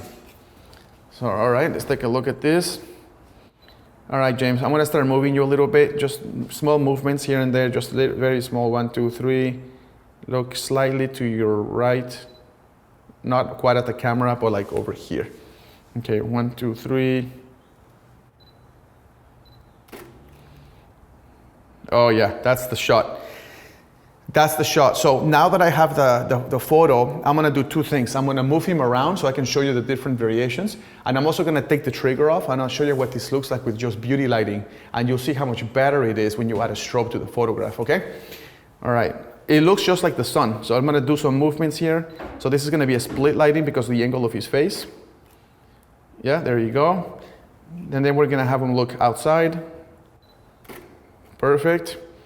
And we're gonna have him maybe stand from there, stand up and just kind of like, yeah, stand, get the chair out of there, and just kind of lean against those rails. Just casual, comfortable, keep your posture nice and strong. You're just waiting for your Uber. Just kidding. Right there, 1, 2, 3. That was a terrible example, don't ever say that. Okay, 1, 2, 3. Oh yeah, that looks so good, guys. I'm gonna show you, can't wait to show you this. 1, 2, 3. So we're getting really cool portraits here, 1, 2, 3. Yeah, this is gonna be great. And last one, 1, 2, 3. Okay, that's that. I'm gonna take the remote out of this place and I'm gonna show you what it looks like with just beauty lighting. So go ahead and put that chair back and sit down again, the way you were. And then I'm gonna show you how incredibly boring this now looks. Okay, 1, 2, 3. This is natural light, not good. Let me make it brighter, 1, 2, 3. Okay, take the shot of you standing again. Okay, nice, boring, natural light, nothing wrong with it, just not exciting. Okay, that's it for this section. I want you to realize how many beautiful opportunities you can create when you have like a doorway like this and then you put a light through the back shining inside the room from the outside. And I want to remind you not to have your client just standing by the door. That's the obvious shot. Try moving him around, try to look for natural reflectors, move the light, and remember nobody will know that you used the strobe because it will mimic the power of the sun. So we'll move on to the next section now. Guys, welcome to probably one of the most important elements of this entire course, because you cannot add light or start sculpting light or start creating the mood or doing any of these things until you understand how to get the best possible starting point. And the starting point comes when you're in environmental starting point. Right now, Chelsea right here, she's got 360 ways of turning around, and every single angle of her face will change the quality of the starting point. So let me show you what is the very best way to start. It all has to do with 3 things that you need to look out for in the shadows. So if you step over here for a second, so you need 3 things you need to know. If you look at the shadows, number 1, what direction is the shadow going towards on the floor? So in this case, the shadow's going in that direction. That's the first thing you need to keep in mind. Number 2, how long is the shadow?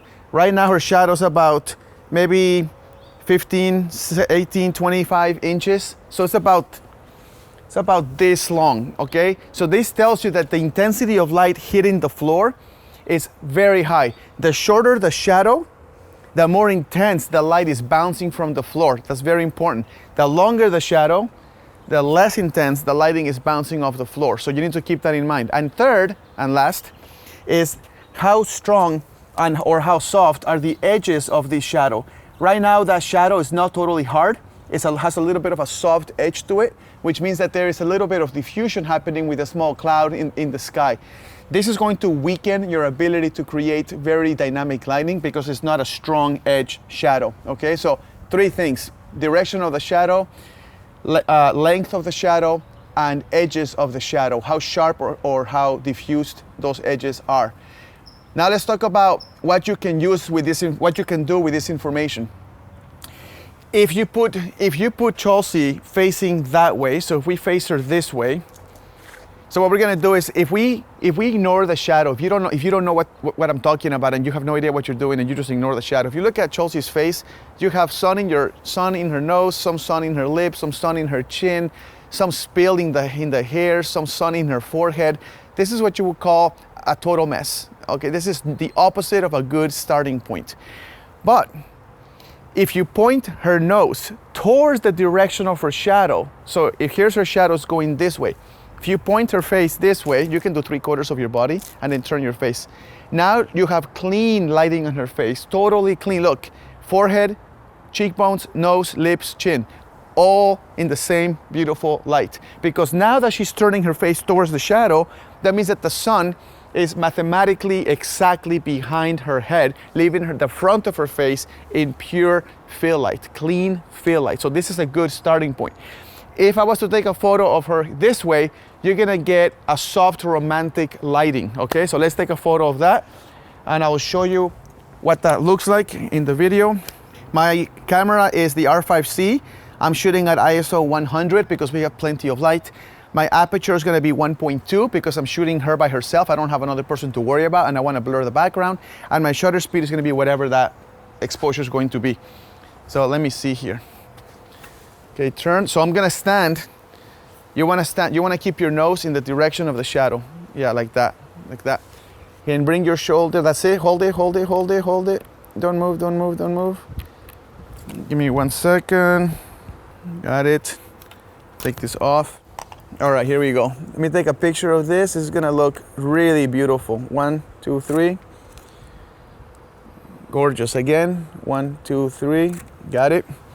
Okay, what we're getting here is soft romantic lighting. Okay, this is very flattering for both men and women, especially women. Now we're gonna use the shadow direction to turn this from soft, beautiful lighting to dynamic lighting. But for that, we need the use of our diffuser. So you use this technique of turning the face towards the shadow whenever you have no equipment. You have no equipment, you have nothing, but you want to take a crazy good photo. Look for the shadows and then go like that. Now, remember I said that the direction of the length of the shadow matters? Well, the length of the shadow is very short. That means that the sun is pretty much right above us with a little bit of an angle to it. So the light bouncing from the ceiling, from the floor is very high. So to take advantage of that lighting, we're gonna pose her chin down, or we're gonna have her kneel down and pick up all of that beautiful, strong bounce light coming from the floor. So go ahead and kneel down. All right, guys, so I'm gonna have her kneel down. It's gonna get a lot of bounce light. I'm trying to show you how to take advantage of this incredible bounce light based on the length of her shadow, okay? So I'm gonna stand right here again. I'm gonna stand right here. I'm gonna make sure her chin is down so she can receive that light. And then she's just gonna point her eyes up at me. And I'm not gonna show that she's kneeling down. 1, 2, 3. Beautiful, let me take a look at that. Gorgeous. Relax your eyes a little bit, Chelsea. Make sure your forehead is not strained at all. Chin up just an inch. Okay, right there. Bring the left arm away from that.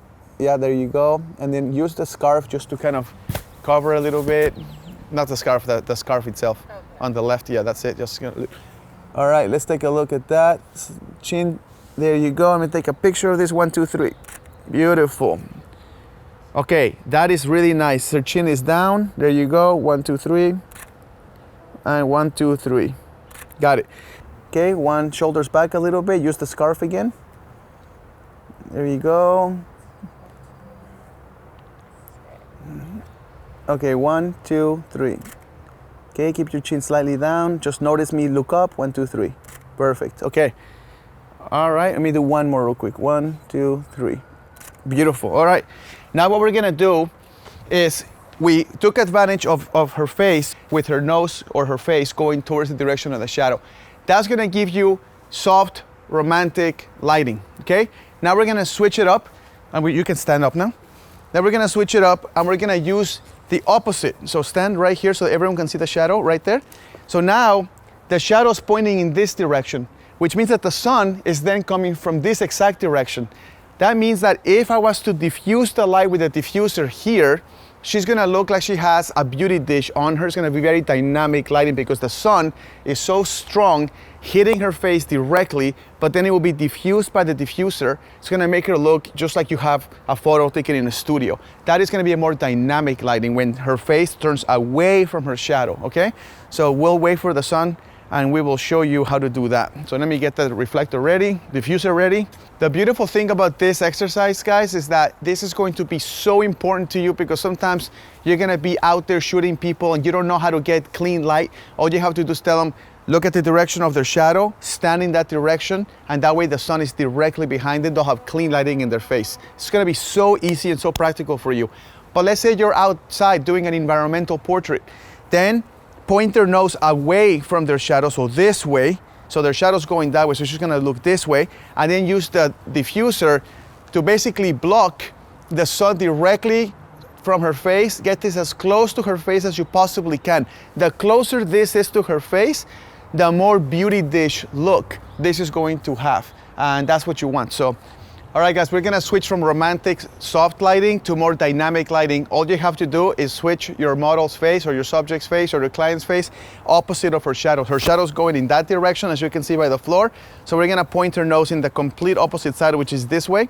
We want the diffuser to diffuse the hard light from her face, and then we're gonna bring this as close as possible, and she's gonna start to glow, glow, glow. Yep, that angle of your face was awesome. Let me take a quick picture of that without falling on the pool. And let's take a look. You keep your bend of your neck a little bit. That's it right there. 1, 2, 3, good. 1, 2, 3, good. Last one. 1, 2, 3, good. And beautiful. And last one. Let me see. Looks incredible. Let me take one more here. That's it. 1, 2, 3. And let me go back up just a little notch. Yeah. Right there, 1, 2, 3, and this time just slightly look at the camera, chin slightly up to gather that sun. Beautiful. Okay, look straight at me, like that, very symmetrical, shoulders back, look beautiful, bring your chin forward like a duck, like whoop, and then bring your chin down a bit. That's it, 1, 2, 3, gorgeousness. All right, so this is dynamic lighting, and I wanna say, when I use dynamic lighting like this, if you're by yourself with an assistant, this will be good enough. But if you want to make it extra punchy and beautiful, use the diffuser, and I'm going to show you how to put a light on it, like a Profoto light on it, and actually mimic the sun even harder to create more of that like shaping of the face look with the light. All right, the next thing we need to discuss is photographing somebody in grass. This is a very common place. People go to parks for family photo shoots or high school seniors. What is the first place you go to? You go to a park. The problem is this is green grass, and green grass, when it gets hit by the sun, it bounces green light on your subject's face. To fix that, let me bring Chelsea over here. All right, so what we're gonna do is we're gonna teach you how to deal with this scenario, okay? Green grass, especially if they're sitting down, like the closer they get to the green grass, the more green light you're going to be getting. So bad situation. So what you wanna do to fix that is you have two ways of fixing it. Way number one requires equipment. Way number two doesn't require anything other than a reflector. If you put a light, like a Profoto light on her face, then the light from the Profoto will illuminate her face and get rid of the green color cast. That's solution number one. Solution number two is to grab a reflector like this and simply put the reflector like that, and then use another reflector. Let me take that one. Use another reflector, bend it like an expert like that, and then, all right guys, I'm gonna show you the proper way of using a reflector. So to do that, we're gonna need the sun hitting the reflector directly. So to do that, you need to make sure that the shadow again is, you gotta look at the direction of the shadow, so it's obviously pointing this way. So that determines where I'm gonna be. So I'm gonna be right over here, because that's the direction of the shadow pointed directly at me, okay? Now there's the wrong way and the right way of using a reflector. A reflector, no matter how big it is, it's only going, when the sun hits it, only a small part of this reflector is actually being illuminated by the sun. So even though this is big, a small section is concentrating the sunlight right into her face. That's why when you point a reflector to somebody, they don't like you very much, because you're blinding them with the direct sunlight. Check it out. Check out Chelsea's face on this, and she won't be very happy, but we gotta do it.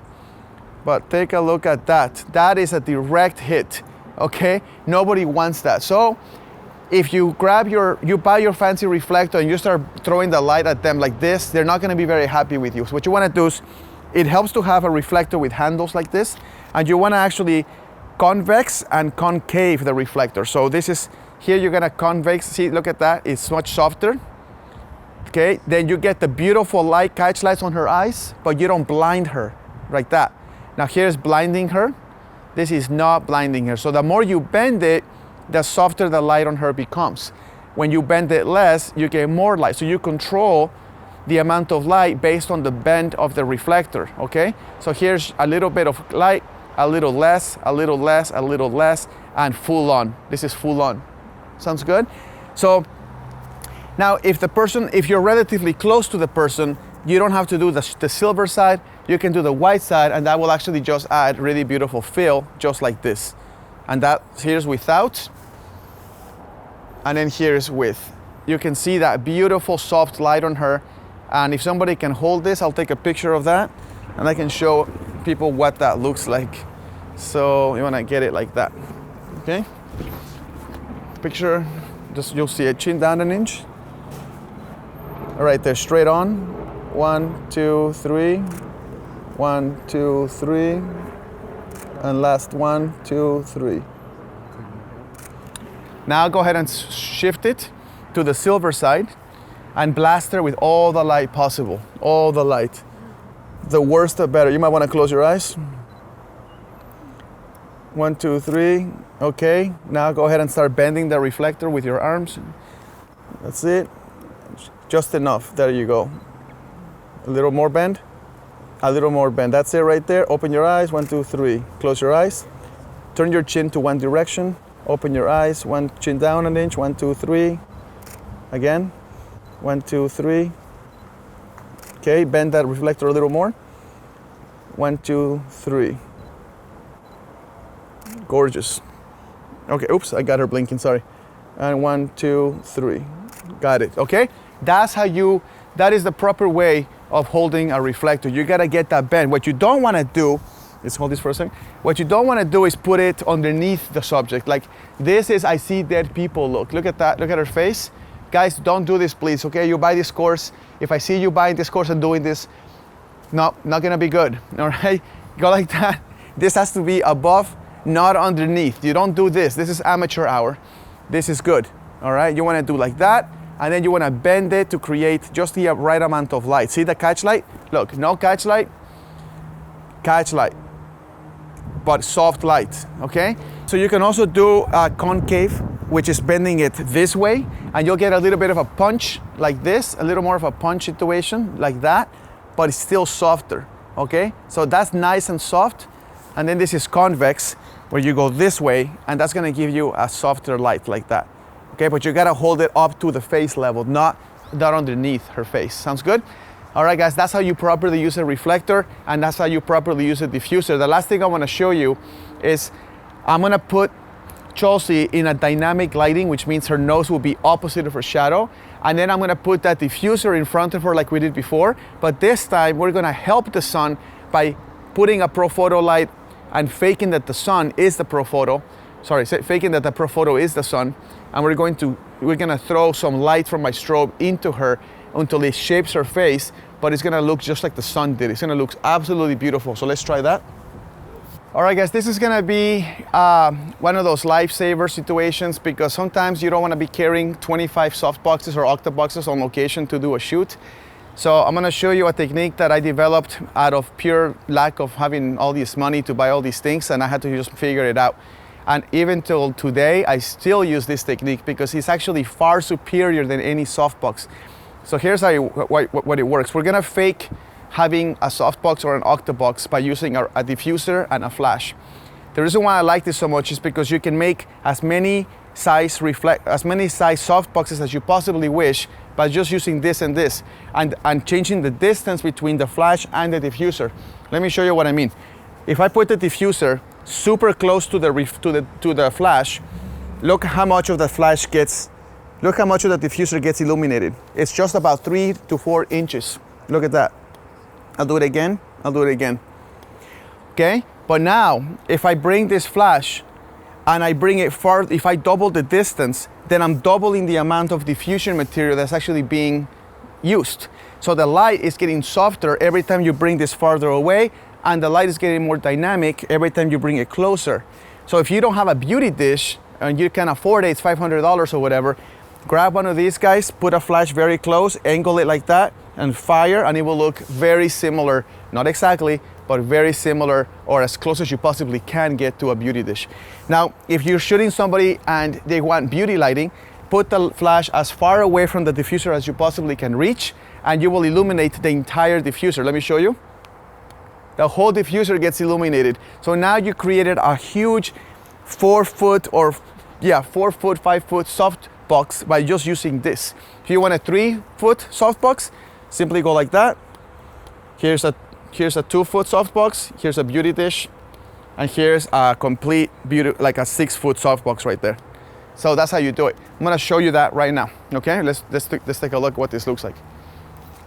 So let's put this diffuse the sun like that, and then we're gonna put this right here, Len. Let's start out very close, so the light very close to her. Copy that. Got it. Thank you.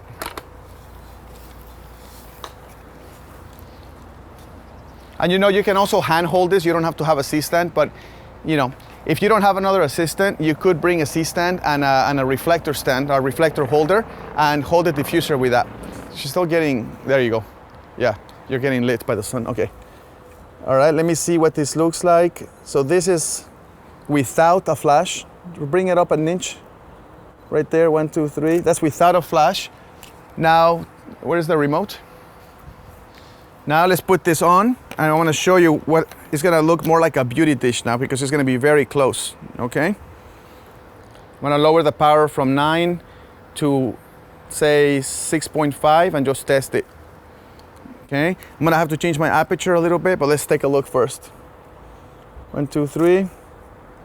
Way too bright, so I'm going to change my aperture to f4. 1, 2, 3. Okay, that's beautiful. Let's bring your chin more towards the light, like that, like that. Okay, 1, 2, 3. Beautiful. Okay, that definitely looks like a beauty dish is illuminating her, because she's getting the strong light on her face, and then it goes into shadow before it reaches her ear. That's the characteristics of a small light modifier like a beauty dish. Let's go ahead and make this more like a soft light now, so you can see how easy it is. All I need to do, let's hold this for a quick second. All I need to do is, when I bring this like that, when I change the angle of this, just like that, and then I'm gonna make this farther away. Okay, go ahead. It's gonna be farther away like this, like that. And then take this guy. So now we're gonna use almost like a 4 foot softbox by just changing the distance between the flash and the diffuser. Okay? Okay, you still have some sun in your nose. So, there. Oh, bring the diffuser this way. Right. Angle it, like, there you go. Still has to hit. Okay, there you go, clean light. All right, 1, 2, 3, that looks amazing. Okay, now the light is farther away from that diffuser, so I have to change my aperture to compensate, because we just lost light power. So I'm at f4, now I'm gonna go to f2.0. 1, 2, 3. Okay, maybe 2.0 was too much. I'm gonna go to 2.8. 1, 2, 3, shoulder back. There you go, shoulder back more. There you go, 1, 2, 3, there you go. Take a look at that, it's beautiful. Let me photograph you directly. 1, 2, 3, take a look at that. That is so beautiful. Can you back up a little bit? And then keep that distance the same between her and the diffuser. Okay, there you go. The diffuser has to fix the light on her face, guys. You can see that there's still sun in her cheeks and nose. So we want to make sure that we fix that. Remy, do you see that diffuser? Diffuser, there we go. Okay, 1. So we're fixing the light, and we're using the diffuser not only to fix the light, but also to create the softbox effect. Directly towards me, all your whole body towards me. Scarf. Yeah, and then shoulders back, lean back, pop your head forward. 1, 2, chin down a bit. 1, 2, 3. That is so beautiful. Let me switch that out of black and white. And I'm gonna take one last picture here. Portrait, okay, here we go. And 1, 2, 3. That is gorgeous. One last shot. 1, 2, 3. Okay. And then the last thing I wanna show you is, if you already have the light out, you can use this light as a hair light. So it's gonna look like it's glowing. So we're gonna put I'm gonna stand in the direction of the shadow, so I'm gonna put this right here. Okay, then I'm going to make sure she turns herself towards her shadow, so her shadow's pointing in that direction. You can see it on the floor. Okay, this is gonna be the hair light. It's gonna come from the side around there, like this, and it's not gonna be, I'm not gonna put any modifier on it. I'm just gonna leave it alone, like that. And then this is gonna illuminate the back of her hair, and because there's no modifier, it's just gonna blow light everywhere. It's gonna look really beautiful. Okay, this one? Okay, so let me take a picture of that. And of course we lost the light. That's my luck. But let's take a look. So if that flash fires, it's gonna look really beautiful. And we're gonna use the white side. Can somebody hold this? We're gonna use this to bounce light back into her face from that angle. Right there. Let's try that. Okay, let me take a look at this. 1, 2, 3. Okay, that's gorgeous. We need a little more light from that, so maybe use the silver reflector, and then do a convex. So you're gonna curve it a little bit. There you go. Wait till you see some dynamics on her face. Do you see it? Can you catch the light? Yeah. There. Okay, I'm gonna increase the power of the flash from 6.5 to 8. And I'm going to shoot this at ISO 100, aperture f2.0, and my shutter speed is 160. Okay, 1, 2, 3. Okay, that's too strong on the light, so what I normally would do here is put a paper towel or a napkin on that. Now, I don't have that, so let me see here. What can I do? Remy, can you just put the diffuser over that light a little bit? You don't need to do this, guys. I'm just being picky about the hair light. I don't want to blow out her hair. So I'm going to lower the power from 8 to 7.2. And I'm just going to get, now that he's diffusing it, I have to increase the power. So I'm going to go back to 9 because he's diffusing it. So now the light has to go through that diffuser. Okay. All right. 1, 2, 3. Gorgeous. Let me see. Yeah, that's it. That's it, Remy. That's perfect. Bring your chin down an inch. 1, 2, 3. Gorgeous. 1, 2, 3. Shoulders back. Let's move a little bit left, right. That's it. Chin down an inch. There's sun in your face. Good. Good. Look over there and smile and give it a good laugh there. That's it. Chin down when you do that. There you go. Again. Beautiful. A little more this way. So maybe laugh at the wall over here. You can do it in action. 1, 2, 3. Gorgeous. 1, 2, 3. Gorgeous. 1, 2, 3. Chin down a little bit. Gorgeous. That's it. And now look at the camera. 1, 2, 3. Put your eye closest to the camera. There you go. Chin down. Shoulder back. Put it behind you somewhere else. And that's it. 1, 2, 3. Beautiful. Let's take a look. Guys, that is incredible. That light went from being in the front and creating the dynamics to being in the back and creating that gorgeous hair light in which his reflector is actually bouncing some of that strobe light right back into her face, creating a very beautiful, flattering portrait without any danger of a green color cast illuminating her, because we're cleaning that color cast with the strobe. So guys, thank you for watching this section. I think this is a section you should really practice. It requires very little equipment. A reflector, a diffuser, and maybe a light. You don't even need the light. That's just to add or enhance these techniques. But by using the diffuser and changing the distance between the flash to the diffuser, you can create any size softbox you want without having to log 20 softboxes into your car. So as part of our hunt for circumstantial light elements, which is written in my book, Picture Perfect Practice, and I also reference them in my new book, Picture Perfect Flash, is to be able to take full advantage of every opportunity that the sun provides.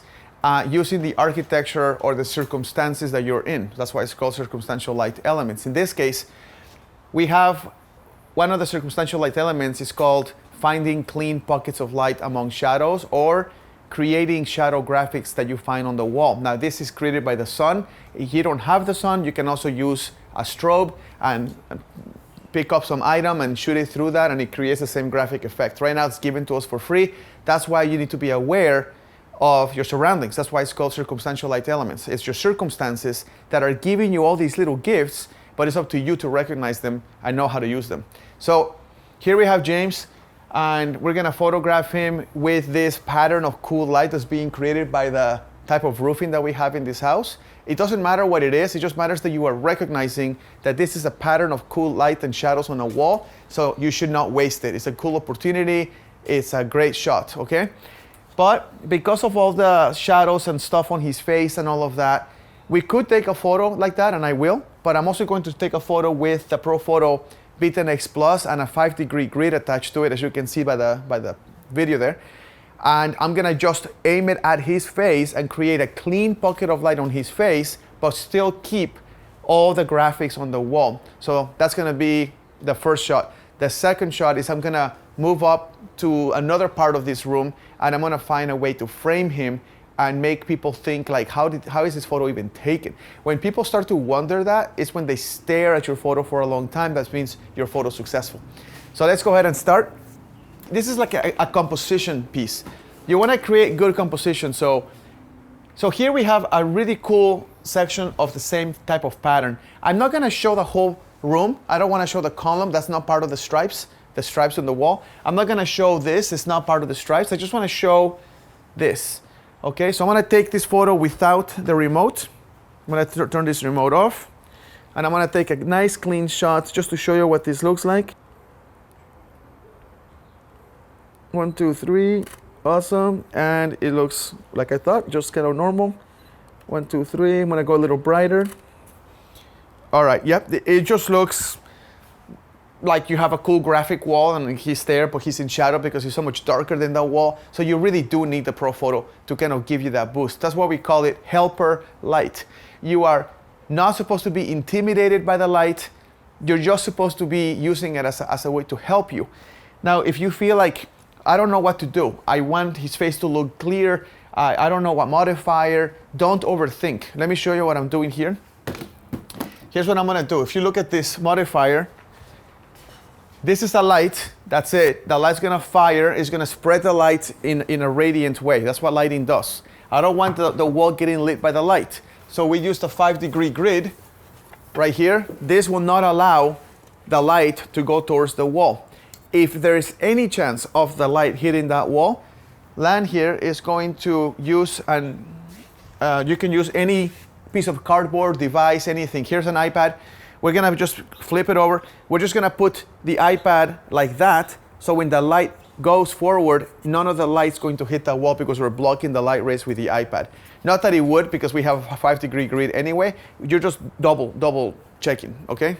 So that is gonna be it. We're not trying to be geniuses with our light modifiers. We're just trying to make it so it doesn't hit the wall and it hits him, and that's why you use a 5-degree grid, okay? So let's go ahead and turn that on. And I'm gonna turn on my remote, and this is gonna look a lot better. We're gonna have to pose James with his face towards that light to get the cool effect.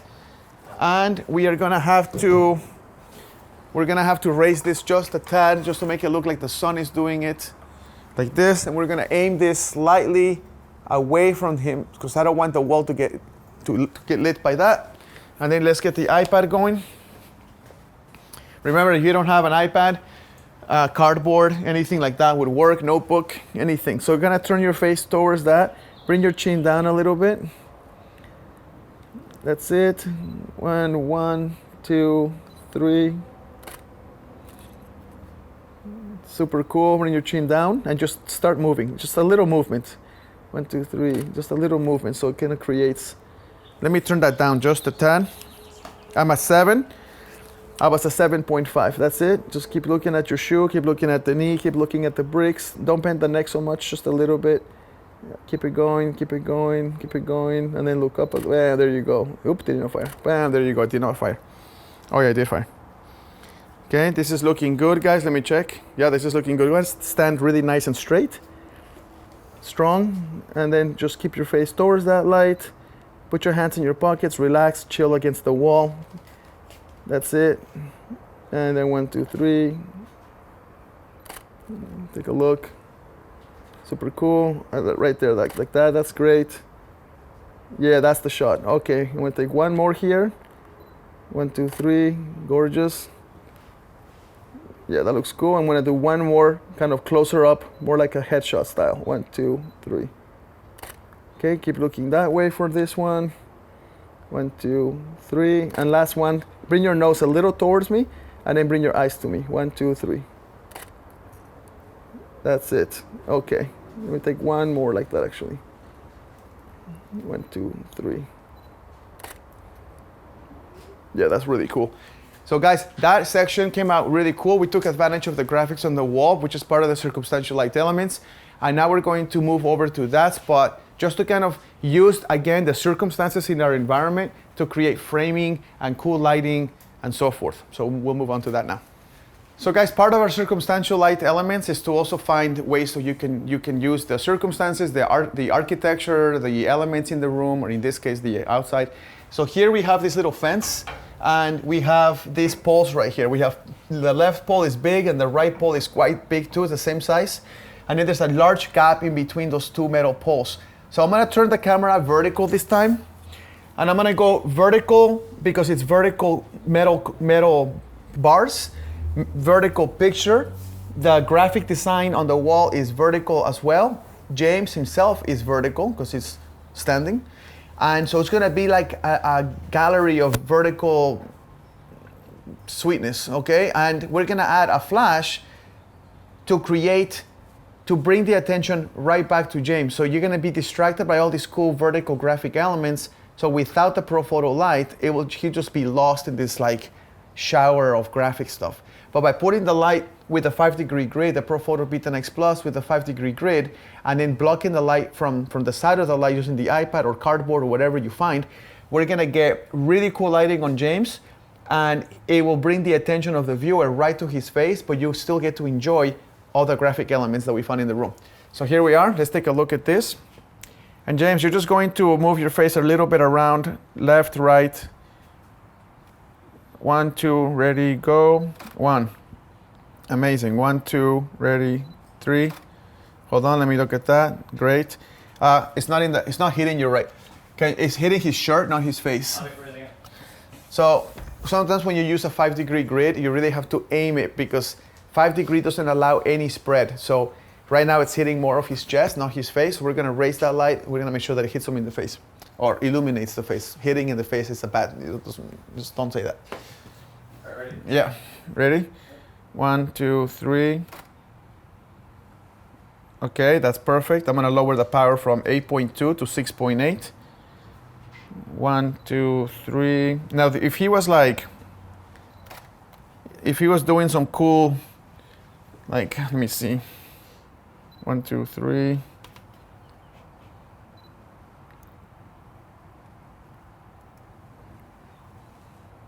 To really get this right. There we go. That's really cool. 1, 2, 3. Beautiful. 1, 2, 3. There you go. That's it. And then one more. That's it. 1, 2, 3. Yeah, keep yourself in that direction like that. Nope, the other way. That's it. 1, 2, 3. Let me see that real quick. And then look at the camera like you notice me. So do it in movement. In movement. Ready? 1, 2, 3. That's it. Try that again. You notice me. 1, 2, 3. Did it fire? No. Okay. 1, 2, 3. That's incredible, James. That was a great job, man. Thank you. All right, guys, that's it. You'll get to see the photo, but that photo looks really cool. And this photo would have been impossible if you just would have walked by these shadows and said, there's just nothing there. But hopefully this course allows you to see things in a different light, no pun intended. So we're gonna move on, but it's part of the circumstantial light elements, finding those cool graphics on the wall. Then we craft the light with a ProPhoto. Then we really aim the light to the subject where we want with the grid. And then we use other circumstantial light elements to finally frame the final photo. At the end, you get an incredible picture. People are like, wow, that's incredible. And they think you're a genius even though you're not. Guys, so this is the last circumstantial light element. It's called the lighting reference point. This is something you really want to watch out for because it makes it so the lighting that you have from your strobes and the environmental lights that you see in your surroundings actually blend together. The best lighting in the world is the kind of lighting where the viewer of the photo cannot tell that a light was used because the lighting basically matches. So in this case, we're in this room. We're with Jaden here, and we're gonna do like a painterly cinematic scene where she just she's having a tough time or something. She's just sitting in the edge thinking, she's like pensive, thinking about something. And that doesn't matter. What matters is that we have these orange lights coming from the walls, or scone lights, and they're orange. They're like a tungsten color or an amber color. So what I did is we used a quarter CTO here, and that quarter CTO is going to give the lighting on her face the same exact light as the scone lights coming in. So when people look at the photo, they think, oh, it's the lighting on the wall that's illuminating her, when it's really my strobe illuminating her. And then we have a very sophisticated light modifier here. It's called Charmin double ply toilet paper. And as you guys are at home laughing at my comment, you can laugh all you want, but toilet paper and paper towels are like a lifesaver for me. In every size production, we always have toilet paper and paper towels. And they are great diffusers of light. You can put them there quickly, and it works like a charm. So we stick with our toilet paper and our paper towels for a lot of this diffusion stuff. So because we have this teal comforter, right? We have this teal comforter here. We're gonna basically come back over here, and we're going to play off of this color, and we're gonna add a teal or a blue. Basically, we have a color temperature blue, and then we have a teal creative blue, and they're stacked together. By stacking those together, and it's gonna be bouncing off a wall, it creates a little bit of magic. Let me explain. If these two lights were illuminating Jaden directly, she will look blue. But because the two lights, the two gels are hitting a white wall, 50% of that color will be reduced to white. So you're blending white with these blue lights, creating a more realistic cinematic look. Instead of having like a blue party because you just bought a blue gel and you're super excited to use your blue gel, well, that looks ridiculous, right? So you want to make sure that you bring it down a notch, and you have the blue gels bounce it against the white wall, and then you get 50% of the blue, 50% of the white blend, and it looks very believable. So with that being said, Jaden is not gonna move much. It's gonna look like a painting, almost like something you would frame when people, what is the name of the artist? Edward Hopper. It's kind of like an Edward Hopper painting, okay? So if you don't know what that is, look it up, Edward Hopper. It's gonna look like these scenes where somebody just sits in a bed or in a bar and they're just pensive, and it has like a cinematic look and feel to it all. So let's go ahead and begin the shoot. I'm using my Canon R5C with my 24-105 2.8 RF, and I'm using two Pro Photo lights at B10 and a B10X Plus. That B10X Plus has a quarter CTO that has a blue filter on it and a creative teal. Let's shoot.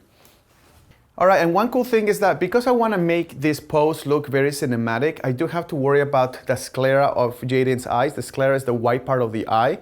We also have to remember that if her nose goes over the bridge of her cheekbones, it's going to look like her nose is twice the size. So you have to really be careful. So we have to play this game of telling her where to look. So we put a black marker right there. So Jaden's gonna look at the black marker. That gives me the perfect angle of nose to cheekbone ratio.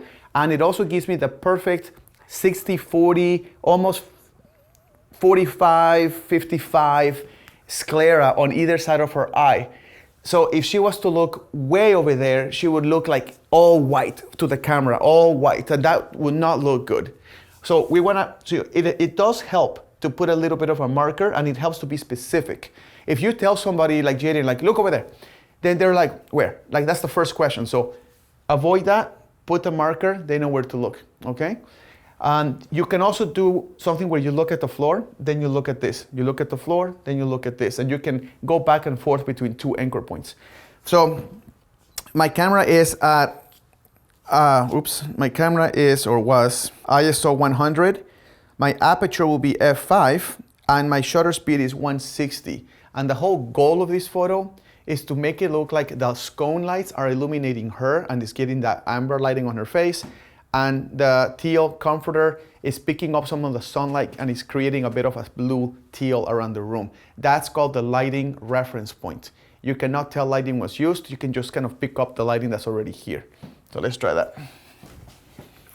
All right, Jaden, looks beautiful.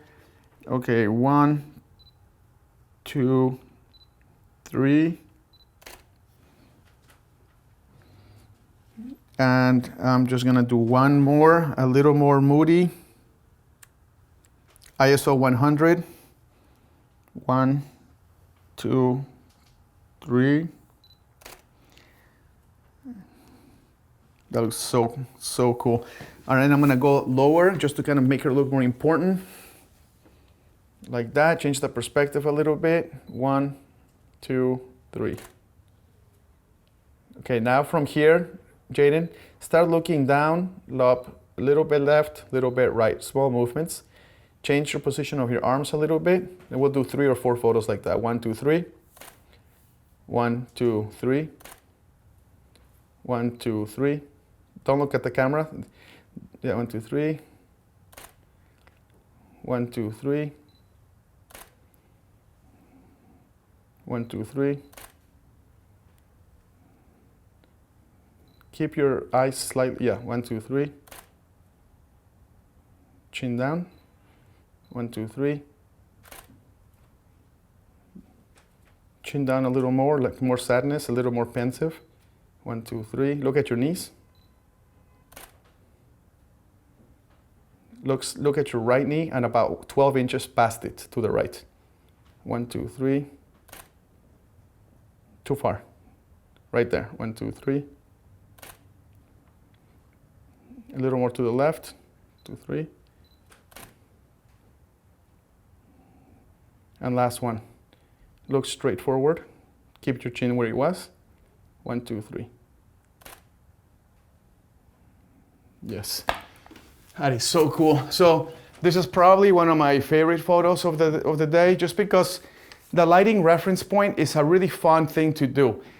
One of the most famous photos I've taken in my career is a photo at a wedding in Sarasota, Florida, where we had a Rolls Royce and we had some trees in the back, and we had the bride and groom in the rain, and the driver of the Rolls Royce turned off the car and took the keys with him. So we had to fake that the lighting from my flash was actually created by the car headlights, but the car headlights were off.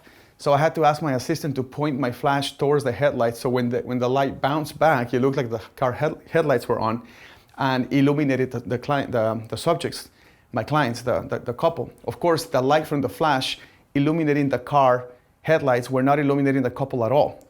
You're faking it.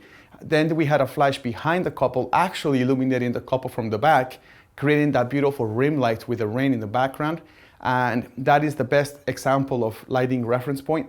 That photo became one of the reasons why my career really launched forward. And so when you are listening to these videos, don't think it's just fun. It can actually change your whole career. So take it seriously, because you never know when you take the extra effort to put those TOs and put those CTOs and change the lighting and look at the room.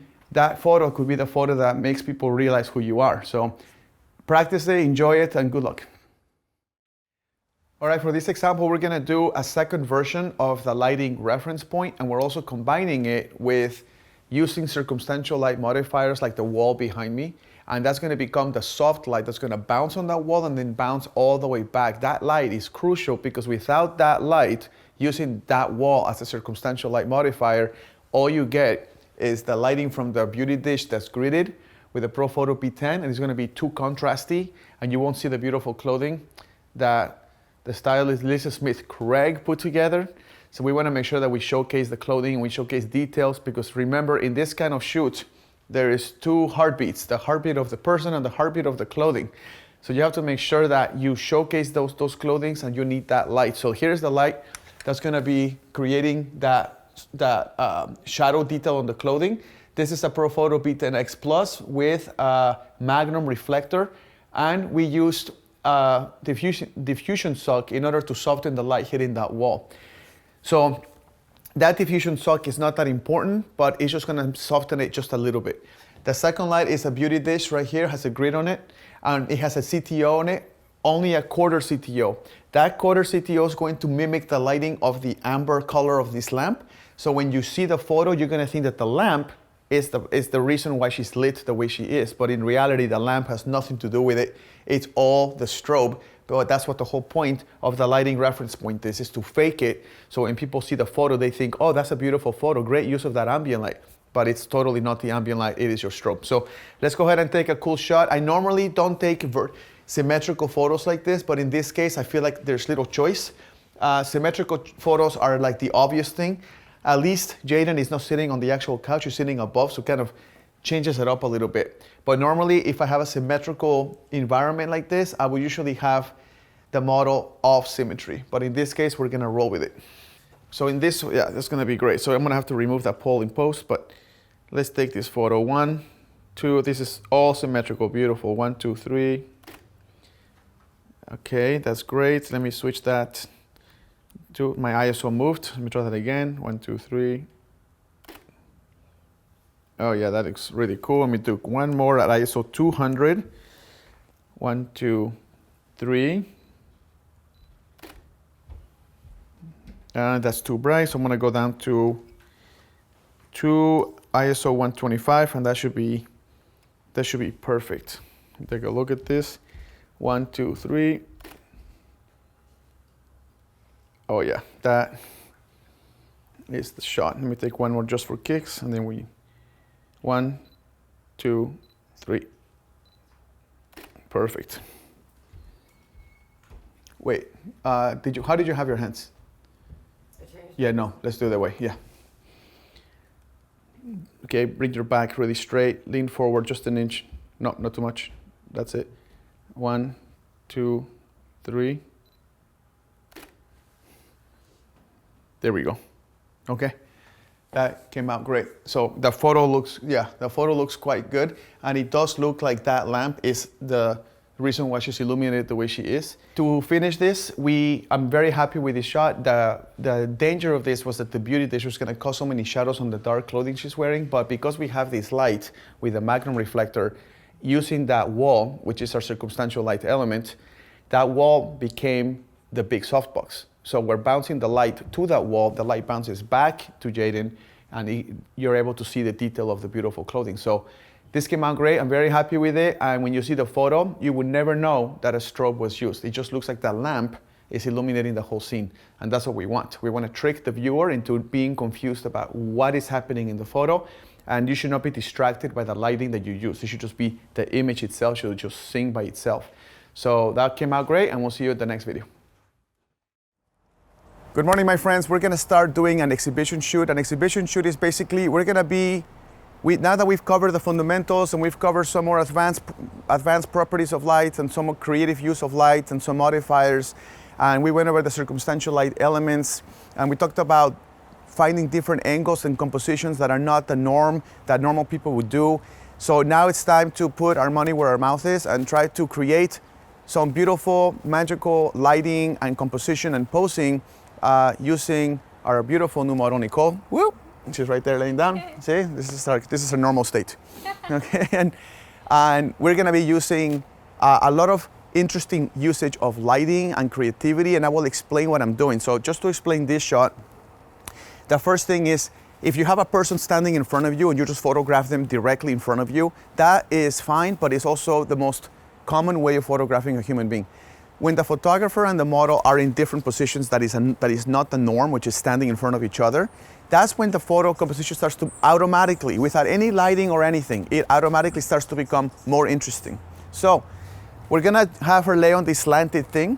This slant is gonna allow me to focus on her face more than her body, but because the dress is so cool and is so awesome right by her face, we're gonna feature that as well. If the cool part of the dress was near her belt or her hips area, then I wouldn't shoot it like this. But because the cool part of the dress of the design is near her face, I can actually do almost like a 3/4 hybrid beauty shot from above.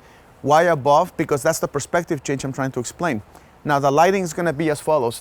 This big Profoto 5-foot octa is gonna be illuminating the dress from the side. Why the side? Because if you shoot it from the middle, you will wash out all the detail of the dress. But when you shoot the light from the side, you actually make the dress get lit and shadowed and light and shadow, and it becomes alive, okay? The second one is to create a high fashion look or a beauty high fashion look. We're gonna use a narrow beam by Profoto. This is a very obscure modifier. Most people don't have that or know what that is. But all it is a narrow beam. A beam that is narrow. So, narrow beam. And we're not gonna put any grid on this. We don't need it because it's a narrow beam, so it's automatically narrow. And that's gonna go on her face, create very hard shadows and very cool high fashion look. Let's get started. The key to this is not to fall on the model. okay? Number one. Number two, do not drop the camera on the model either. So as long as you do those two, you're fine. So Nicole, we're gonna do a series of framing with your arms and also face straight, and also some shots where your face is not framed by your arms, so we don't get any problems with the lighting, okay? All right, let's see here. Okay, let's try that. 1, 2, 3. Oh, just a second. It's gonna do a timer. Okay, hold on. Hold it. Move your feet a little back, Glenn. Okay, good. That first shot came out really cool. Let's get out of that. I'm gonna go to this.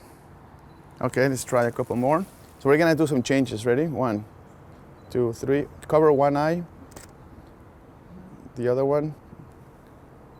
Can you follow her with the light so she covers that eye? Make sure she's, yeah, there you go. There we go. Keep your chin this way and illuminate her right eye. That's it, right there, hold it. And then your shoes in the shot, then. 1, 2, 3. Okay, beautiful. 1, 2, 3. 1, 2, 3. 1, 2, 3. 1, 2, 3. Beautiful, Nicole. Who are you? That's perfect. Follow her with the light. 1, 2, 3. Go right in the middle of her face, Len. That's it. Oh, that's it right there. Hold that framing. Now put the light right over her face. Let's see if I can get it without showing. Okay, that's it. That's what I'm talking about. Okay, we're done with this shot. This came out amazing. So let me move this camera back. Let me get out of here. Okay. All right, we finished the shot. We don't have to shoot for 30 minutes to take a picture. Like, you can take your shots, take 3 or 4 or 5. If it's good, move on to the next shot. No model wants to be there for an hour after you take the photo because you want to take 6,000 options. Just take your shot, be decisive, move on. Second, you may have noticed that Lan was holding the light, and I told him to move the light as she moves. That's a really important strategy for you to try. It is common for us to put our lights on assistant and just keep them there. But that's not a great approach if you're trying to get a lot of different looks, especially when she's blocking one of her eyes or creating some framing with her arms. You want to be able to move the light to capture the face how you want it as she's moving along. If the lights were on assistant, you wouldn't get any of that. So just keep that in mind when you try to do creative shots next time. We'll move on to the next picture now. Alrighty, for the next shot, we're gonna take advantage of the lounge chairs that we have here. We have some slats, typical slats that all lounge chairs have. The cushions come off and it leaves the slats. Now, it's just gonna create a visual effect. So if you ever have like a clean wall like this and you wanna do something a little more interesting than just shooting somebody with a clean wall, you can take advantage of things like that are in your environment. That's why they're called circumstantial light elements, right? Because they're in your circumstances and they can be used for creative modifiers. So we're gonna just take a shot. Now you notice I'm using a big lens right here. You're probably thinking, what's the point of that? The point of this is the Canon RF 100-300 f2.8. The reason why I'm using it is because I'm trying to get a wide variety of photos from her, almost like more three-quarter body to, or more full body to three-quarter body to beauty shot, all in one shot. And I don't wanna have to be switching lenses. And this one does it all in one. So it's just more versatile. So I'll be using this quite a bit.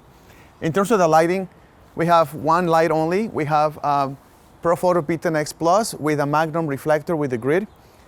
The reason why we have a Magnum reflector is because it throws a lot of intensity of light towards Nicole.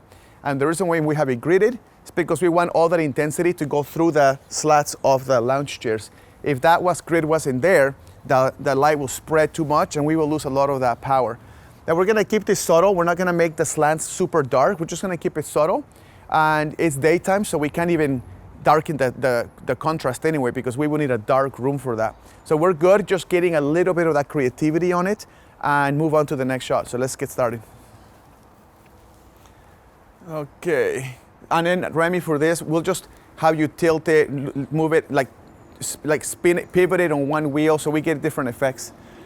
Okay, start out with 3, going full body here. 1, 2, 3, beautiful, Nicole, beautiful. Let's take a look at that. Oh, that's great. That's beautiful, great. That was amazing. Another one here, and boom, that was a good peek. Now we're switching to more beauty. We're switching to 200 millimeters. Let's take a look at that. Super cool.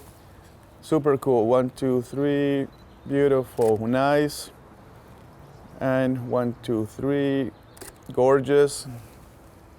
Oh, that's looking so great. I'm gonna do even more beauty shot, more closer to her face now. Right there. 1, 2, 3. Yeah, that's amazing. Okay, 1, 2, 3. Lift up your neck a little bit more right there. Good. Yep, that's looking really cool. Yep, you can frame your eye with that thing maybe, if you can. So we're framing the eye, just creating a beauty style shot. So we're just gonna, that's it. And then soften the fingers. Yeah, she's gonna cover. So just lift that up a little more.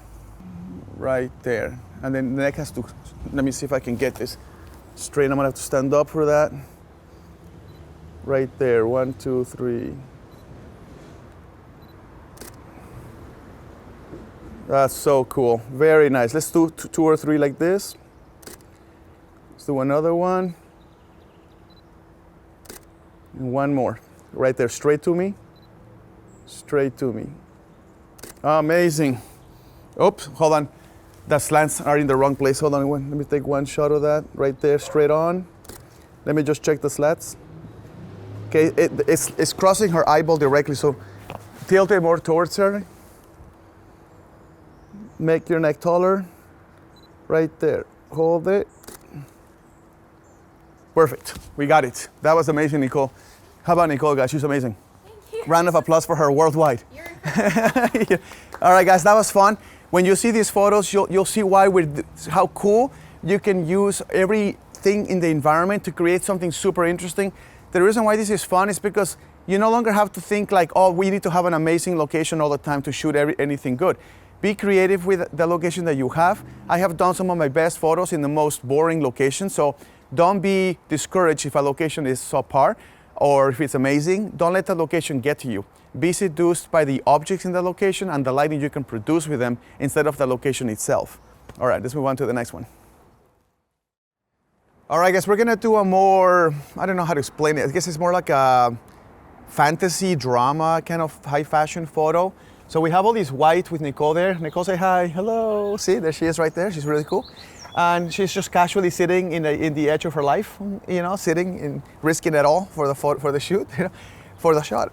So we're trying to do it this way because obviously the dress comes alive when you see all the ruffles in the back. So by having the drape down on the staircase, it really brings the dress alive. Now to do that, we have to use lighting to make the ruffles go from light and shadow, light and shadow, light and shadow. And that light and shadow play on the dress creates the drama of the dress, or you can call it the heartbeat of the dress. If you were to light that dress with a light just flat on the dress, you will illuminate every shadow, every crevice, every fold, and then it will look just like a flat piece of red and it will not be good. And more importantly, it will not print well. So imagine you're trying to make it look like the dress is alive. You have to shoot the dress with a light from a directional point of view so that the ruffles of the dress switch from light and shadow. You want that play. Now with Nicole here, we're gonna do more like a soft eyes, romantic beauty kind of expression. She'll be noticing things. She'll be moving your posture's gonna stay super straight, like your lumbar will be super sharp, but you can keep that sharpness and lean forward. But we're not gonna do the arm thing because we're not framing you, because you're not being photographed basically. You're just casually there. So that's kind of the posing technique we're gonna try to do here is if she starts going like this and all this stuff, it becomes a pose. And we don't want that. We wanna keep this romantic and beautiful, right? We have a pretty big setup going on. We have lights coming from the windows inside the home, and they're shooting from the inside through the window outside, okay? The light's gonna travel through anyway. It just provides more space for me to shoot. If there would have been space for me to put the lights outside, I probably would have done that. It would have been fine. It just happens that inside, it looks okay too. We have a strip box over there, a Profoto P10X Plus with a strip box with a grid. That strip box is to illuminate the hair light. So that's the 3-point setup that we're gonna do. Then we have another light with a Magnum that's inside the house. That's gonna be the light's gonna illuminate her face. That's also with a Profoto P10X Plus. Then we're going to have a giant 2,400 watt pack, which you don't need. You can just use another Vitanex Plus. That's inside the house. That's gonna be more like the environmental light. And then I'm gonna borrow this light from Land here. And in one of the shots, I'm gonna create a trick called lens flaring, light flaring, which is I'm going to take the hood off the camera. I'm gonna take the hood off, and I'm going to point this flash right at the lens like this, and I'm gonna fire the light into the lens, and when it does that, it will create circular effects of the light with all this stuff. Will look just extremely romantic, okay? So now that takes some play, that you really have to play around with the light. So we'll see how that goes, but that's what we're gonna do. Let's get started. I'm gonna start without that light first. Okay. Okay, so you have to either slip down 2 inches or lean forward more. There you go. Okay, that's it. Okay, let's take a look at this here. 1, 2.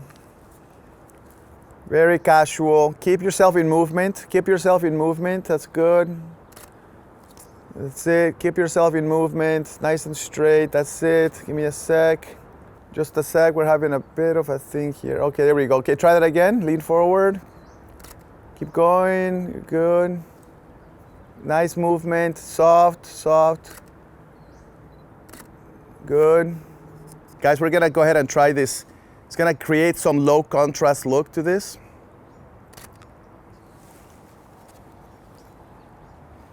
Okay, that's beautiful. Try that again. It's coming out pretty well.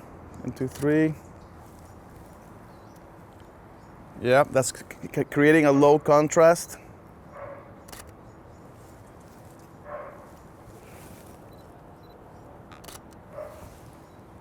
Beautiful. That's great.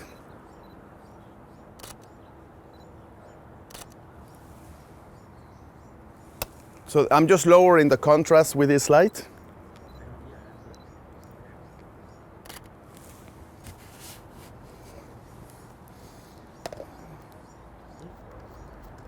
Changing the power. Great.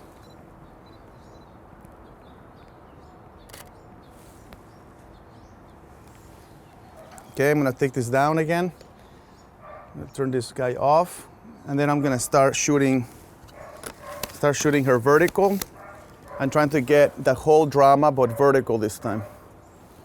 Okay, that's beautiful. Stay like that, Nico, like you're laying down. There you go, 1, 2, 3. That's gorgeous. Keep small movements, keep them up. Good, right there, beautiful, right there. Oh, that's great. Keep that face tilted towards me 1 inch and the body. That's it, just a little bit, soft, soft, right there, hold it. Good, good. Chin up, look at the camera for a second. Good. Okay, 1 sec, I need that light to recycle. 1, 2, 3, there we go. Okay, I'm increasing the power and decreasing the power on the dress. 1, 2, 3. Beautiful. All right, let's keep that arm in motion, the elbow out, so I can see your waistline. There we go, like that, like that. 1, just a sec, keep like that, keep like that. 2, 3. Beautiful, let me take a couple more here. And look at the camera. Now. That was great. 1 more. And now. And lean back. If you lean forward, bring your chin up to compensate. There you go. That's it. And then up. There you go. 1, 2, 3. Again. 1, 2, 3. Oh, that was good. Hold it, hold it. And look that way again, the way you did. Get straightened up a little bit right there. Oh, didn't fire. Hold on a sec. Same pose. Yep. That's it. 1, 2, 3. There we go. Okay, give me 1 second. Let me switch lenses real quick. All right, now we're gonna do more of a close. Right there's more beauty now, but I'm still showing your dress. 1, 2, 3.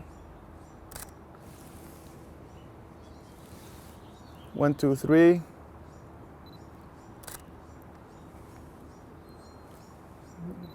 1, 2, 3.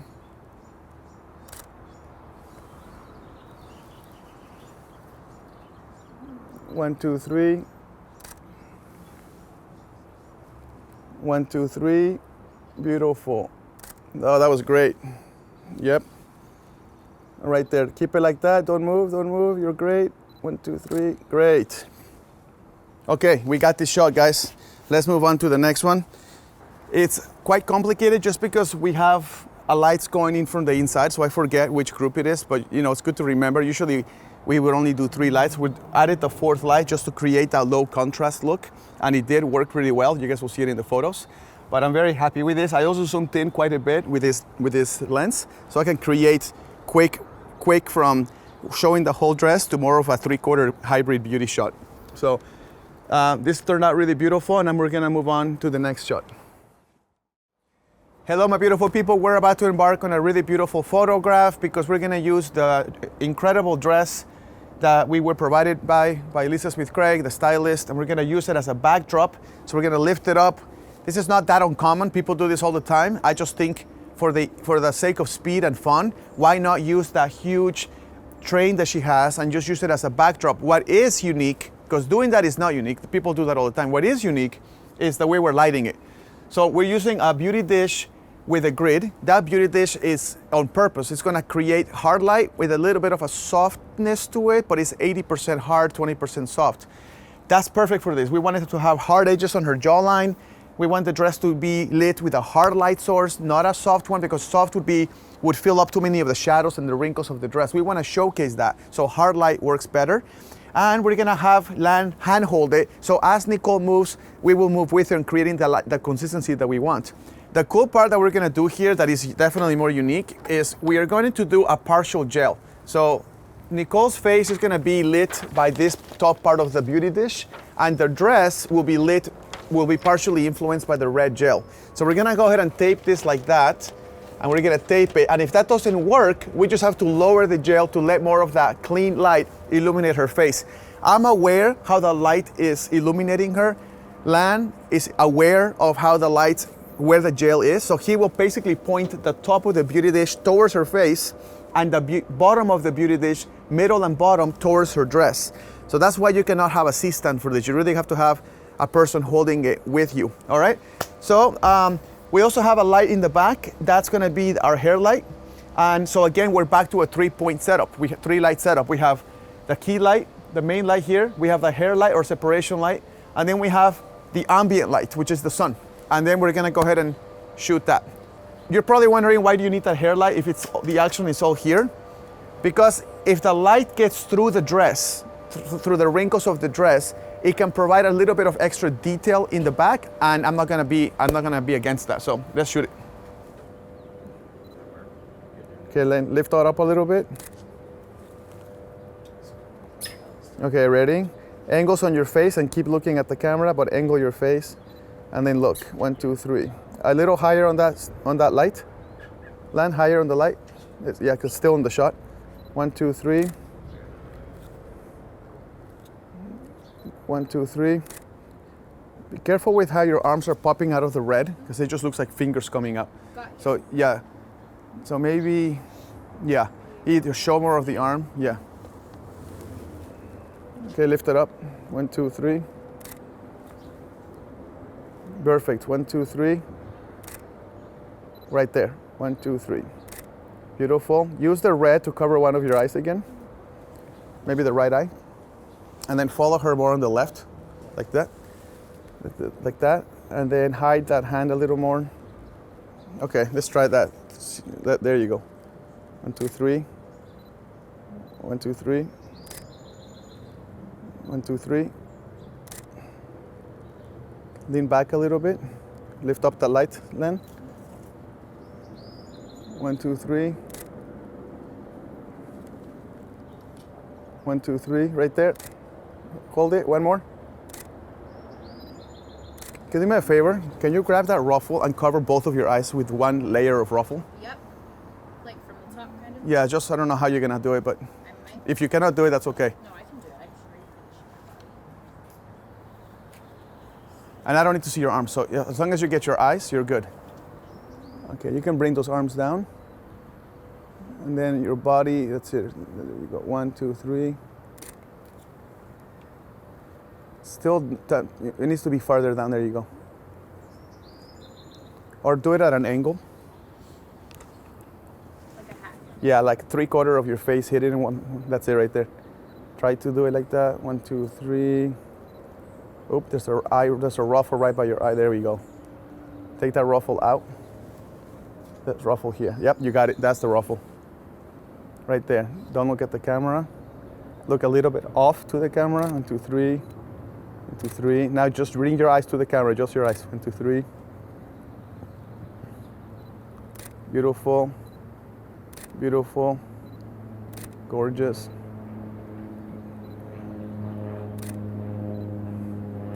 Grab the whole dress and wrap your whole head around it so only your eyes show. As much as you can. Let Erin give you some space there. And then don't show the silk part. Just cover it all up. That's it. 1, 2, 3. Turn to the side, that's it. Get a piece of hair in your face. It's a little weird. The other side. Yeah, that's it. And you can show part of your hands, I would say, maybe, just like very gently, like the pinky side. That's it, right there. Okay, lift up that light. 1, 2, 3. Chin down. 1, 2, 3. Keep angling, but keep looking at the camera. Beautiful. Beautiful. Right there. Good job. Beautiful. Nice. Couple more. Good. Now show part of the dress feathers of the, yeah, that's it. So keep everything like that. Just show the dress. There you go. Oh, you're hiding it with your hands. So just keep it. Yeah, just remove that hand completely. Yeah, and just pose with your head. Chin up. Show more of the dress, please, if you can. There you go, and then just right, there you go. Yep, yeah, let's get that out of there. There you go, okay. Okay, 1, 2, 3. Lift up that light a little more. 1, 2, 3. 1, 2, 3. Keep your face in that direction, that way. 1, 2, 3. And then keep your face there. Now look at the camera. Ready, go. Okay, again. Ready, go. 1, 2, 3. Really flirty on this with the shoulder and stuff. That was beautiful. Yeah, lean. That's it. 1, 2, 3. Yeah, I don't see the dress at all, though.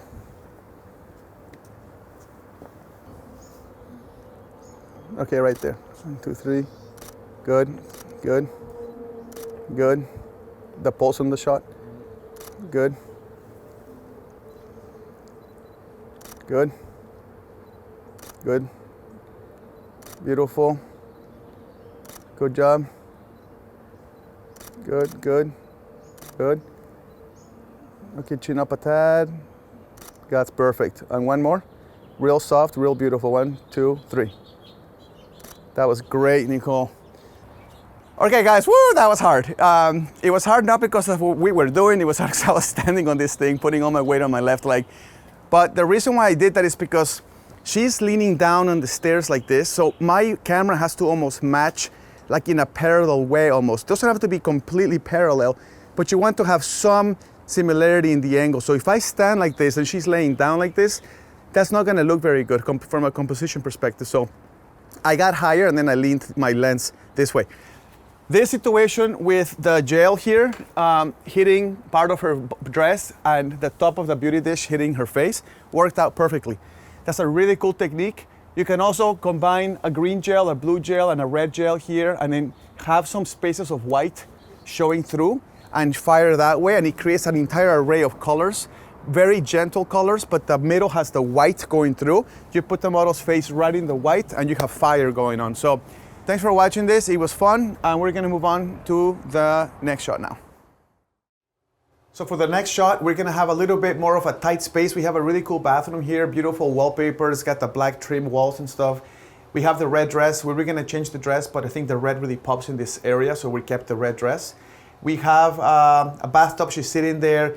Pretend that Nicole is basically coming home from a big party and she's maybe hungover or something, and she's just sitting in the bathtub ready to get the water, but she still has her dress on, still needs to be taken off so she can take a bath. And it's that kind of story that is kind of what we're doing. So her moving her face or tilting her face, or like a little bit of that like after party feel, is kind of what we're going for. And then she notices that I come in, and she notices there's a person there, and she like looks at me, and there's that mysterious like disguise on her face. That's the story. The lighting is a little bit interesting. We want to create that cinematic, atmospheric look. So we have this window behind Nicole. We have a light at a pretty high power, a Betanex Plus at a pretty high power with a Magnum reflector gridded. And then we have an Profoto A2 here. We took the grid out. And this is gonna be filled with toilet paper inside for diffusion. And that's going to prevent the light from illuminating the metallic part of the wallpaper without blowing it completely out. This toilet paper will go a long way to make sure that it doesn't do that.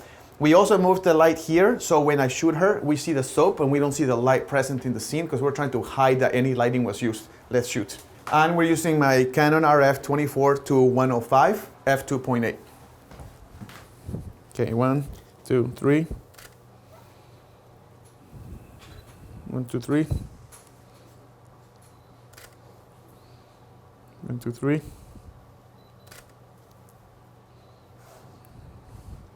1, 2, 3.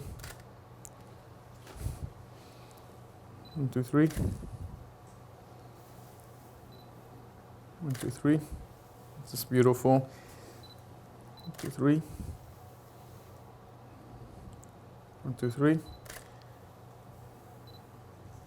Yeah, that's nice. That's nice. And now less arms, and more just sitting there, like quiet, like people don't know what you're doing because you're just thinking, passive, chin down, passive thinking.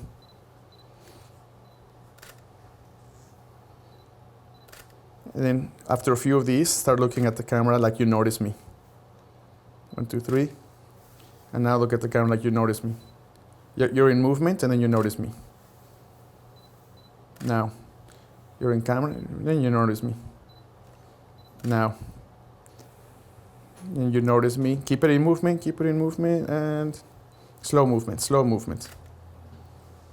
movement, quiet movement, slow. And you just notice me. Okay, now look down at the floor, keep yourself in movement. Angles everywhere. Ready? Like look at the floor this way, like in the front, so I can see more of your face. Okay, 1, 2, 3. Good. Okay, now chin up more. Disheveled hair, disheveled all over the place. Okay, yeah, disheveled, that's it. 1, 2, 3. Oops. Disheveled hair, that's it. Okay, coming in a little tighter.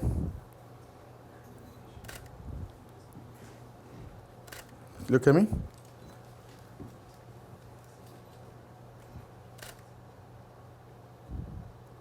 One, two, three. Look at me. Keep moving, tilt, little tilt. Disheveled hair. 1, 2, 3. Keep the leg, yeah, show the leg again. That's good. Right there. 1, 2, 3. 1, 2, 3. Real glamour. 1, 2, 3.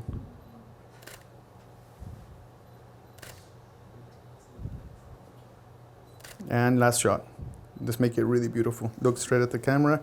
Angles everywhere. Hair in your face. 1, 2, 3. Perfect. Let's close it. Let's go to the table, see if we have one more shot. Good job. Thank you. High five. Here we have a staircase, and it's typical to use a staircase, so that's not original. What it is a little more interesting is the angle and the composition. So what drew me to the staircase wasn't the stairs at all. It was the roof, and it has all this cool curvature. I also love the curved wall that we discussed earlier in the course, how there is a wall, and if the walls are curved, it creates a more interesting light. So that's here. So we have a curved wall because it's a curved staircase. So that's what draws me in. So we have two lights. One light with with a beauty dish illuminating her from the top of the staircase. Then we have a Profoto A2 going up and illuminating the ceiling and bouncing the light from the ceiling down. That ceiling is a circumstantial light modifier. It's a ceiling, but for us now it's a modifier for the light. So that's it, just two lights. The third light will just be the skylight that's just provided by the sun. So this is gonna look really beautiful. It's more of a compositional piece, and she's wearing an incredible dress. So now I did switch my lens. Whenever you have heavy geometry like we do now with all these curves and stuff, it's better to use a wider angle lens. It exaggerates that perspective. So I switched my lens to the Canon RF 15-35 f2.8. Let's shoot. All right, so we're gonna lean as much as you can to that black rail, and we're just going to go up now, slowly. One, go up 2 steps, and then surprise. 1, 2, ready, go. Now. Okay, again. Yeah, more graceful on the foot movement. So slowly, and then just like keep your back really arched, shoulders back, so it looks very glamorous, okay? And you're gonna have to turn your body towards me when you do the flick, the switch. Okay, ready, go. 1, 2, 3, now. That was good. Okay, let me do a vertical one. Okay, ready, go. 1, 2, now. Okay, shoulder has to go way back, and your body has to go towards me a little bit. Yeah. Okay, elbow has to come back. You can even go like that with your arm. Okay, I'll wait for you to swing so I can take a shot because I need to see the front of your dress. Ready, go. Now. Oh, that was perfect. Okay, ready, now. Again. I'm gonna wait a little longer this time. Ready, go. Yeah, lean your body towards me more. Ready, go. And now. Again. And maybe flick if you can, do like a stronger flip so the hair moves. Okay, got it. So it's like a flip. Ready, move, go ahead, now. Again. That was a great flick. Ready, 1, 2, 3, go. No, not yet, now. Again. Ready, now, go ahead. Perfect, one more time. Ready. Nope, that did not work. Hold on a second. Hold on, that's fine. Okay, hold on a second. Yeah, wait till you get to between this step and this step. Okay, got it. Okay? Actually, that's too high. Just 2 steps below. Yeah. Okay, ready, go. Now. Okay, we got it. Let's go to this shot over here. Okay, guys, so what we did is because we don't want a static pose in the staircase, we decided to do more like she's going up the stairs, which is what people would do. And then the excuse for her to be there is she's going up to grab something quick. Somebody called her name because you're late, and she just flicks over because she's like trying to figure out who's calling her name. And this kind of storytelling through posing is what makes the poses not static. And then the lighting just complements the whole geometry of it combined with the wide angle lens. So I think this picture came out really exciting and really cool, and it's just different because there's some action, kind of like a movie scene still. All right, let's move on to the next shot. Alrighty, my friends, we're just gonna do a final shot here with multiple exposures. This is like a winning the lottery kind of thing. It's really hard to control multiple exposures perfectly. You do your best, but it takes less ambient light, and we have a lot of ambient to compete. So we're gonna do our best, even though this is best in studio environment where you can turn off all the lights, everything can be closed down, and the only thing illuminating your subject is your lighting. In this case, we have everything illuminating our subject. So it may or may not work, but guess what? If you don't try, you don't get, and if you don't try, you're not pushing yourself. So let's give it a go, and we'll see how it goes. We're gonna do 4 exposures. So I'm gonna have Nicole move 1, 2, 3, 4. Every time her arms will be in a different place, her face will be looking in a different direction, and it's just gonna be a fun way to just kind of demonstrate some cool lighting and in-camera artistry. So let's try that. And just for kicks, what's happening is we're trying to create a nice clean environment here. In theory, in multiple exposures, you wanna just illuminate the subject, but because this wallpaper is so beautiful, we are going against the grain here, and we're gonna do what you're not supposed to do and illuminate the whole room. But we are underexposing the exposure on the final photograph, because when you're doing multiple exposures, the exposures pile on top of each other, so you have to mathematically calculate like how much are you adding to the exposure. and we're doing 4, so that's a lot. If it doesn't work, I'll do 3, and it'll be easier. So maybe, you know what, maybe I'll just do 3. Okay, I'll do 3 now. Okay, let's try that. We have an A2 illuminating the back of the room, and that's gonna throw light from that circumstantial light modifier, which is just the wall, and it's gonna bounce light into the wallpaper, but because it's being bounced off the wall, it's gonna be soft. And then we have the Profoto B10X Plus. This is the wide zoom reflector with no grid. That's gonna just basically power that and bring light back into this side of the wallpaper. So also when Nicole gets closer to her final destination, she's gonna receive a little bit more light coming from the wide zoom reflector. All right, let's give it a try. Let's see if we have any luck with this crazy situation we're trying to do here. Okay, let's do the first one. Oh, nope, stay right where you were. Just do it there, no movement. Just bring your shoulders back so I can see your dress, the front of your dress more. A little bit right there like that. Okay, 1, 2, 3. Next picture. I won't move. Take one step more in the middle of the camera, right there, and look at the camera. This one, 1, 2, 3, and then 3. That way more, and then look the other way. A little more, right there, 1, 2, 3. And that came out actually a lot better than I thought. It came out a lot better. It came out quite good.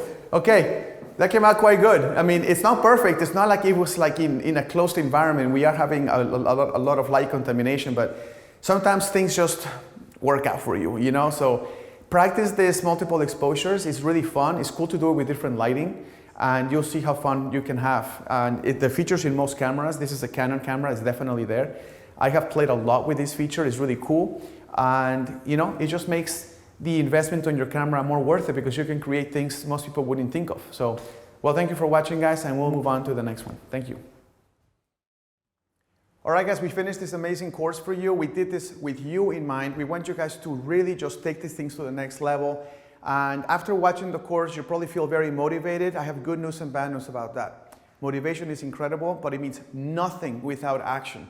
So if you really want to take this to the value that you could receive from this course, you need to go out there, take every section of the course that we did, and try it for yourself. It's okay for you to make mistakes. It's okay for you to push yourself. If you're always shooting in your comfort zone, you're not growing. You're not pushing yourself. Being empowered is better than being inspired. But being empowered and actually putting action to that empowerment is a very powerful combination that you do not want to miss.